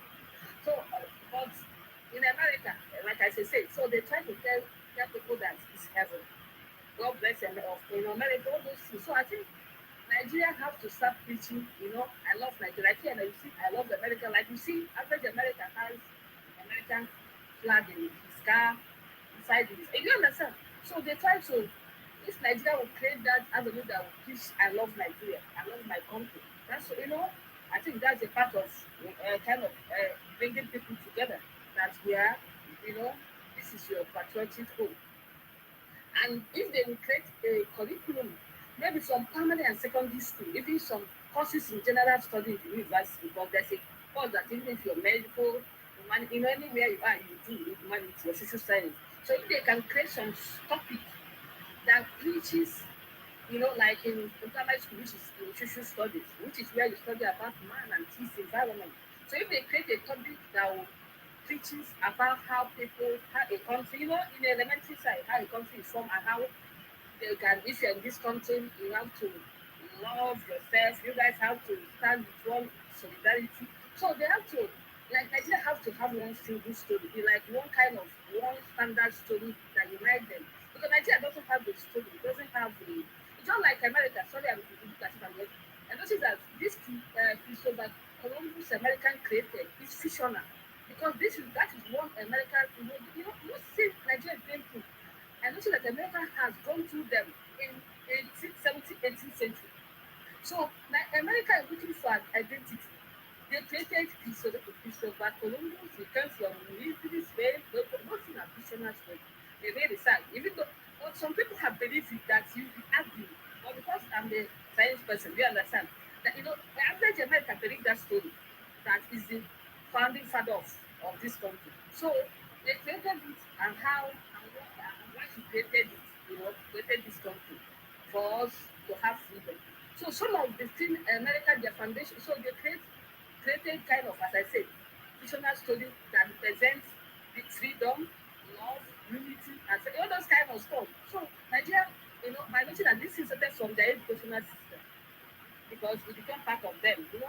So Nigeria have to define the educational system, and I mean create some topics for primary school, maybe social study, because social study, as I say, is the one which it's from there that the government, which is the one and this environment will emanate. So that foundation, so that like people will start being patriotic of, oh, their country, I love my country, and the good thing. So like they start telling them the good thing about Nigeria, those kind of topic, different topics. Maybe in secondary school they will have that, like people that do government or I don't know, do you understand, So they try to teach you some practice. Yeah, so I mean that if you they do those kind of things, it will help. It's just like, yeah, like now, about slavery. An average American has common story about this, how slavery happened. Even though some people will say that the black has come to America even before the slavery. So, but because of that one, they taught them in school. That is what, everyone But almost believes. hold But, on. I you yeah, see you see I have solved problems. Okay, I've yeah, just asked you. We in this country we know there is area of highest con. It's like if you want to talk about insecurity now, we know the places that insecurities are happening, right? If you want yes. to solve insecurity and instead of you to go to where the insecurity are happening, you go to Lagos to solve insecurity problem. Will that solve the problem? No, no, So it's I not. ask Oh, you a that's specific what I said. You have question. to. I ask you a specific question. What is the way for Igbos? Because it's only Igbos that is behaving like this, as if they didn't go to school, Okay. as if they don't Yes, know no, what this that's thing. what I'm trying to say. It's just like now the Biafran war. That's why I want to come, because I want to go, to Biafran war. He would have This gone Biafran war. straight, yes, to the Yes, question. Yeah. yes, so yes. Okay, like this Biafran war now. Mm. Most of us have different mentality about Biafran war. There is no key. So that's what destroyed Nigeria. Biafran war. If not for Biafran war, Nigeria would be like China. Now, would have moved faster. This Biafran war was not only Igbo, it brought Nigeria to almost 40 years behind. Yeah, because And Igbos caused it. That's the point. yeah, so the Biafran war, we are even say, oh, Nigeria, no, but using, uh, bring back up to that. Because before, I know people, as I said, like all this Western, they said that people migrate to Nigeria to survive before. Like this one that, like we Igbos are passing over the thing. That's If not for the Biafran war, all of us might be in Nigeria. More people from other countries will be coming to Nigeria. So it's the Biafran war that I think was, draw this underdevelopment that is happening in Nigeria. Like all the bad leadership and all that. I think that Nigerians have to. That's what I'm saying now. Nigerian governments have to discuss, because, like I will say, Igbo people are looking for they're looking for their identity, who they are. You look as if the Biafran destroyed them for who they are. So that sometimes they say I'm a Biafran. They don't want to be with that Biafran. From that Biafran, they become Israel. And from Israel, they are new Idu. From Idu. Oh my God. So they don't even want, they are not, so look at this, they don't want to be with. They keep creating, so they need to, because the story wasn't told by, you know, uh, from the right source. So do you understand? So they're looking for identity. Okay. I think that the Biafran one need to be re-examined. The way Nigerian government being that closer did not solve the issue. Americans are, always this example. They have civil war too in their own country about slaves. The West Side, do you understand? But even in their school today, they still discuss it. It's a topic. So they have a single whole story of what caused it, which is slavery to stop slavery. But the actual one, everybody is saying the duty is wrong. But this person said, no, but one is wrong. So they have to put it in a school. That's what I'm saying. Okay. And now, some people are elders now. Like, that's why I said, the awareness of the true story of this. And Nigeria have to, that declaration, even Nigeria said, there's a declaration. But some people said there's no declaration. So Nigeria have to tell the story so that one person tomorrow will not come and be telling them this and that. So, like, if you're informed, like as I said, it's hard for you to be brainwashed or be kind of control or anybody because you have the foundational knowledge. So, like as I say, like this America, they will say, because of police brutality, let's divide the America, or I have a blackout, or let's go back. No, that one has been told because of the way the government and they even the black are still fighting for the free labor that their forefathers did. So we then say, okay, now we wanna no. So I think that our government have to come in to solve this because this Biafran trauma is still in average man, in the person. So I think that the government do not have a good closure. There should be a closure. Maybe kind of bring more development too.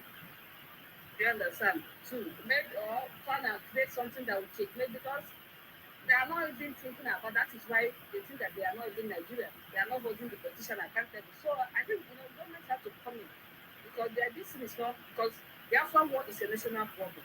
So I think a national like now, Nnamdi is making noise until the federal government come in, the problem is solved. You understand? So we can please, we may not go far if government did not intervene with some basic, you know, cost of fees. So Okay. that's where Okay. I Thank see. you very much for coming. I appreciate you. Let me give another person opportunity to speak. Thank you very much. I appreciate you. Thank you. Yeah. All right. Thank you very much. I see Uncle K. And is it Fum me as well? Yeah. So I believe you have been listening to the conversation. That the lady that finished speaking, she's an Igbo lady, and you listen to the conversation, you listen to what she said. Um, um, I have a lot of things to say, but I think um, first of all, the government has always been intervening in these cases. There are many interventions that the government have put in place. Ojuku, or Raf Wasrike, all of that. But the government has always been kind of pardon, thinking that there will be a change.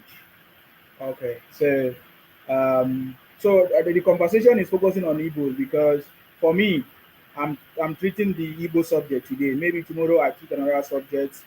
This topic connects to Nnamdi Kanu and even others and Igbo other activities because I've seen Yeye British.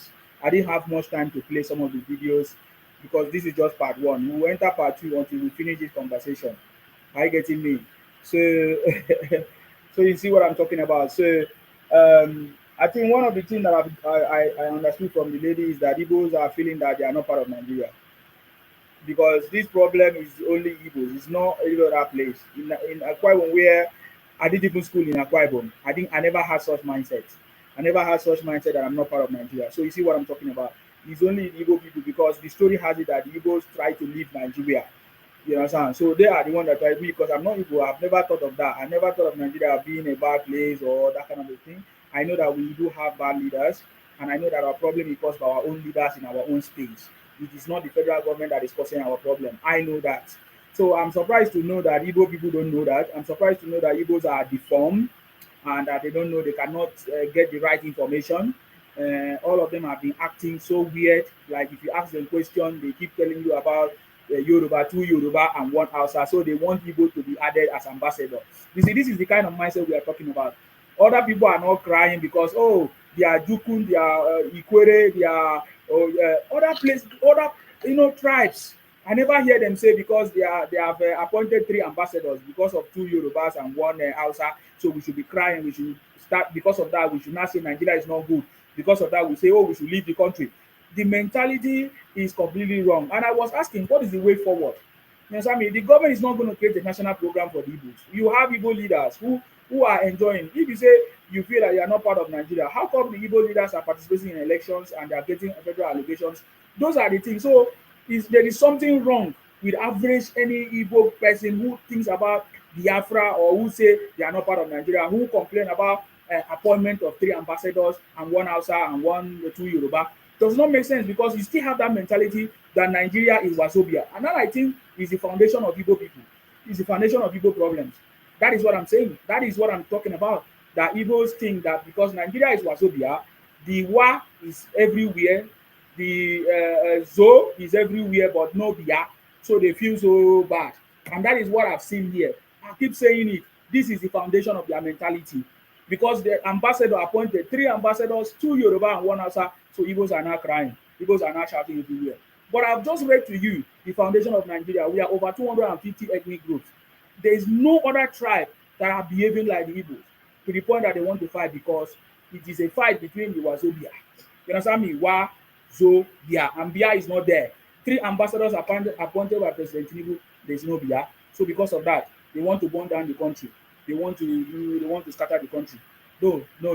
So something is wrong. So if we should be asking anybody to do something or any education is required, because I also believe in some part of the conversation the lady said, education is for the Igbos because they have always been saying they have gone to school, but I've not seen it reflect in their attitude, in their behavior, even the development of their space, or even in the way they talk, in terms of those ones that are so obsessed with Biafra. Not all of them. The ones that are obsessed with Biafra, because the lady is from Igbo and you listen to the way she talks, she understand the problem, she understand how they feel, and she's telling me that yes, it's because of the way they feel that they are not part of Nigeria. Why? How are you not part of Nigeria? Because of ambassador position, two Yoruba, one Hausa, no Igbo. So those are the mentality, and that's what we are talking about. There is something completely wrong. You understand me? The trauma that you did not succeed to capture the coastal region, because Biafra is to capture the coastal region. That failed. You wanted to capture Edo. Edo was not even there. But today I'm hearing people adding Edo. So sometimes I look at you how stupid you are. You wanted to capture Ikwere. You wanted to capture Ijo. You wanted to capture Ibibio. That is the coastal region. All those things. You failed. So I don't understand how, just like I told you people, that the Igbo project failed because the idea was to capture us and convert us to the Igbos. I keep saying this point. This is the foundation. So anybody, any Igbo man that I see tell me about Biafra, it means that person so much hates me, especially me from Ijo, from Ibibio, or Ijos or Ikweres, because he so much hate us that you don't want people to know who we are, our true identity. You want to come and give us a false identity Igbo because of maybe your political gain or all of that. So when I hear about marginalization, I know that this is what they talk about. They want to be seen as Wazobia. They want to be seen as the three people in the Wazobia, but yet they are not being given the opportunity. So is that the right thing that's supposed to be done? Everybody has supposed to have a table. Everybody's supposed to have a table on the seat, or everybody supposed to have a seat on the table. You understand me? So that is the point that we are addressing. There is not going to be enough time to look at it one by one because there are plenty, and that is why I'm going to be doing it in episodes. So Uncle K, you are welcome. If you have anything to contribute there, you are welcome. You are welcome. You understand me? All the Igbos, they don't run today. Oh. They don't want to because they know say Insima won't expose them. Straight up. Go ahead, sir. Yes. Okay.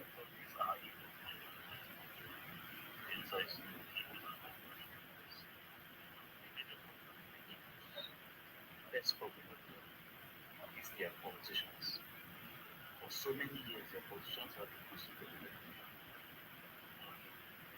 They're always pointing on that is the Hausa or other tribes that are making up. Instead of them to hold their politicians accountable, politicians are receiving allocations every month. Senators are receiving all the state allowances and Johnson from the US. That's not supposed to this one. For so many years, they've been throwing propaganda. Just instead of other politicians working on them. Russians of Vienna turn around and tell them that this is like this because or because they don't like us. So let me tell them the truth. For example, United States. That's our home. Yeah, we didn't wait for federal government to do anything for us. In fact, 2 years ago, the federal minister of education, the government is busy with the federal minister of education, and there's plans right now to upgrade international levels. So when that is done, because they run in once that's done, you can hear flying international and sit down and say, oh, we got the best we have created opportunity for ourselves. In a few years' time, though there's probably the need for them to say, why not simple? We didn't wait for them to say, okay, federal government was simple. We did it ourselves. There's so many international levels. Because they are like swap, this to the more able to use to go for airlines, foreign airlines, discuss with them for them to run across and foreign airlines. So foreign airlines, they need customers. Can they come to the foreign airline that if you US coming here? Yeah, like you get to at least 200,000 passengers. Because I'm not good at do that. That's the main thing about brother. Also, if you ask them, start listing some things that they want the federal government to do. Third thing they'll tell you is seaports. If you ask them, do you have a sea? You don't have a sea. But this is a seaport. They keep repeating the same thing that everybody says. None of them will sit down to discuss it. None of them just repeat the same thing. Do you have a sea? No, you don't have a sea. Because if you want a river port or discuss with your politician, discuss with your business independent. federal government has to very close to all the states. Like Kano State built a new campus. Our state is building a seaport. Our state is making a building a seaport. Our state is building a seaport. The federal government is going to like I said, Is it okay for you to raise your voice a little bit? Go ahead. yeah, Yeah. okay. Stop them, like I said, stop them. For so many years, they've been putting this rhetoric to them. They've been telling them the same thing that all of them is all of them themselves. We are marginalized. I am cool, I don't have a job. These are not the jobs that federal government gives us. But Igbos, they can go to anywhere in Nigeria. Freely, there's nobody that chases them. They can go to anywhere in Nigeria. They can do their business, they can live, they can buy cars, they can marry, they can go to school, they can get employment. There's no way in Nigeria they don't go to. When it comes to politics, there's no contribution that they are not actually. The meeting that they're going to see for long, they can't get president. God forbid, you cannot just sit down and make the president and be president. You have to liaise with other regions, other tribes to be president. You don't have to go around insulting people, insulting this, insulting that. You will just have the right president. So you have to learn how to play politics. We contested for a long time. You need to join the Southwest. It's because we contested for so many years since 1992. Till this, he can't win. So I think we need to recognize the Igbos that are not Marginalized. Yeah. they have to talk to their politicians. They have to talk to their politicians. They need to know because politicians they see the next thing, which is the main thing that they're calling that they have a psychological trauma that they are yet to get out of. That defeat of that Biafra war is still affecting them. Biafra war, there is that victim mentality still is affecting the other Biafrans. No matter how exposed they are, no matter how they are, they still have that victim mentality.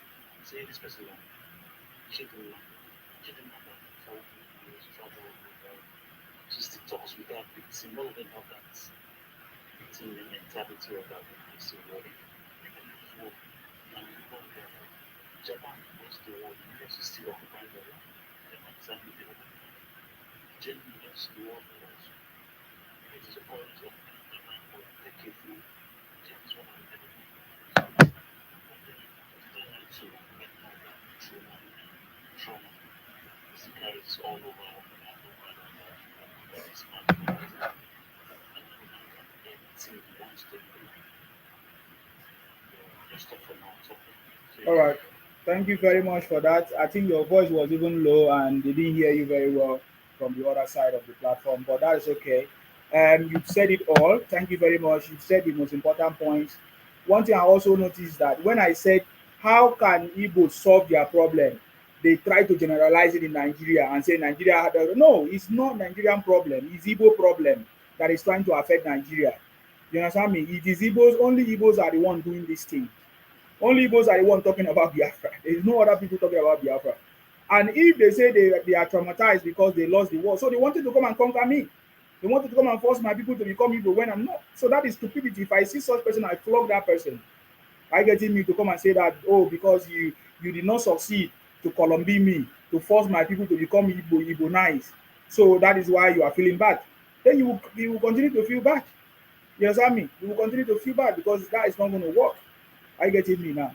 So when I talk about how will Igbo solve their problem and move forward and expose, they say Nigeria. No, this is not about Nigerian problem. And I can guarantee you the federal government is not coming to help you. You have leaders in your space. If the federal government want to organize any program, to organize a program that will benefit all Nigerians, they are not going to perform any selective things. Are you getting me now? They're not going to, especially when it comes to education. Everybody wants to benefit from education.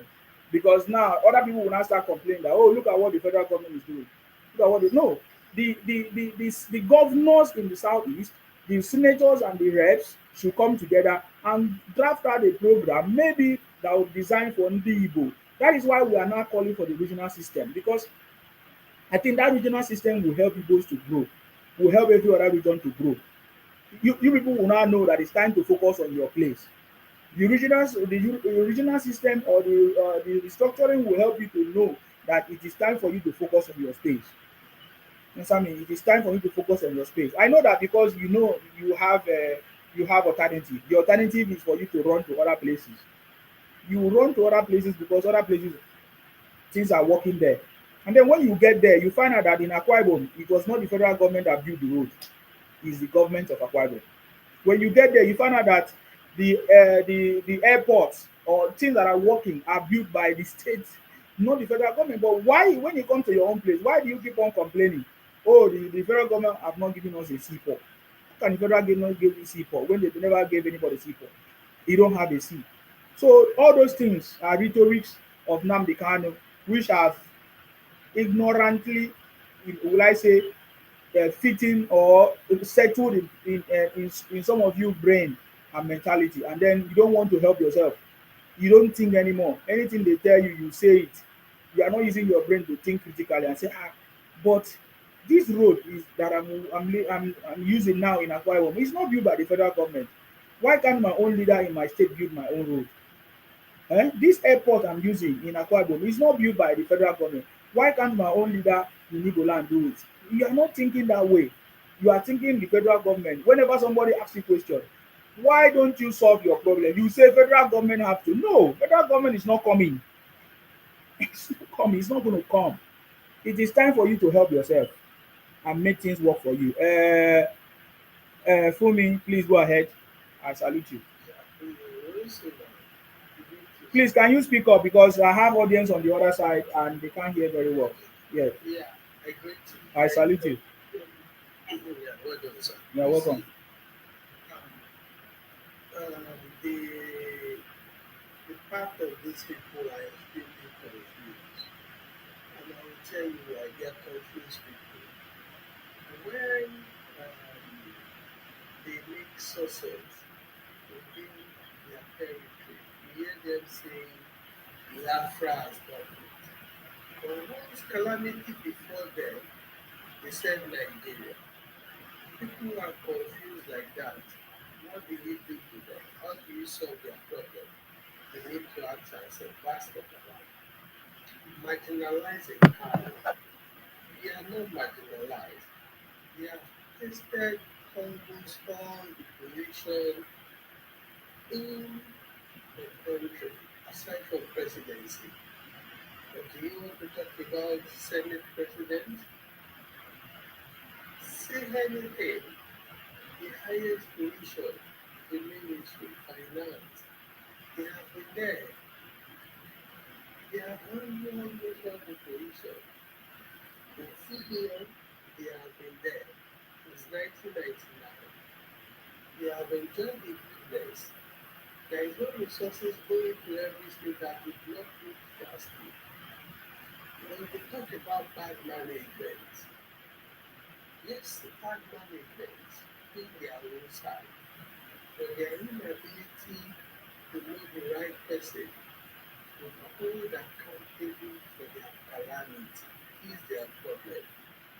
You put your representative, your governor, you got your local government chairman who is shadowing with responsibility to make it better. But these people are not doing it. Why not connecting them and using them for them to build a better territory for you?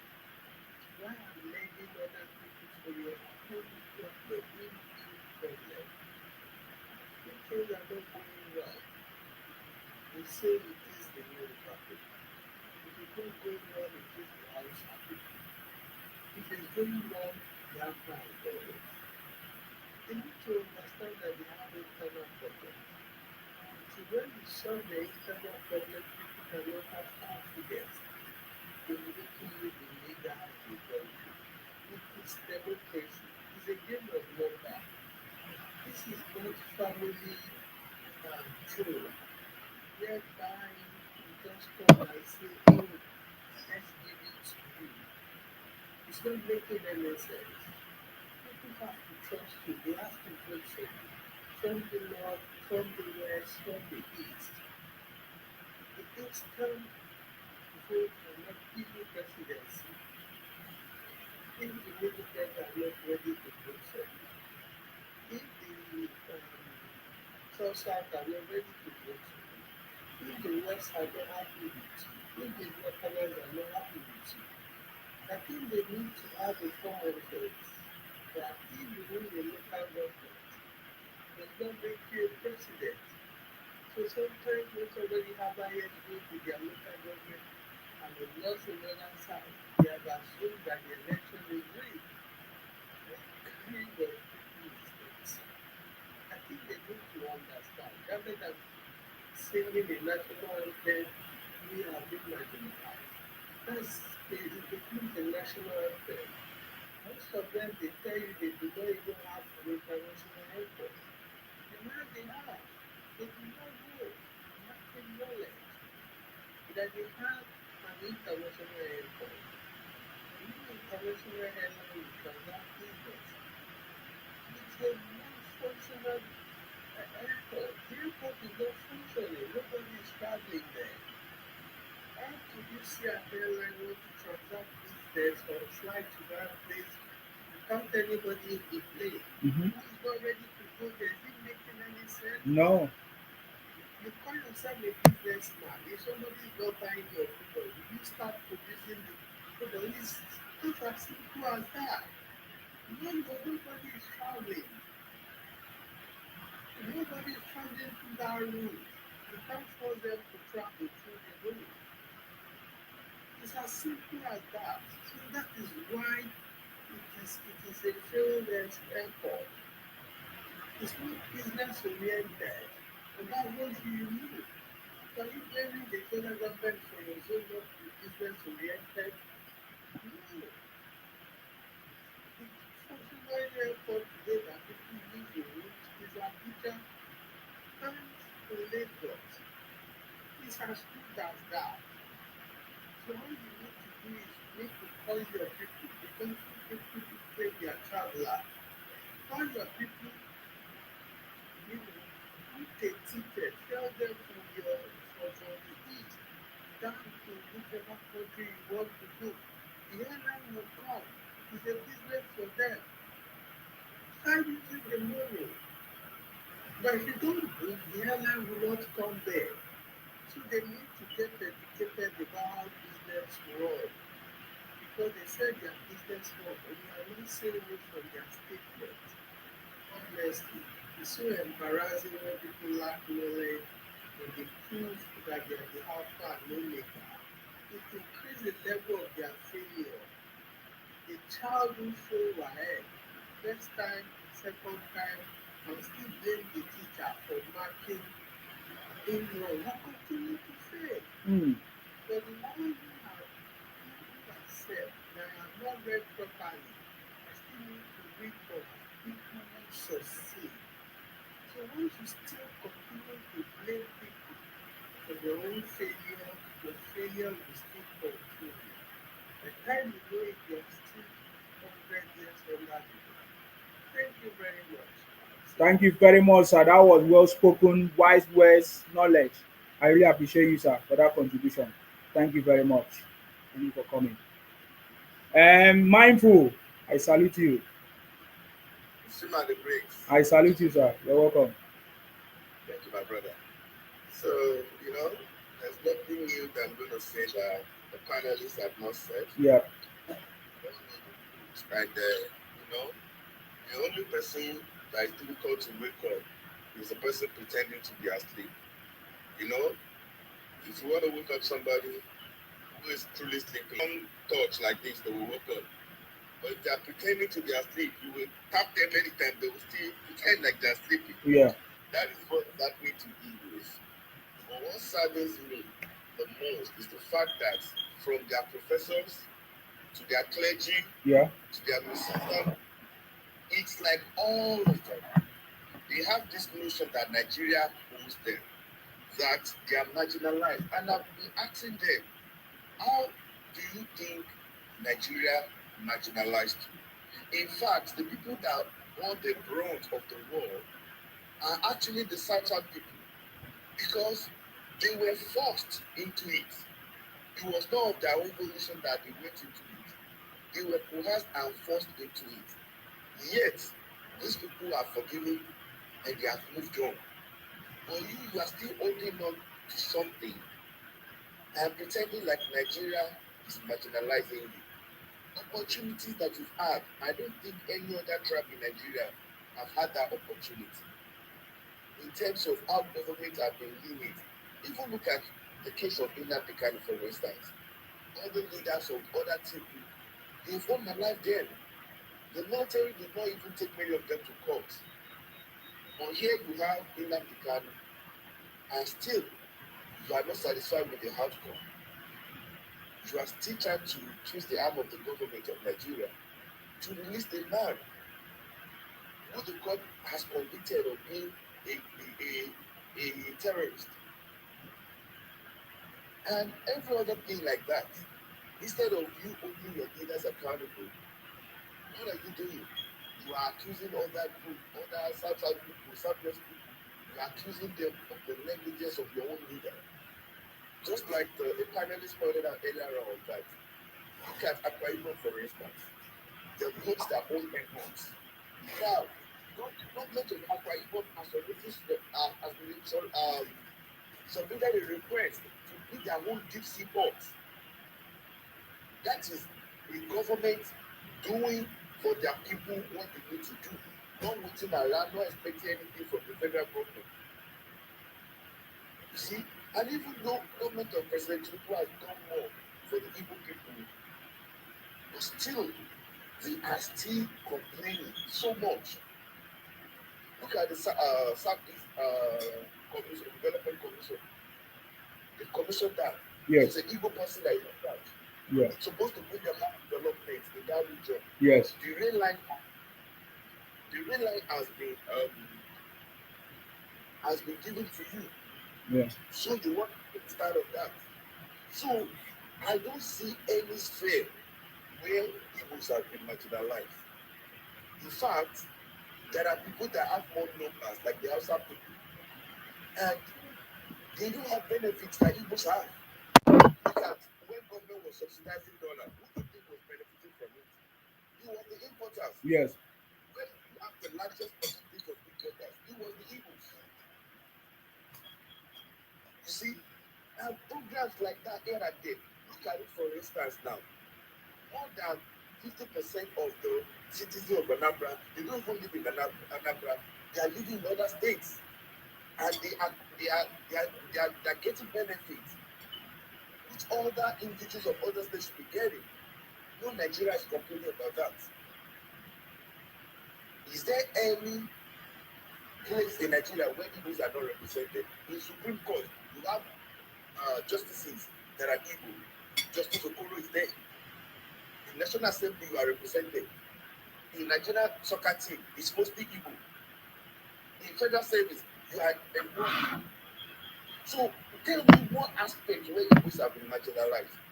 No. And they will say something like, oh, after the war, they did not get back to their property. In Southwest, your properties were returned to you. I don't know for other people, but at the Southwest return everything you have. And don't forget how Ojukwu run the bank in Benin.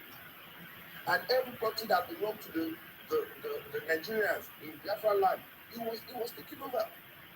It was never returned. I personally know people who had houses in the Southeast that never got them back after the war. So we need to be guided, and all this propaganda of people telling their children lies about Nigeria. It was fortunate. You see, that was what made me had a serious exchange with the Igbo guy yesterday. When he came online and was saying, oh, it was I don't know what that started with Igbo during the war. And I refer him to the PRO of Biafra in America, Robert Goldstein. I'm sure you've heard of him, Musuba. This man wrote a piece. He was the representative of Biafra in America. He's an American guy. He wrote a piece out why he resigned and stopped working for Ojukwu. You know why? He said when other countries were organizing to bring food to Biafra, Ojukwu said no unless they allowed the aircraft to be used to ship weapons. And even the food they gave to them, it was only rationed to his soldiers. So he was the one that was actually stabbing his people. But in their own narration of the account, they will never tell you that. I need Igbos to go and read the account of Robert Goldstein. How he said the reason why he gave up and resigned was because he noticed that Ojukwu was using hunger to starve his people. He was using hunger as a tool to suppress his people.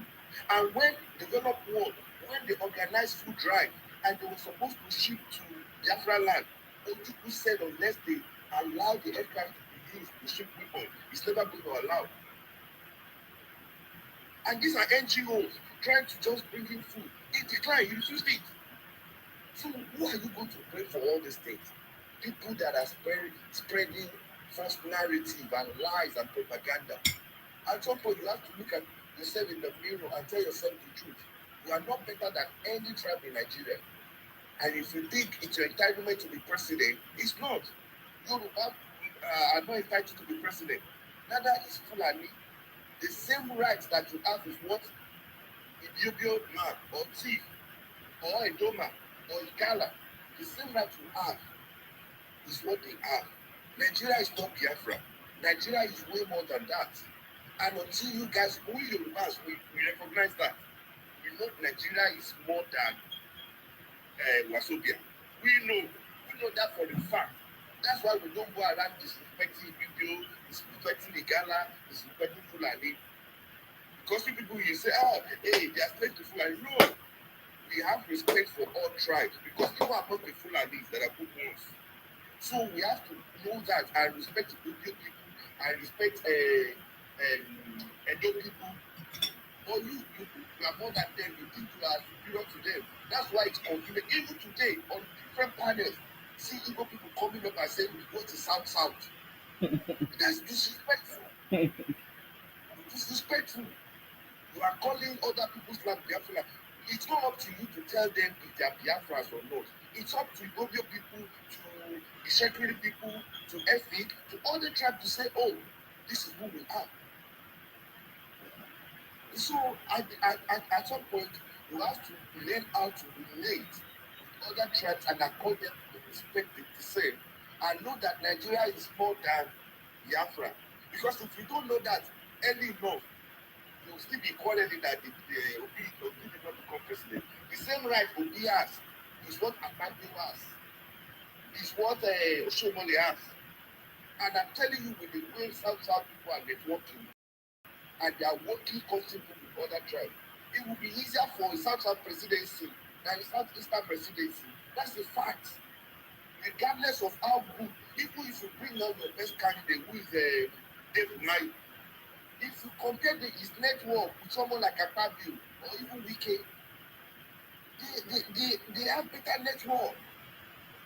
And that is the fact that you people need to realize, because if you don't realize early enough, another maybe 2040 will come around, or whenever year power comes back to the south after 8 years and another rule. It's going to be a South president. And you say they don't like Igbo man. It's not because they don't like Igbo man. It's because you are not doing your groundwork. The way South people are networking with Northerners, with the Southwest, they are going to reach something from it. That's how politics is to reach across the aisle. You network with other people, you accord them respect. I've never seen Southern people disrespecting Northerners. Or you people, you call them Jajawik, you call them Adimachiri, you say they are all beggars, you say you pass as many. You think people will forget that? They won't.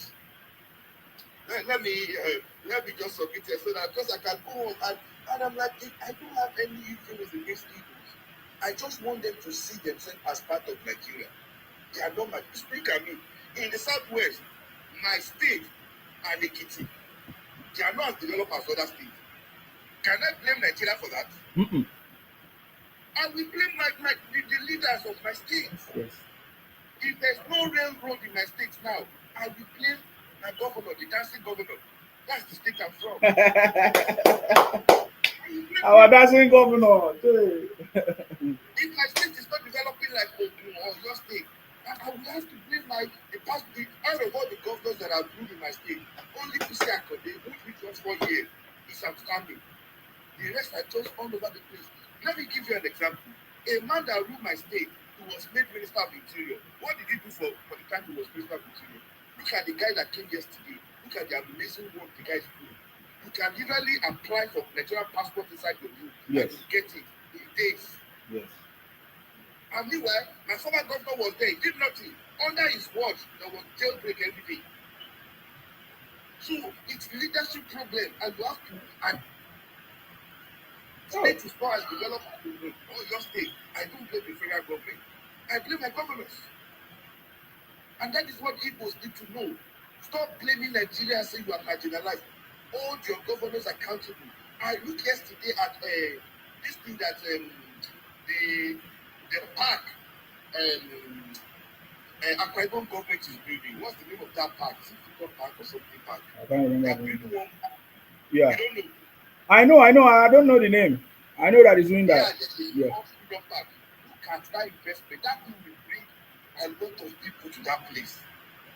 And don't forget, the best airport airport stadium in Nigeria now is in Akwa Ibom. Arise Park, yes, Arise. Yeah. And that's called Arise Park, yes. Look, when they complete that thing, it's massive. It's like a resort. People will go there from all over. If your governments are not doing projects like that, are you going to say it's federal government? Is it not the same money they are giving them? My brother, let me just submit here. I'm just angry that people are supposed to hold their governors accountable. They will not do it. They will not do it. They will do it one day. Look at Rivers. Even the new governor, after weekend, that man is performing. Fubara, that man is executing massive projects in Rivers. Anyways, it's not let me submit here. Yeah, I just get pissed off when people are lying that they are marginalized when they are not. Look at recruitment. They are all employed. There's opportunities that you have that even other tribes don't have. It's not only that though. You know, our governor went to Dubai to go and strike a deal. Wow. I don't even want to go deeper into all those ones because me, I don't like talking until when I don't see them. Because I know they like praise things. I don't want. I don't want to be left in the bus. Yeah, but I think he's doing something. He's doing something because me, I'm angry with him. How can you identify with President Tinubu? We never get seaport. You the craze? I see a rice park like I'm like this thing would be like the next tourism destination in Nigeria. I'm telling you. By the time they complete that thing, you know, he said the governor said because he saw the way erosion was killing that place, so he decided to make the landscape a park. The kind of like I saw it on YouTube. I saw it. I'm like, wow, the government can think like this. So instead of just controlling that erosion by gully, he decided to build park. Okay? You see a massive project like that will bring people to the states. The old governor is there making noise all over the place. You are now saying it's federal government. So thank you for allowing me to speak on your platform.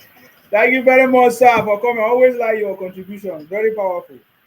Though, just like somebody said in the comment section, we were not lucky with Emmanuel Udom. Emmanuel Udom is the one that brought us back. Emmanuel Udom was the governor that Godswill Akpabio brought. So that one didn't do anything. He just like Obaseki in Edo. Obaseki did not do anything in Edo when what's his name? This our able senator Adam Mushomo left. So yeah, but I think this man is trying his best. What's his name, sir? I always forget his name because his name never ringed in my brain yet.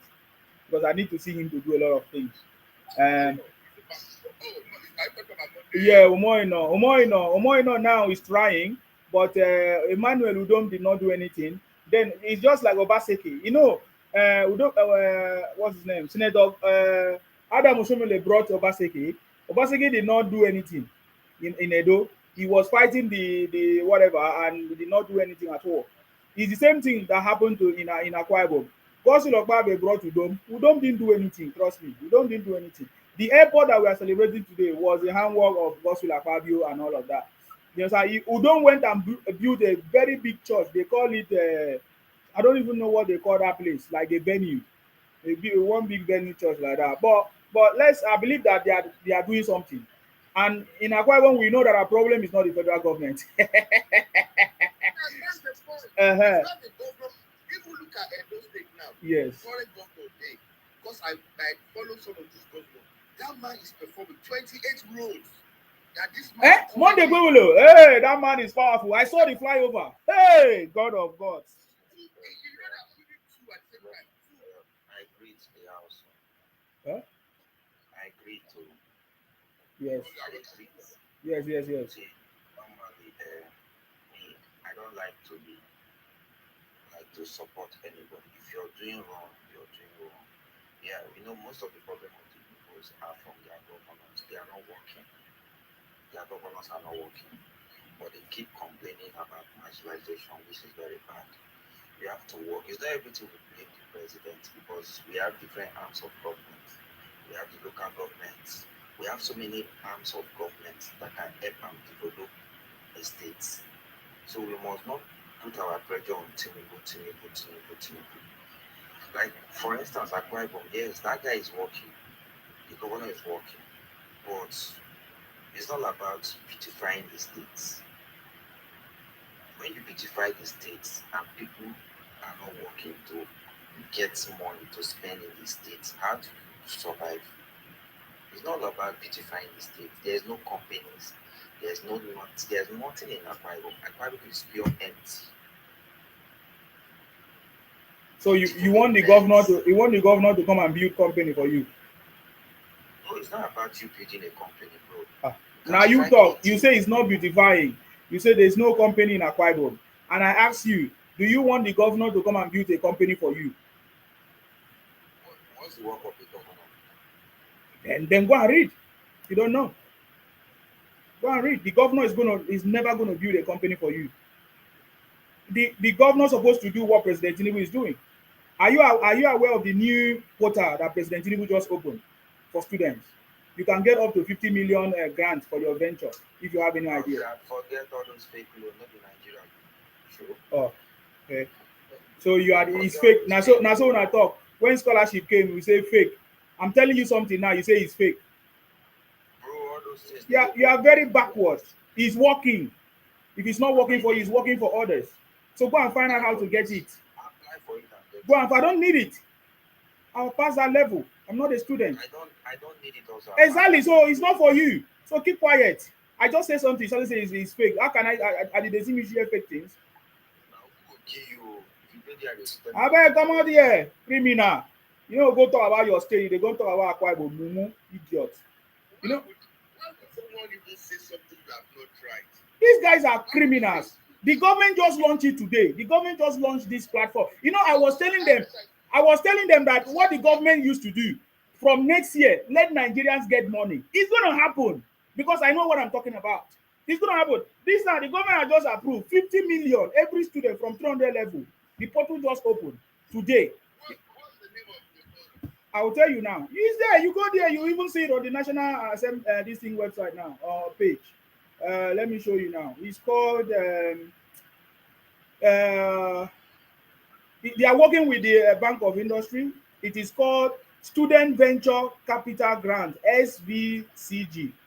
It's a new portal that has just been opened today. It's on the National Orientation Agency Nigeria website page or X. Go there now. You see it. So this is something that I'm just happy. The government just announced it, and this is exactly what I was talking about. Students need to receive money. Immediately they receive money, whether they use it or not, they have to receive money. And even already people that already left school have to receive money. There's a reason what that money can do in a society and in a community. And it's already happening. But this one has a control system because it's working with the Bank of Industry. And there's a mentorship program as well. It's today that the government launched it. So I'm just sharing the idea. Yeah, I'm just sharing the idea and he's shouting. You think that we are joking here? You know, so I'm not joking here. Now it's back on track. If you don't know it. This President Tinubu is God sent to Nigeria, honestly. He's God sent because the man is fixing problem one after the other. I did not even know that.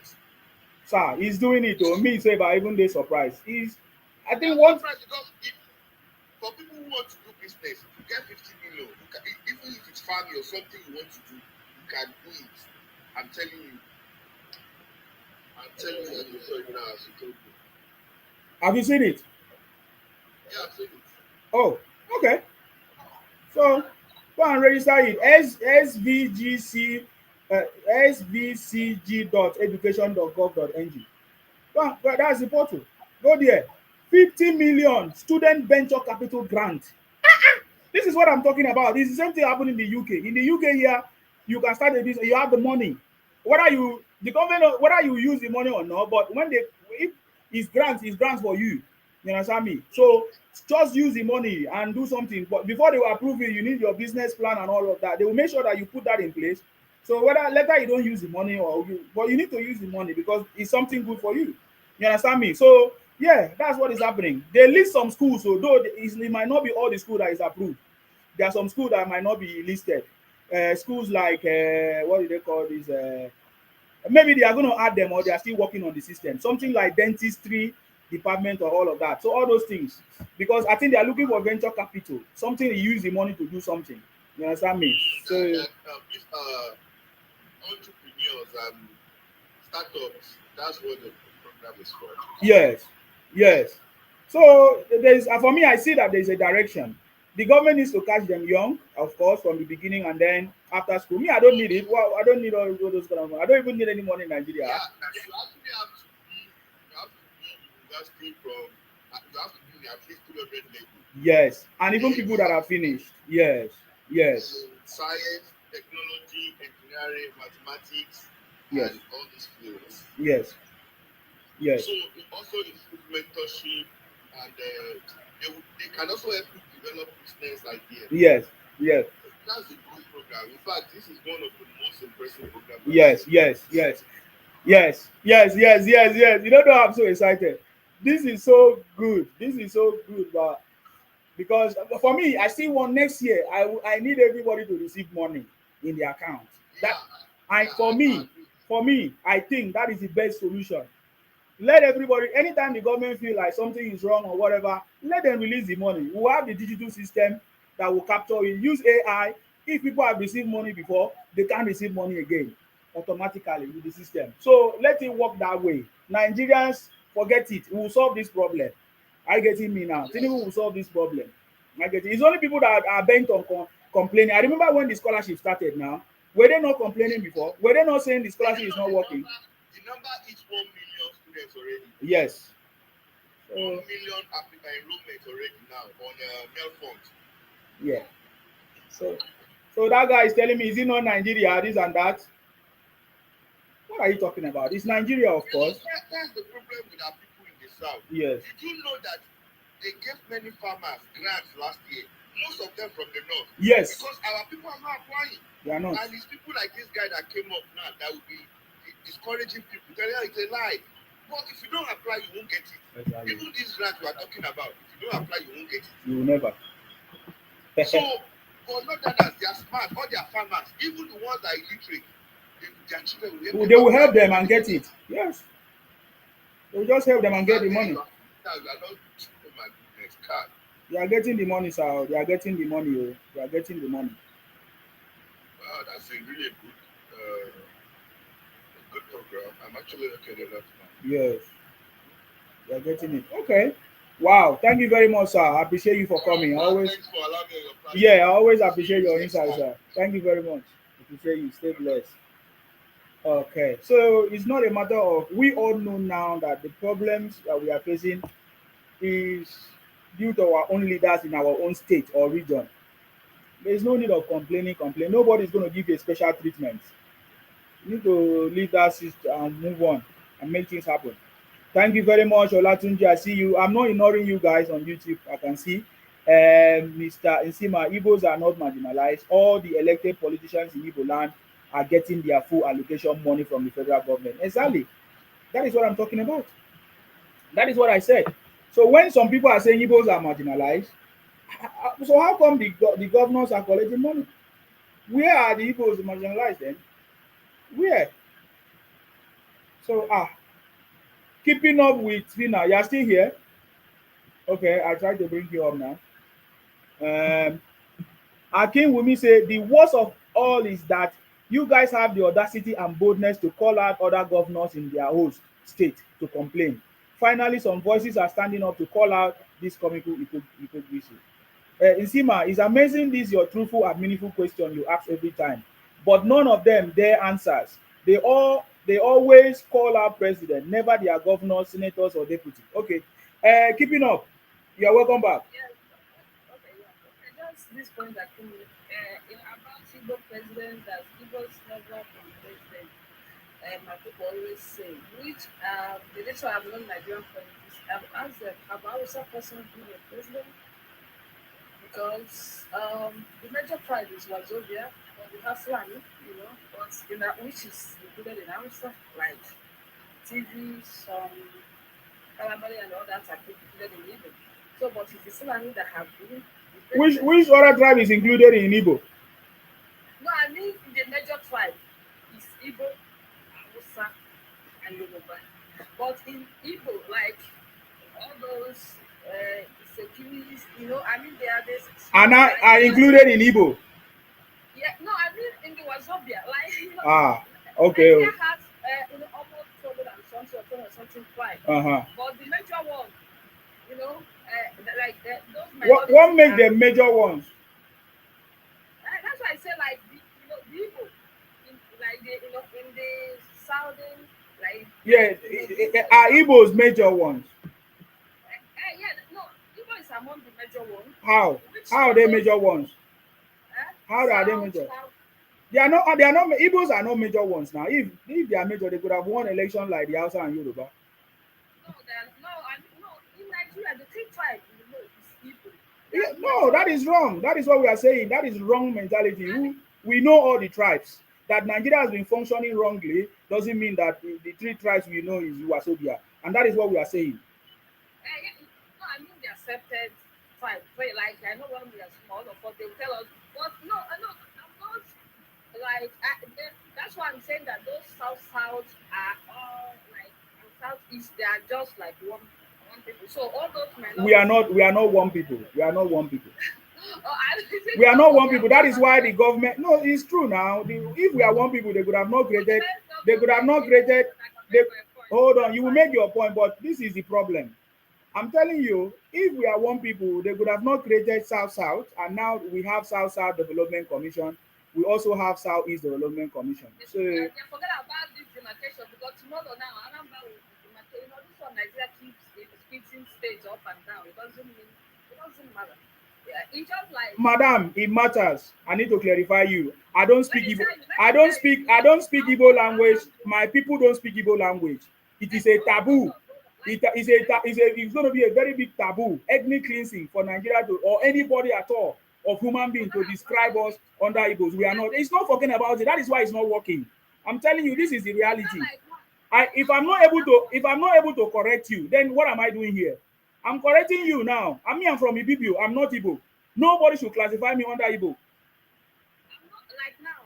Me, I'm from Anambra. I speak Igbo. Like when I was in Port Harcourt, Igbo people they understand me better than people from Ebonyi or even some part of Benue. So when I say, but River people will say they are not Igbo. But in the Rivers, that's why you say Rivers State people say they are not Igbo. But you are forcing them to be Igbo. That is the conversation. That's what we are saying. It matters. As long as you don't speak the same language, you don't have the same culture, you are not the same. It's simple.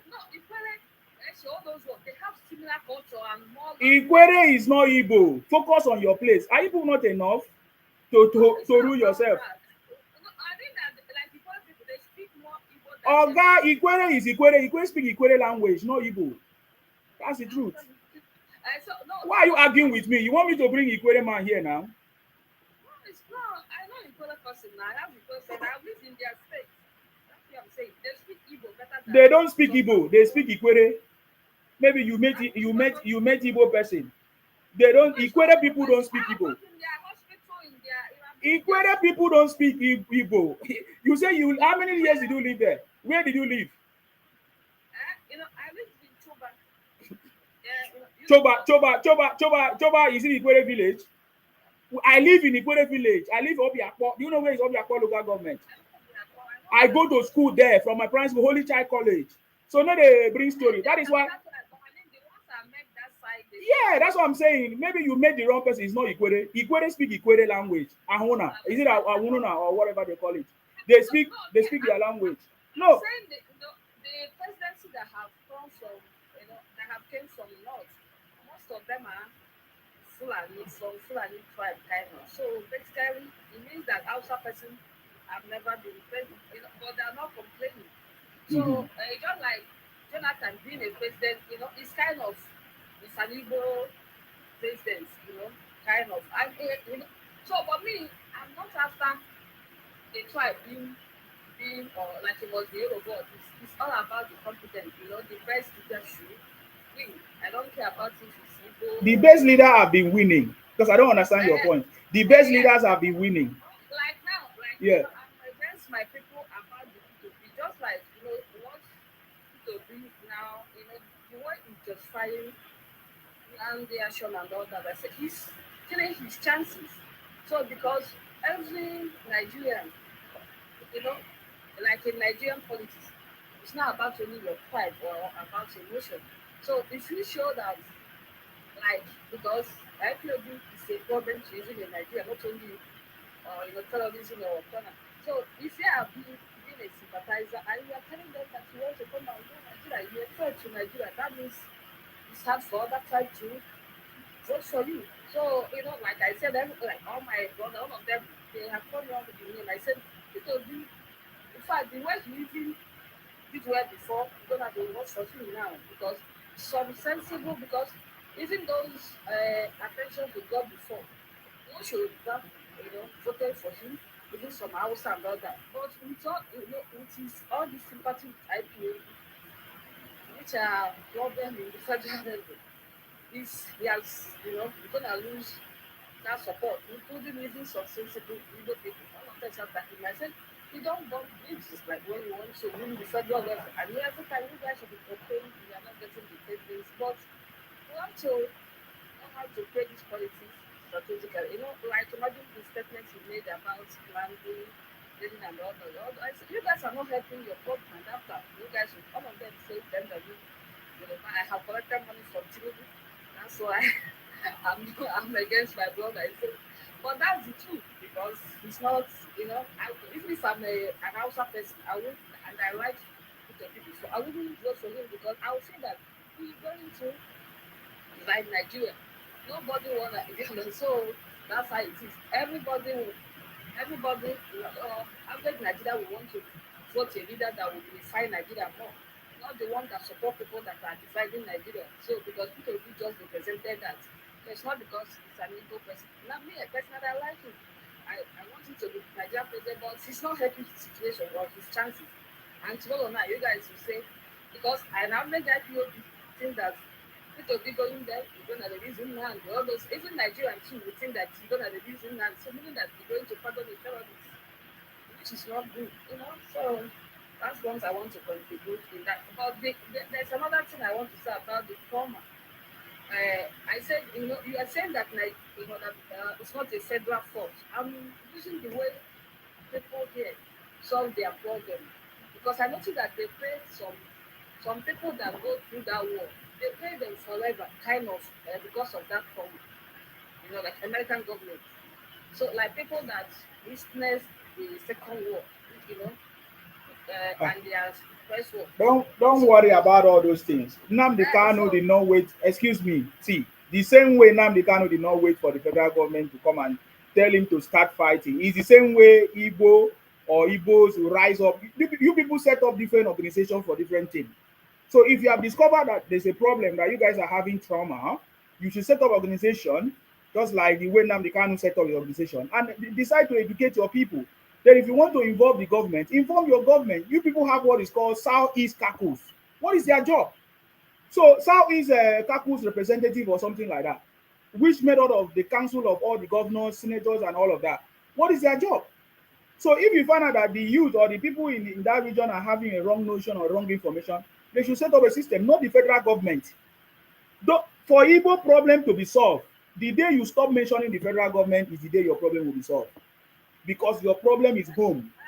You know why I included, because of some exposure I noticed here. It's like the USSR, those Armenians that they Ah, put here, them.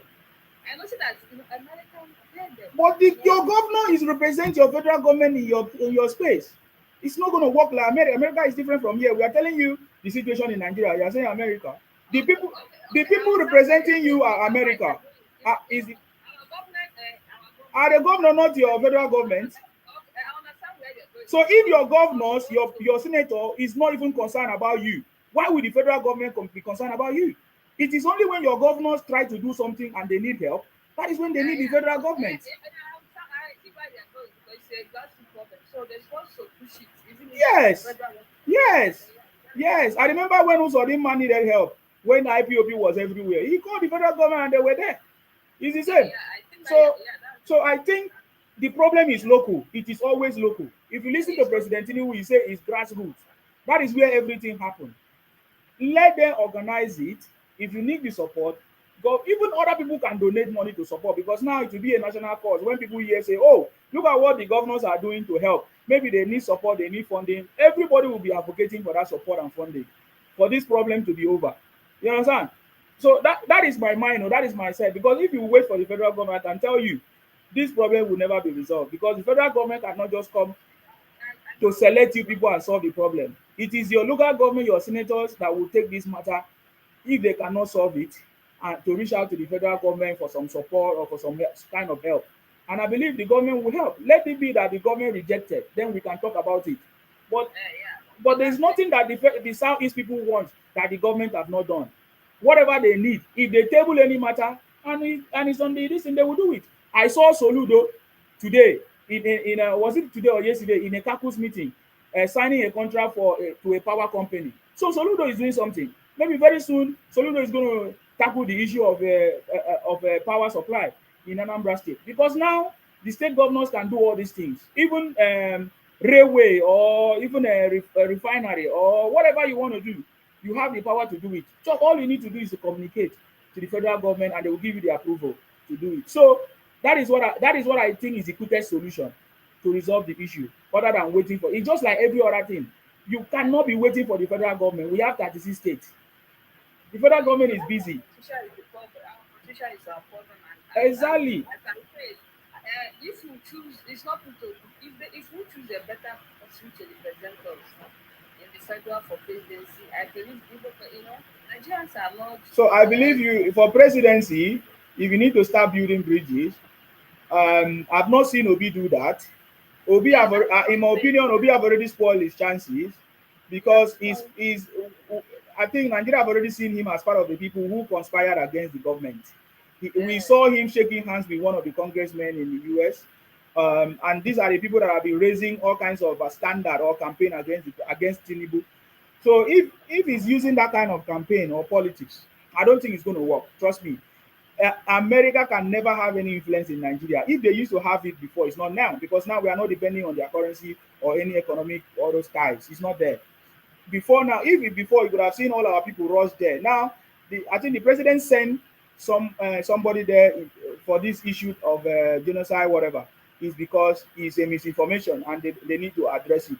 You understand me? So, but there's no such dependency. So I've seen people be say some things supporting people that is not supposed to support, and it's not reaching out to other regions and other places. It's not playing a politics of national interest. So that is where I feel it will be difficult for him. If they bring somebody like Soludo or Dave Umari, these are people. yes, These are people that I think, but yeah. them they don't like it. But me, I'm telling people that if this one, if South, other people vote for Soludo and this, it's enough. Yeah, Forget that's what about I'm saying. You don't need South. You don't yeah, need Southeast to vote for. You just need some 25%. But you need to play national politics to be able to win. Everybody needs to be on board to support you.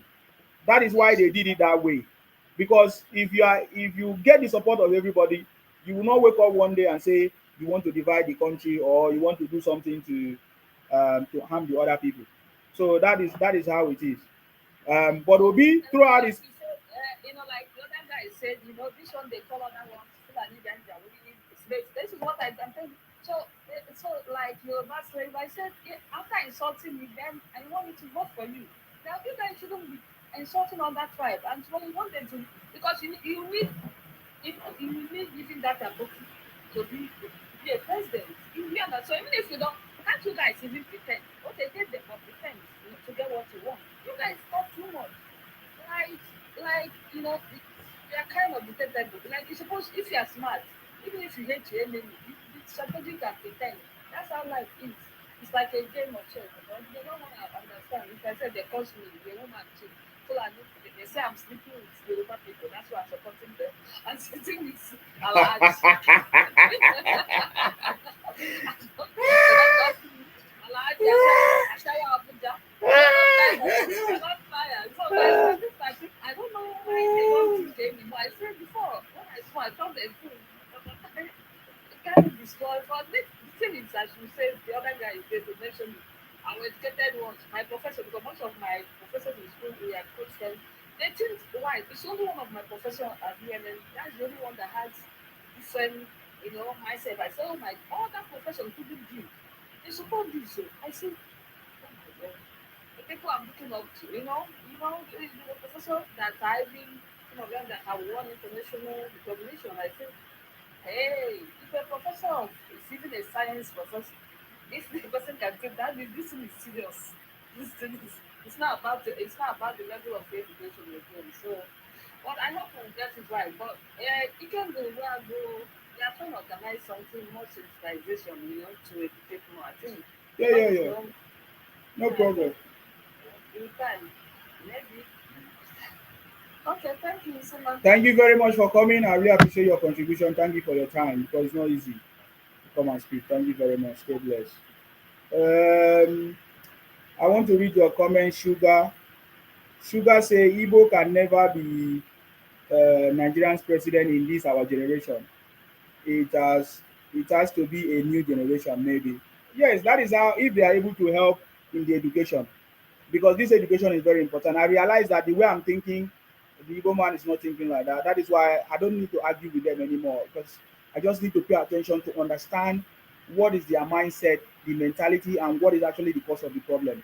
And when I pay attention and listen to them, I hear anger, I see bitterness, I see ignorance, I see all these issues, I see a genuine heart trying to solve a problem, but I see anger maybe based on wrong knowledge. Then I see wrong information and all of that. So that is for me. I think if there's going to be any change, there has to be a generational change in terms of knowledge, which have to happen, and they have to understand that charity must begin at home. You cannot be calling you have a problem in your house and you leave your governor, you leave your senator, you leave your house of rep, you even leave your local councillor or people that speak your language that understand your problem. You left them and you want to go to the top for them to come and solve your problem. You have a bigger problem then because you don't understand that the governors represent the president in your state. The governor is your president. I don't know how to explain this to you again. So, because they need to understand it. The governor in your state is your president. Even the president cannot even come to that state and bypass the governor. That is not, you are not following protocols, you are not following procedures. If the president is coming to your state, he has already signaled the state governor. The state governor is the one that is going to put all the apparatus, all the security, everything, and make sure we welcome the president. What does that tell you? Your problem is at home. Igbos will need to begin to rise up and hold their governors accountable and begin to speak up and ask them, where is the money that the government have given to you? I'm aware the government are giving you double money. The senators, where is your constituency project? House of Reps, where are your projects? What are you doing? Because this thing was designed to be done that way, but they are not doing it. And yes, since you don't know where your problem is, that's why you are calling the wrong person. And the wrong person can't help you. The president have international issues to attend to, policies, how to generate money, events, many things that are supposed to bring nationwide development, and you are calling him for your state issues. If everybody calling for their state problems, how are we going to solve the problem? You understand? So that is what we are talking about. Every problem in Nigeria is local. It has to start from the local level, from the state level, Before you know it, Nigeria is made. Nigeria is developed. Can you imagine that Akwa Ibom focus on their problem to solve it? Anambra focus on their problem to solve it. Rivers State focus on their problem to solve it. Lagos focus on their problem to solve it. Kaduna, before you know it, everybody doing it simultaneously. Before you know it, things have changed. Rather than everybody waiting for the government to come and do some, president to come and do something for them. That is not the way it's supposed to be. That is not the way it's designed to be. You understand me? So, but it has been abused for so many years. It has been abused for so many years. So hopefully Nigerians will see the need to rise up and ask their presidents, or sorry, ask their governors questions. Are you getting me now? Like my own in my state, me, I'm asking him. Oh, I'm asking him questions. I'm asking him questions. You know, they have received so much money, double money. What have they achieved with it? One of the brother came and talk about company. Governor or government don't build company. If they no never in any way they build company. There are things that might be government owned, okay, but government don't build company. You are the one to build your company. You understand? That is the problem. So companies, for example, in the UK solve many problems. There are companies that solve, say, water problem. They call it water problem, water company. If it's water company, even the federal government can now come and maybe have a partnership with them to subsidize things or to work with them. That is different. But a company is owned by private entity or individual to solve a problem. So that's why I said to you, how if you see any problem in your community, in your society, that's opportunity for you to solve it and be made. Trust me, just set up a business, set up a company and solve that problem. It is not the government that is going to solve it. Then if you need things like grants, policies and all, that is what you now do. You go to Bank of Industry, you go to send you go to banks, you go to you look out for government grants which they have already provided. That is what they provide. Those are the enabling environment people talk about to help you. Issues like electricity should be fixed so that people can have power supply.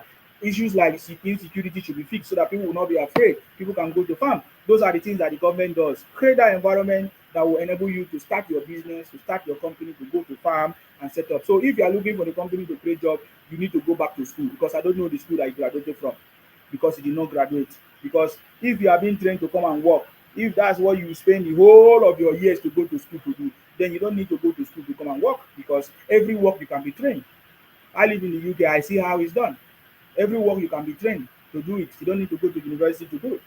Are you getting me now? So, but if you have gone to university, it means you should have more knowledge that will make you to be innovative, transformative, you know, and all of that. Educative, you know, smart, think with your brain, critical thinking, and how to use your knowledge that you have come from school to achieve it.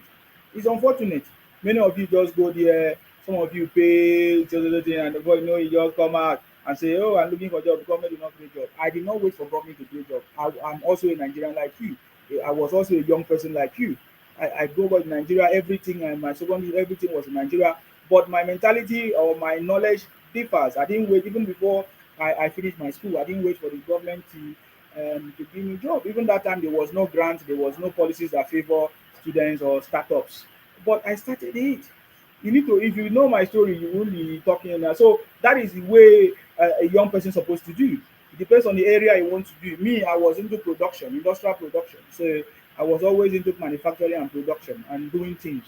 We did things. Those days we produced different things. We produced soap, we produced even perfume, we produce all kinds of things then. You know, we sell all kinds, we do different things. Me, I was into also tech as well. I had my own business. You know, I had so many. So that is how we're supposed to do it. There is no other way. It's not in the UK, for example, where there's a lot of companies already that individuals have created. Remember, most of you that travel to the UK come to the UK. Is it government that owns those places you go to, those places that you work? So when I hear you people talk rubbish, you say government not create job. You are stupid. You will remain stupid, man. I'm telling you, man, I can't hide my mouth. If you like it, you don't listen. If you don't like, tomorrow it will happen. I getting me now. I think the launch of this government portal for students is in line with our plans. Many of you yesterday I introduced to you what is called Daily Sharing Club. Go to your Play Store and look for Daily Sharing Club and download it because it might be useful for you in all this stuff. That is for people that that are ready for startup business or whatever idea. It doesn't matter where you are, even if you are not in Nigeria, anyways. So, but that is the idea. It is you that will take decision by yourself, making use of the resources that is available to you. Sometimes the resources are scarce or in competition. So, but then your competitive advantage is that you have been to school, you have ideas, you have done it before, so you can now adapt that knowledge in order to secure that resources. You go to Bank of Industry with your file, or you come together as a team and do everything. Now there's a portal. Apply through the portal. Look at what is requirement. Look at everything that is needed. You see the business plan. How can you put up a viable business plan? And does it require more people to do? Does it require any specific skills or training? Those are the things you look out for. So please, if you are depending on the government to build up a company for you to graduate and work, you are not serious. No company in the world does that. No company in the world does that. They will only provide the policies, the enabling environment, maybe grants, and all of that for you. So wake up, wake up, man.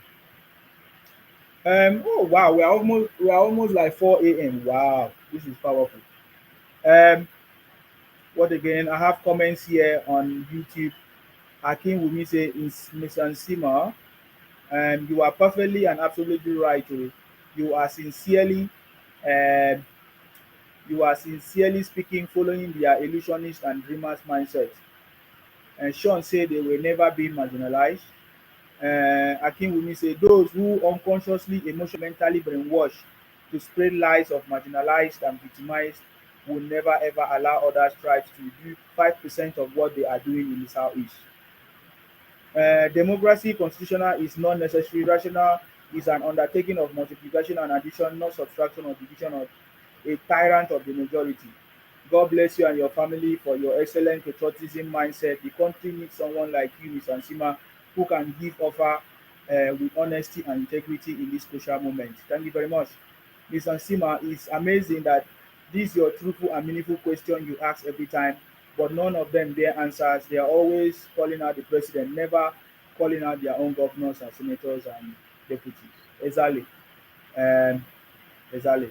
The worst is that they are quick to call out, they have the audacity and boldness to call out other governors in other people's states, in their host states.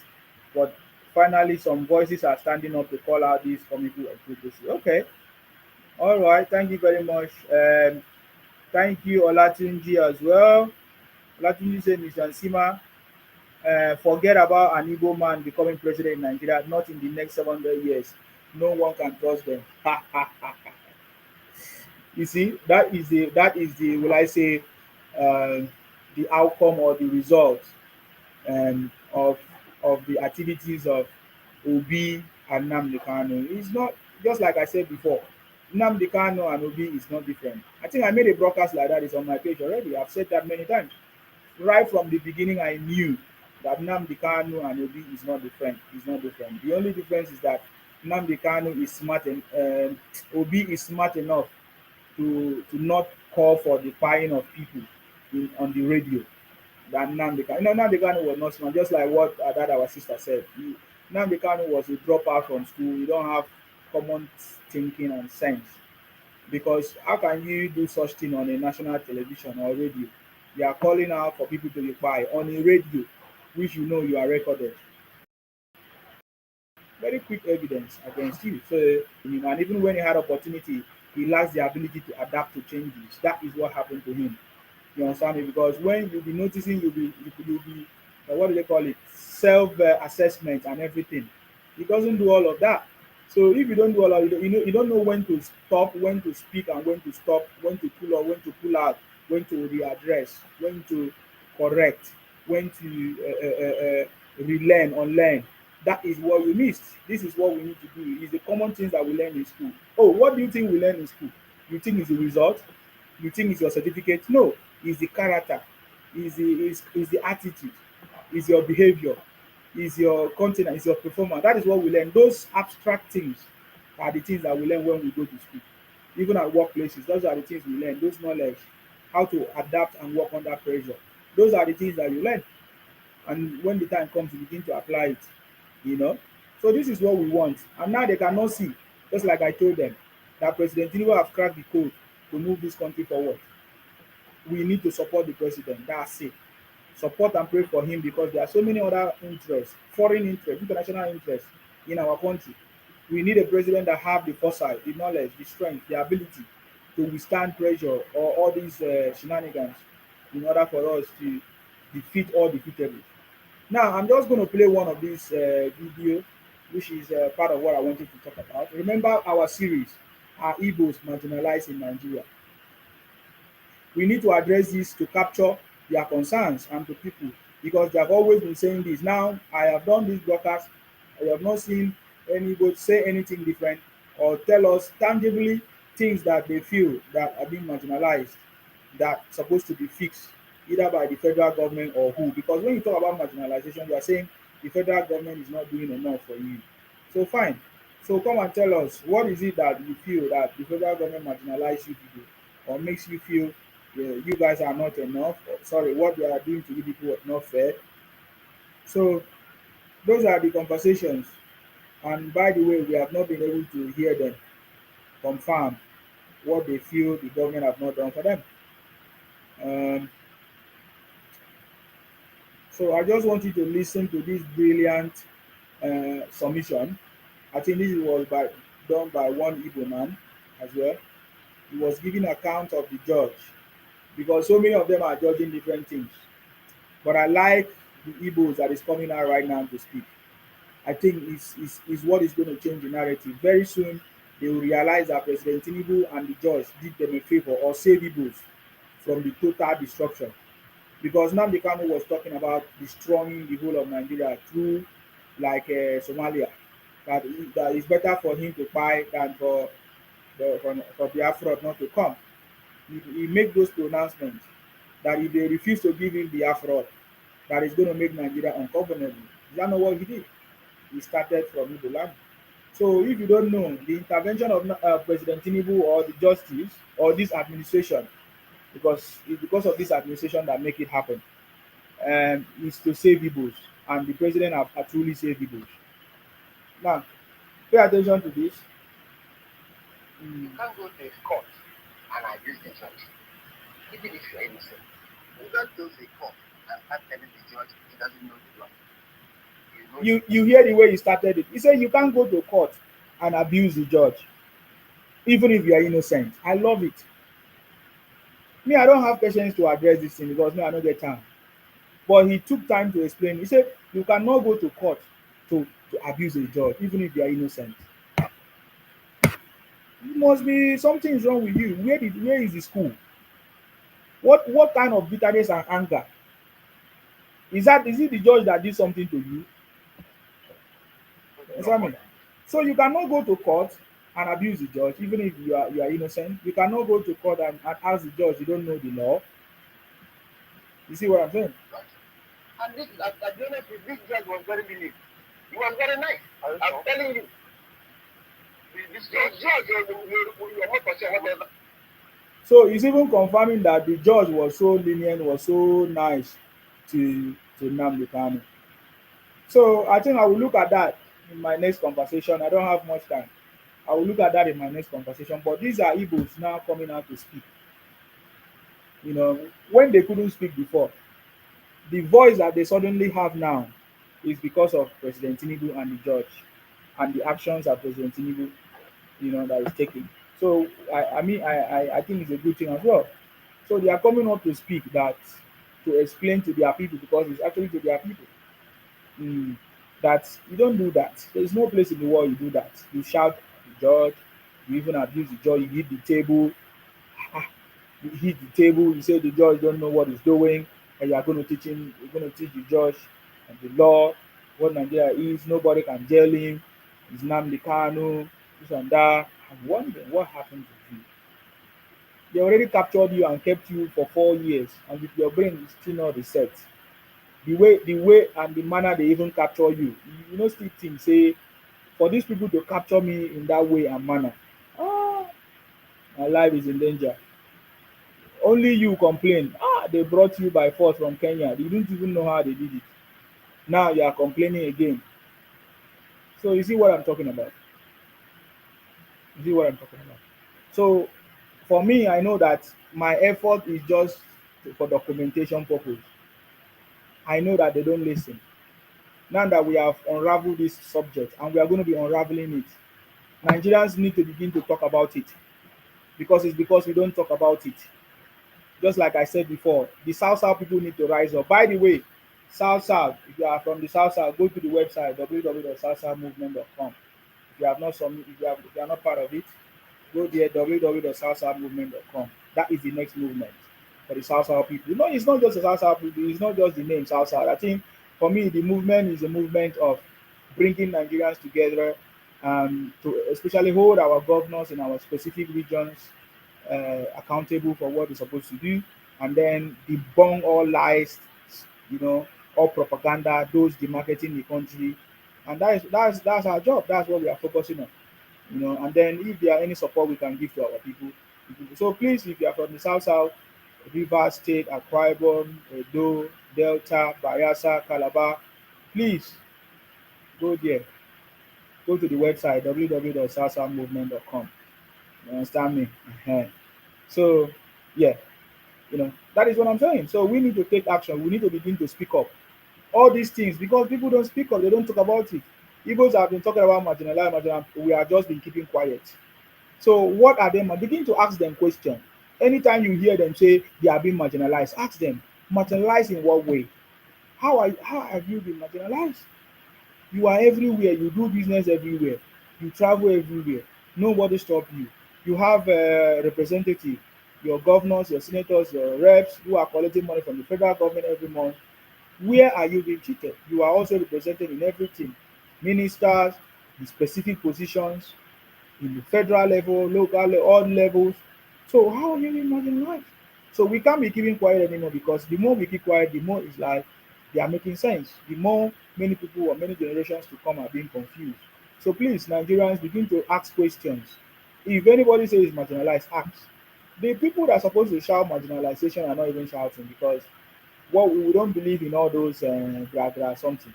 We believe in following the process, just like what is happening now in South South. It's the time of the South South, because I think the South South have been aligning with the North somehow before, because most of the South South states were PDP, and always the governors, sorry, the presidential candidate or representative always are always leaders from the North. And then when it's time for election, they use our resources from the South South to campaign for election, and they win election in the North. So there's a lot of strategy in President Tinubu's government today, which I tell you, it can never be the same. Election in Nigeria can never be the same. I'm telling you, the monies that they used to use from the South South to campaign in the North, with Atiku and others, is not going to be available anymore, because now these monies are going to stay in the South South. South South movement is a movement that supports even President Tinubu government, because this is the first time we have seen a government that focus on making sure that everybody is represented.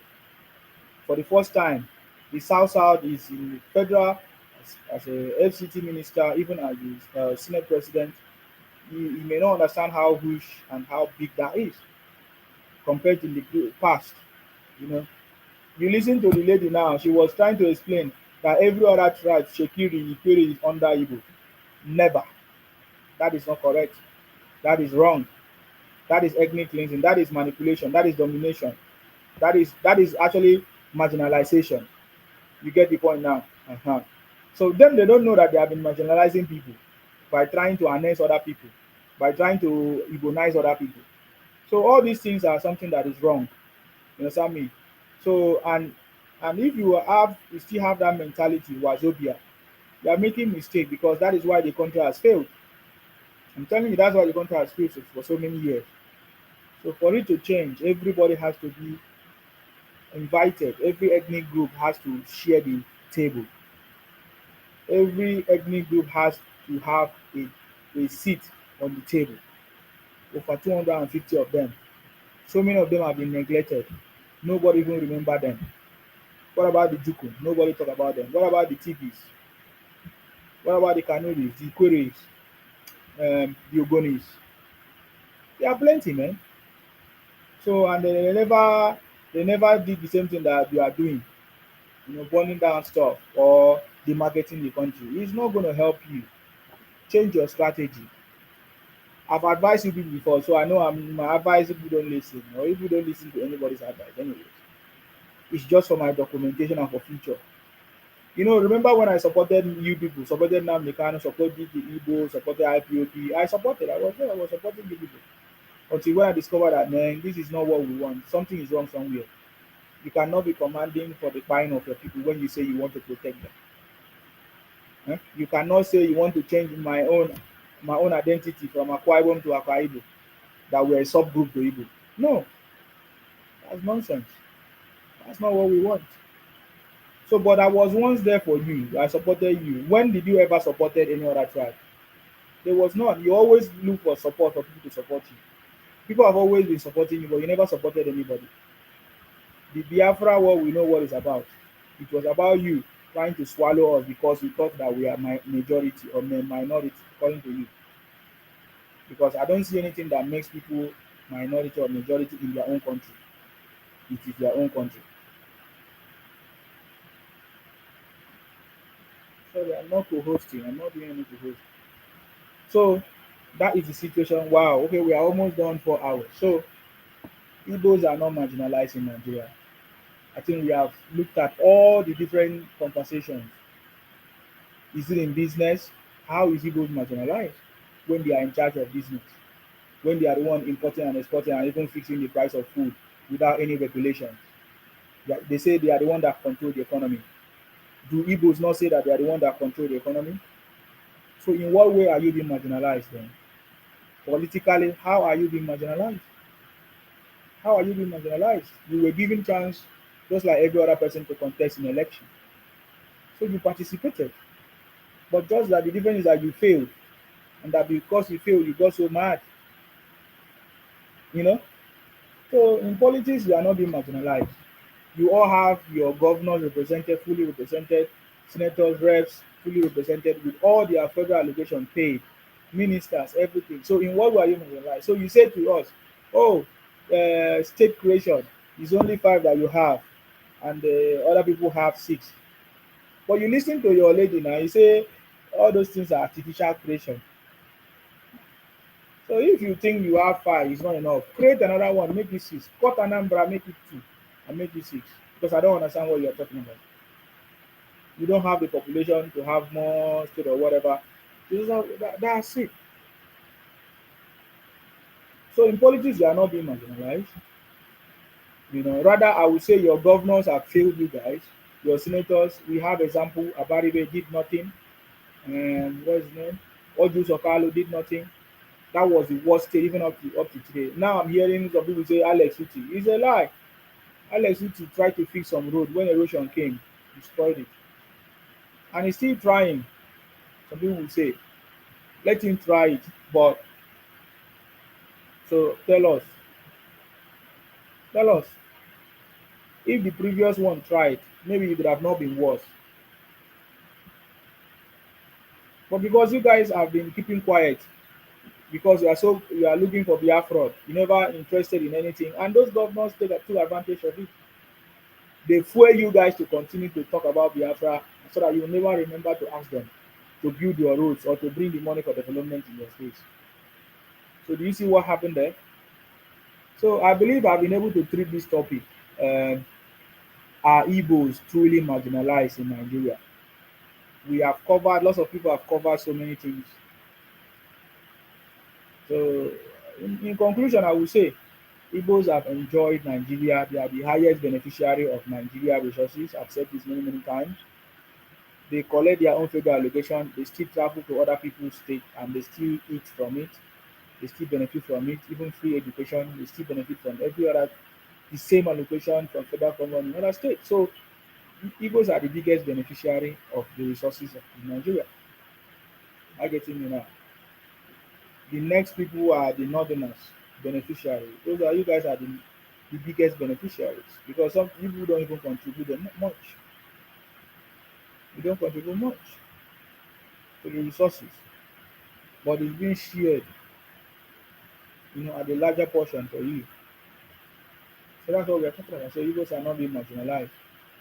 Igbos are doing well in different aspects. Igbos are developers. They move from place to place. They say they are developers, so but they don't develop their home. That is the difference. Oh my God, this is almost 4 a.m. So guys, I think I've been able to try. Did I try? I tried to answer this question or to address these questions. Are Igbos marginalized in Nigeria? When an Igbo man said they are being marginalized, what do they mean? I think I tried to address that. So yes, President Tinubu is bringing a lot of good news for you guys. Follow President Tinubu, follow the group, follow the pages. Let me hear from Benji. Is that Benji? Uh-huh. Follow the pages, follow the, so that you will hear more information, more things that President Tinubu is doing. He is bringing us out of this third world status. He has cracked the code. President Tinubu has cracked the code. I saw you on my FYP. Can you speak up? Yes, go ahead. I saw you on my FYP and I saw what you wrote up that Tinubu is removing us from the third world country. What's the local guys? But that is not what is written here. Where do you see that? Sir? Where did you see that? On my FYP now. I saw. Okay, you saw a video. Yes. Mm. I always like your analysis. I wanted to hear what the quote and Tinubu is to remove us from the country. Mm. I should tell you the code. Go and study now. Go and research. Go and make a research. I should come and tell you a code saying now you be waiting, now you be God.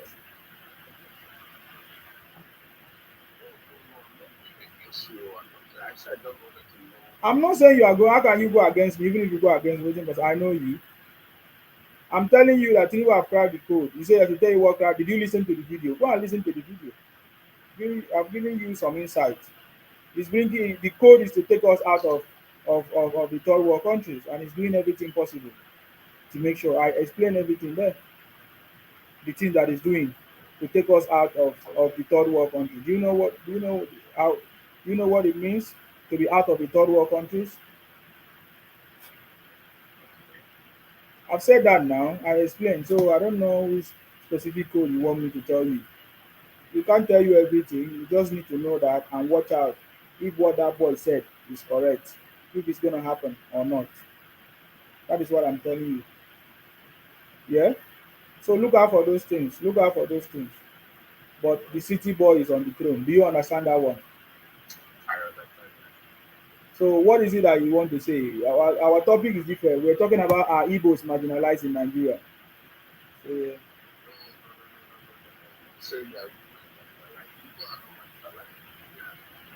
yeah. Now you talk Amo. Okay, why was Nnamdi Kanu agitating?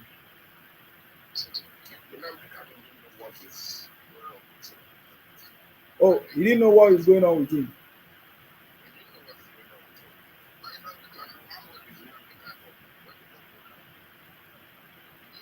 Experience and anything. Just like any youth agitation, ignorance.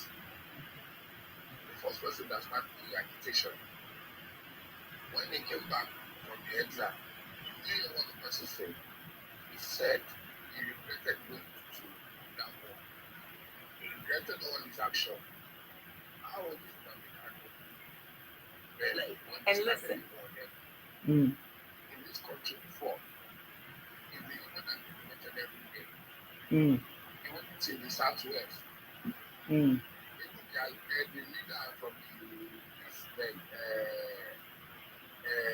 Nnamdi Azikiwe, he was the one that is discussing this thing with the British then that Nigerian unity is not demonstrated.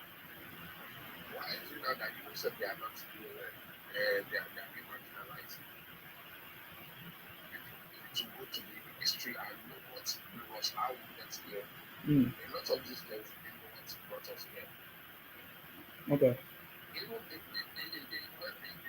first coup, 1966, the first coup, when the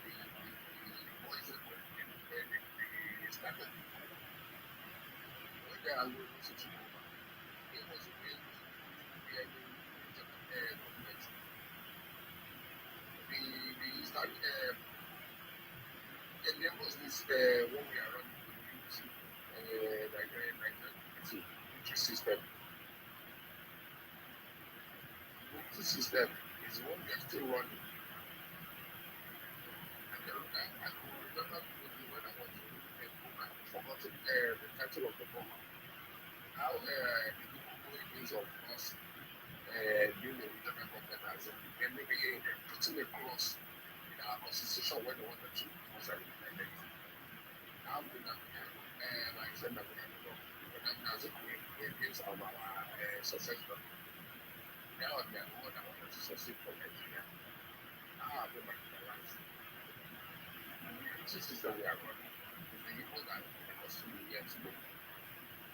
The short way they are talking about is I'm not interested. I wasn't just looking at them. The short, the people are not marginalized, so they are the one that felt they are marginalized. To say. All right. To say much. Thank you very much, Benji, for your contribution. I appreciate you. Thank you for coming. All right. You came in when I'm almost closing. Yeah. Okay. All right, sir. Thank you. Mm. All right, guys. I have to leave you here. Let's continue to pray for our city boy.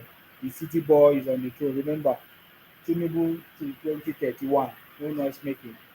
Let's continue to pray for him for more knowledge, understanding, health, health, good health, you know, and more political will to take action that will set us free from this our third world status.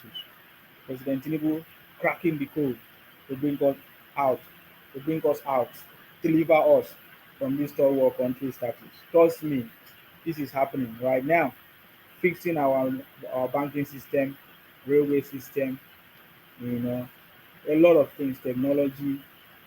This man is powerful. You understand? So we need to pray for him and continue to support him.